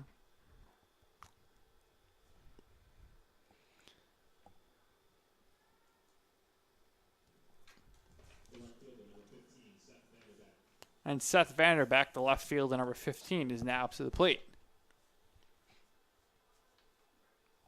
And that could have been ugly, Nick. I mean, that ball gets past first base, might bring another run home, and could shake things up for Esposito. Absolutely. Sometimes it pays to be lucky. That ball is chopped over to third. DeMarco with the throw to first. Lozado makes the catch, and Esposito escapes without allowing any runs. And the score remains 10-3 as we head to the bottom of the sixth here on CSI Sportsnet. You make me wear my bike helmet. Taught me never to run with scissors. You tell me to stay away from drugs. To always buckle my seatbelt. And to follow the swimming rules. You're always looking out for me and trying to keep me safe.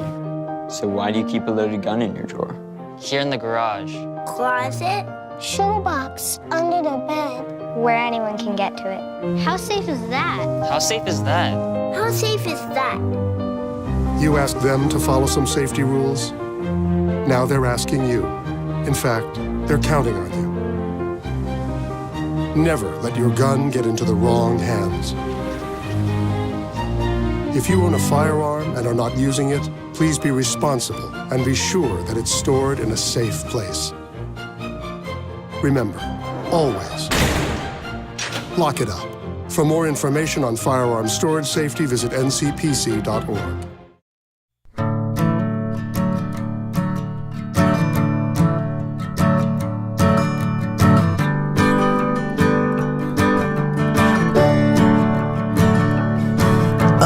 Listen now, can you hear the bluebirds?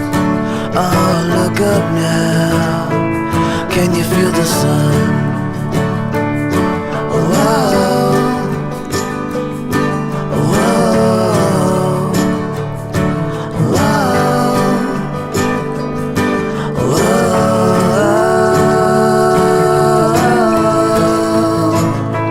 Can you feel the sun?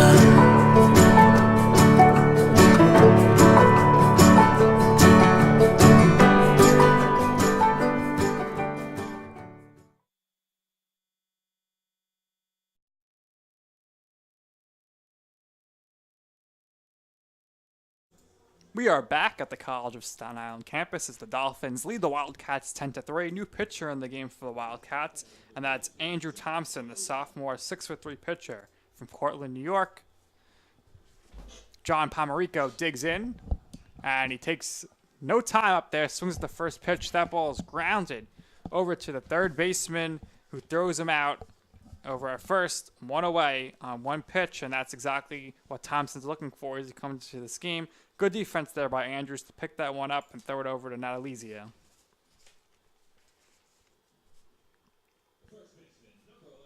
Yeah, definitely a good job by Natalizio. Just for the Wildcats, you definitely want to get out of this inning quickly so you can get back to the plate, and which would be their last chance to make things happen and either tie or take the lead against Staten Island.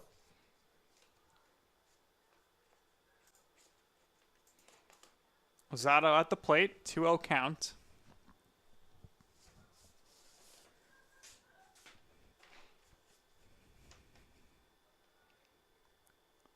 Three 3-0 now.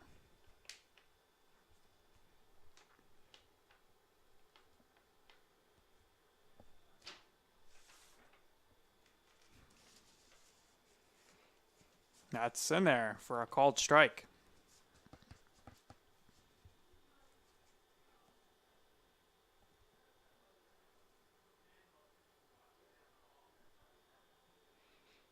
That's going to be ball 4, and as Lozado walks to first, I'll take this time to remind you that tomorrow we will be right back here on CSI Sportsnet and at the College of Staten Island as the Staten Island baseball team is in action. The College of Staten Island baseball team will be taking on NJCU at 12 p.m. It'll be on the air here around 11:50. Make sure you tune in for that game as CSI Baseball takes on NJCU.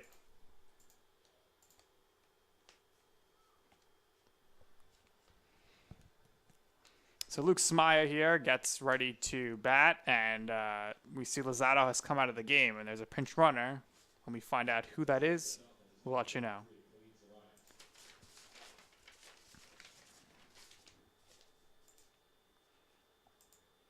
And pinch running is number 33, Khalid Zaraya. The sophomore from Susan Wagner High School. And this pitch drills Smaya, and he's going to take his base, and it's now first and second with one out. Well, now we know why. you go ahead and bring in Thompson. Khalid Zaria, because I don't know if you saw his wheels, but he almost ran a 4.3 40-yard dash down to the second base. Thompson gets ready to set here to pitch against the pinch hitter, Nicholas Dodato, number 36. And Dodato is almost hit. Just gets out of the way of that one. We haven't seen an inside pitch like that in a very long time, Nick, and it seems as if the pitchers are becoming more aware of the wind and taking a little bit more control of their throws. That pitch is flown down the right side. That's going to be unplayable as it lands in the bullpen.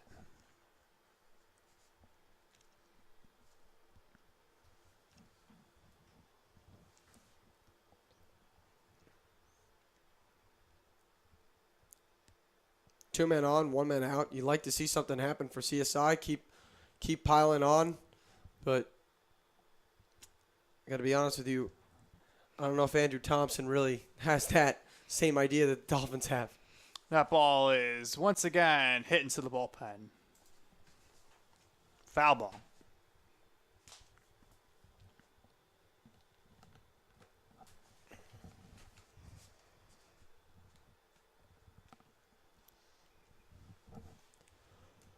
Two-two pitch coming here with one out and runners on first and second. That's going to be strike three. So Dodato comes at the pinch hit, strikes out. And that's going to bring Nick Falcone to the plate, who's had a good day so far.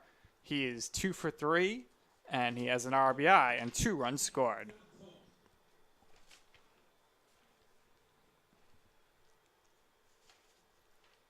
And that ball is going to skip by the catcher, go to the backstop, and the runners will advance now second and third.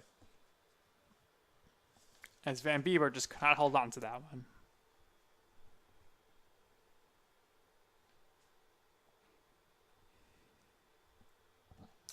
Now both runners in scoring position here, and the Dolphins with a great opportunity to increase this lead by, if not 1, but 2.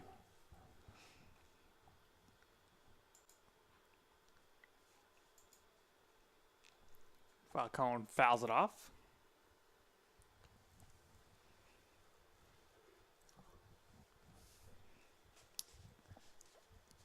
And the scoreboard may be wrong, but it is a 1-1 count. The first pitch was a ball on the pass ball. That's going to be in there for strike 2, 1-2.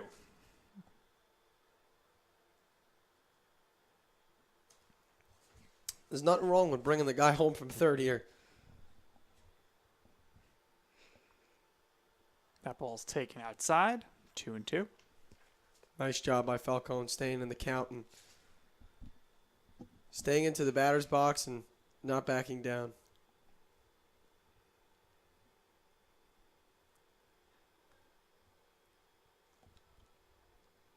Falcone swinging, pops that one up over to second base.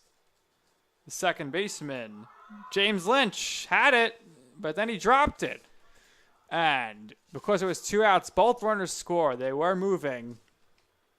And Falcone reaches first base and 2 runs score. Well, I think that just encapsulates the Wildcats' performance for this game at least, where nothing went right for them and they just can't seem to close out on any opportunity that they have to either get out of the inning or get some runs. And this is now 12-3. Scoreboard. It's a little behind.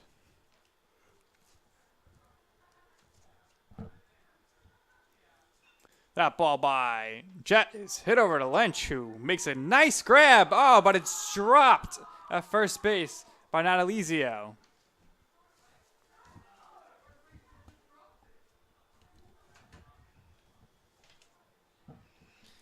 And now, Chris, runners on first and third. And we're up to 5 errors here for SUNY-Poly, which is has to be very frustrating for the SUNY-Poly coaching staff. It's just not what you want to see. You had 2 chances to get out of the inning. 2 routine plays, and like I was saying. And this ball has popped up. Another chance for Lynch, perhaps. It's going to be a tough one. The right fielder calls him off, and Vanderbeek makes the catch. That's going to do it here as the Dolphins put on a show in that inning, really. 2 more runs, and it's now 13-2. We'll go to the 7th, and this is going to be the last chance for SUNY-Poly, and you'll keep it locked here and see the conclusion of this game right here on CSI Sportsnet.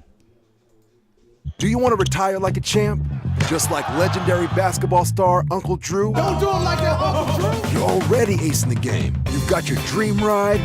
Don't be slamming my door. Sorry about that. You just did the same. Gotta get the boys. Your dream vacation and your dream team. And now you can make your retirement just as legendary. I get buckets. Get the tips you need to get on track at aceyourretirement.org. First time I tried Vicodin, it was laying around my mom's house. And then I kept taking them whenever I could get them. I didn't know they'd be this addictive. I didn't know how far I'd go to get more.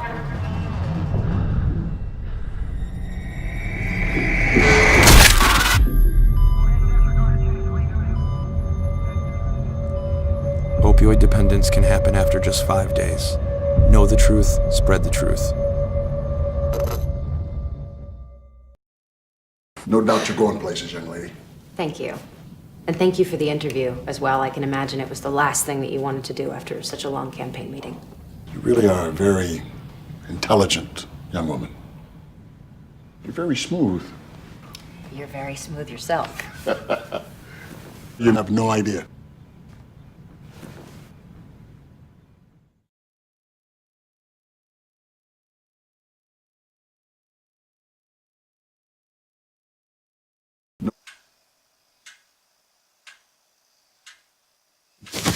Awkward. I'm the awkward silence. You try to avoid me, then there I am again. But an awkward silence can be a great thing, like Kelly here is about to demonstrate. You haven't really been yourself lately. Are you okay? Find out how you can help a friend with their mental health at seizetheawkward.org. Do you We are back here for the top of the 7th as the Dolphins are up 12-3. And we have a new pitcher for the Dolphins looking to close it out, and that's Michael Lenahan, the pitcher, who's a freshman, 5'10" lefty from Don Bosco Prep. And stepping to the plate, we have a pinch hitter as well for the Wildcats, and it's Zachary France.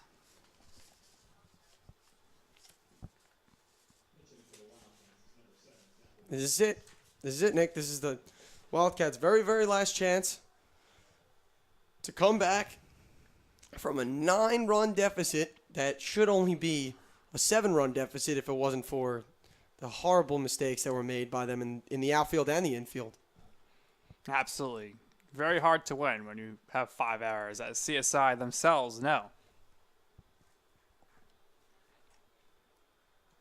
0-2 count here.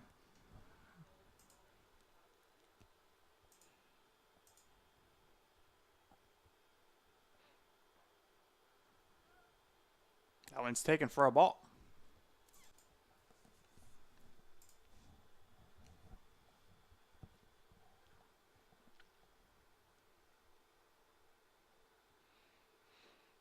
Just outside. And it's now 3-2. Scoreboard has been corrected.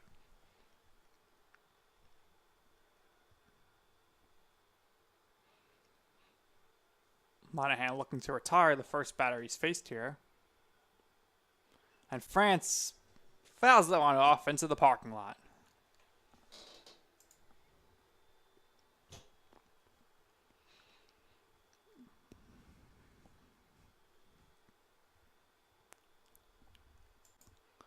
And that ball is low, and the Wildcats do what they need to do to start this inning, and they get the first runner on base.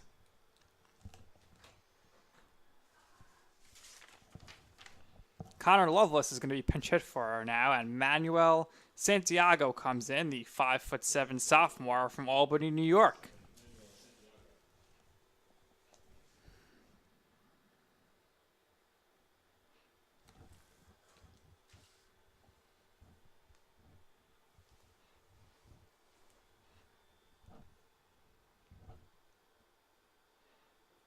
Santiago takes the first pitch for a strike. And once again, just a reminder, this is the second game of the doubleheader. So, in the doubleheaders at the collegiate level, they only play 7 innings. So this is the last chance for the Wildcats. Santiago swings and misses on the second pitch, and it's 0-2. Lenahan doing a great job of just not worrying about that guy on first and closing out this game. You know, you're up by 9. Just finished it up, and I know it's your first couple of pitches up on the mound, but you know, you go ahead, close this game out, and get ready for tomorrow. And Kalika has come into the game for Lozado at first base. And I'm not sure why Lenahan's even paying so much attention to the runner, as that ball's a high for a ball. And I'm not sure why Kaliko's even holding on the runner. In a 9-run game, he should just be worried about the batter.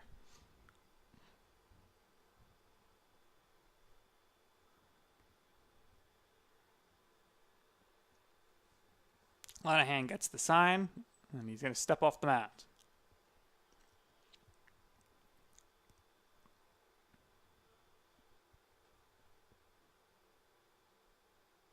Santiago awaits the pitch. That's going to be outside for a ball.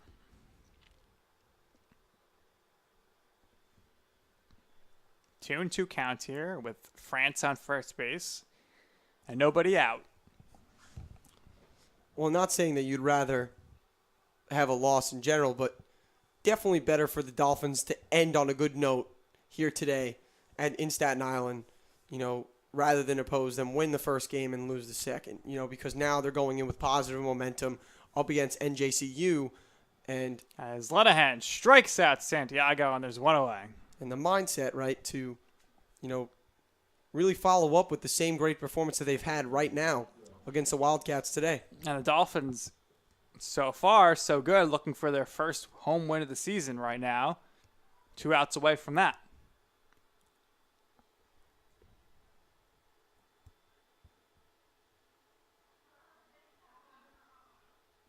That ball is fouled back.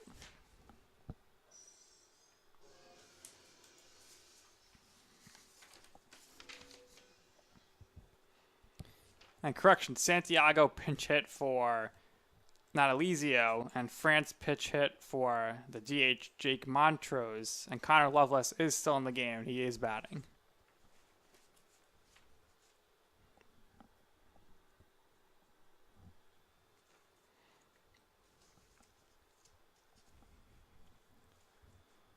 One and one count, 1 out, 1 runner on. France over at first. The pitch is outside for a ball. Lenahan could throw a pitch inside, force a ground out to second or third, which would result in a 4-6-3 double play, which wouldn't be too bad at all. Nice, great way to end off the game, but then again, we are still at 1 strike, 2 balls, 1 strike, and 2 balls, 2 strikes, and you know, Lenahan comes closer and closer to finishing this game.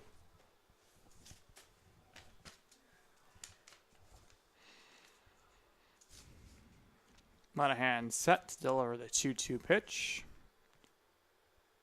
And it is swung on and missed.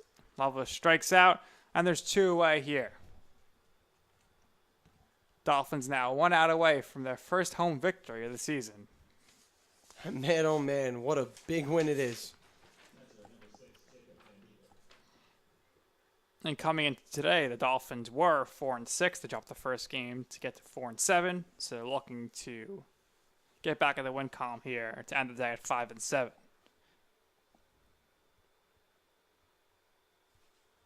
Yeah, and just take it 1 step at a time. There's a lot more games to be played, and try and get back and remember the foundation that made them so successful in the past years. That pitch is taken high for a ball.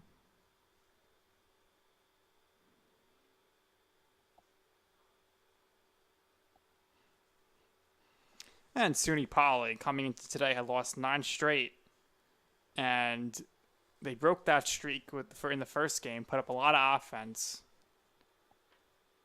But the Dolphins, who were in the midst of a 4-game losing streak after today's first game, have really bounced back nicely here in Game 2 of the doubleheader.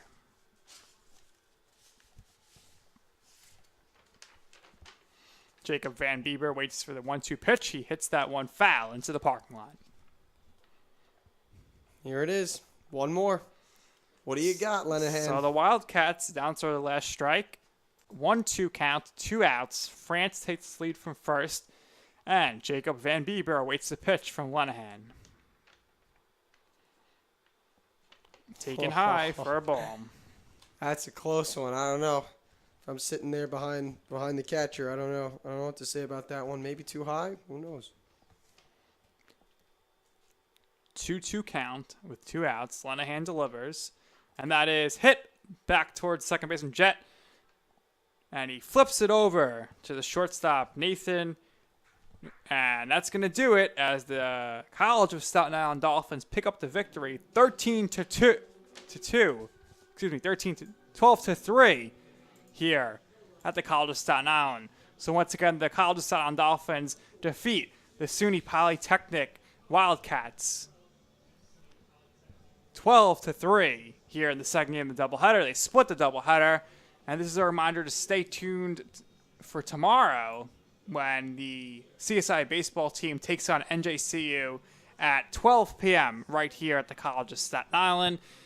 And Chris, lots to look forward to tomorrow now, building off this big win today in Game 2 of the doubleheader. I mean, you've got plenty of things to look forward to.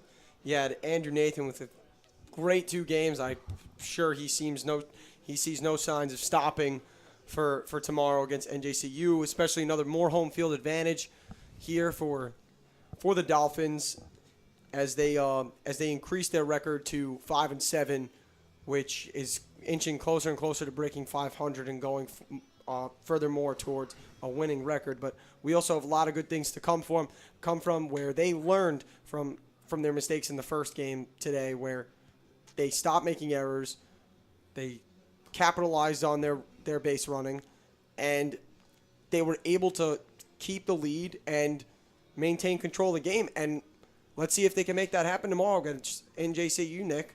Absolutely, and Jet Nova team led the way. He had 3 hits. He scored 3 times. He had a double and a triple. And Castiglione, he had 2 RBIs and 3 hits. And overall, just a good hitting effort. But most importantly here, we need to take note that Esposito, 6 innings, gets the win, gave up 3 unearned runs, 0 earned runs. And Lenahan comes in, closes the door, Chris, gives up 0 runs.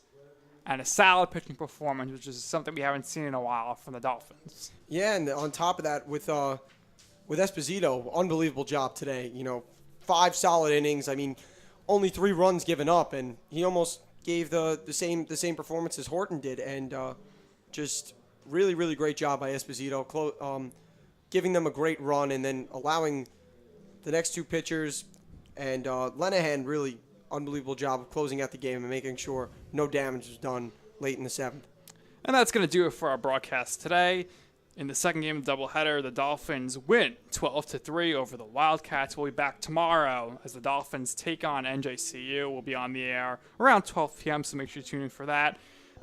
For my broadcast partner today, who also did a great job engineering, Chris Notaro, and myself, Nick Durst, we thank you for watching, and we'll see you tomorrow right here on CSI Sportsnet.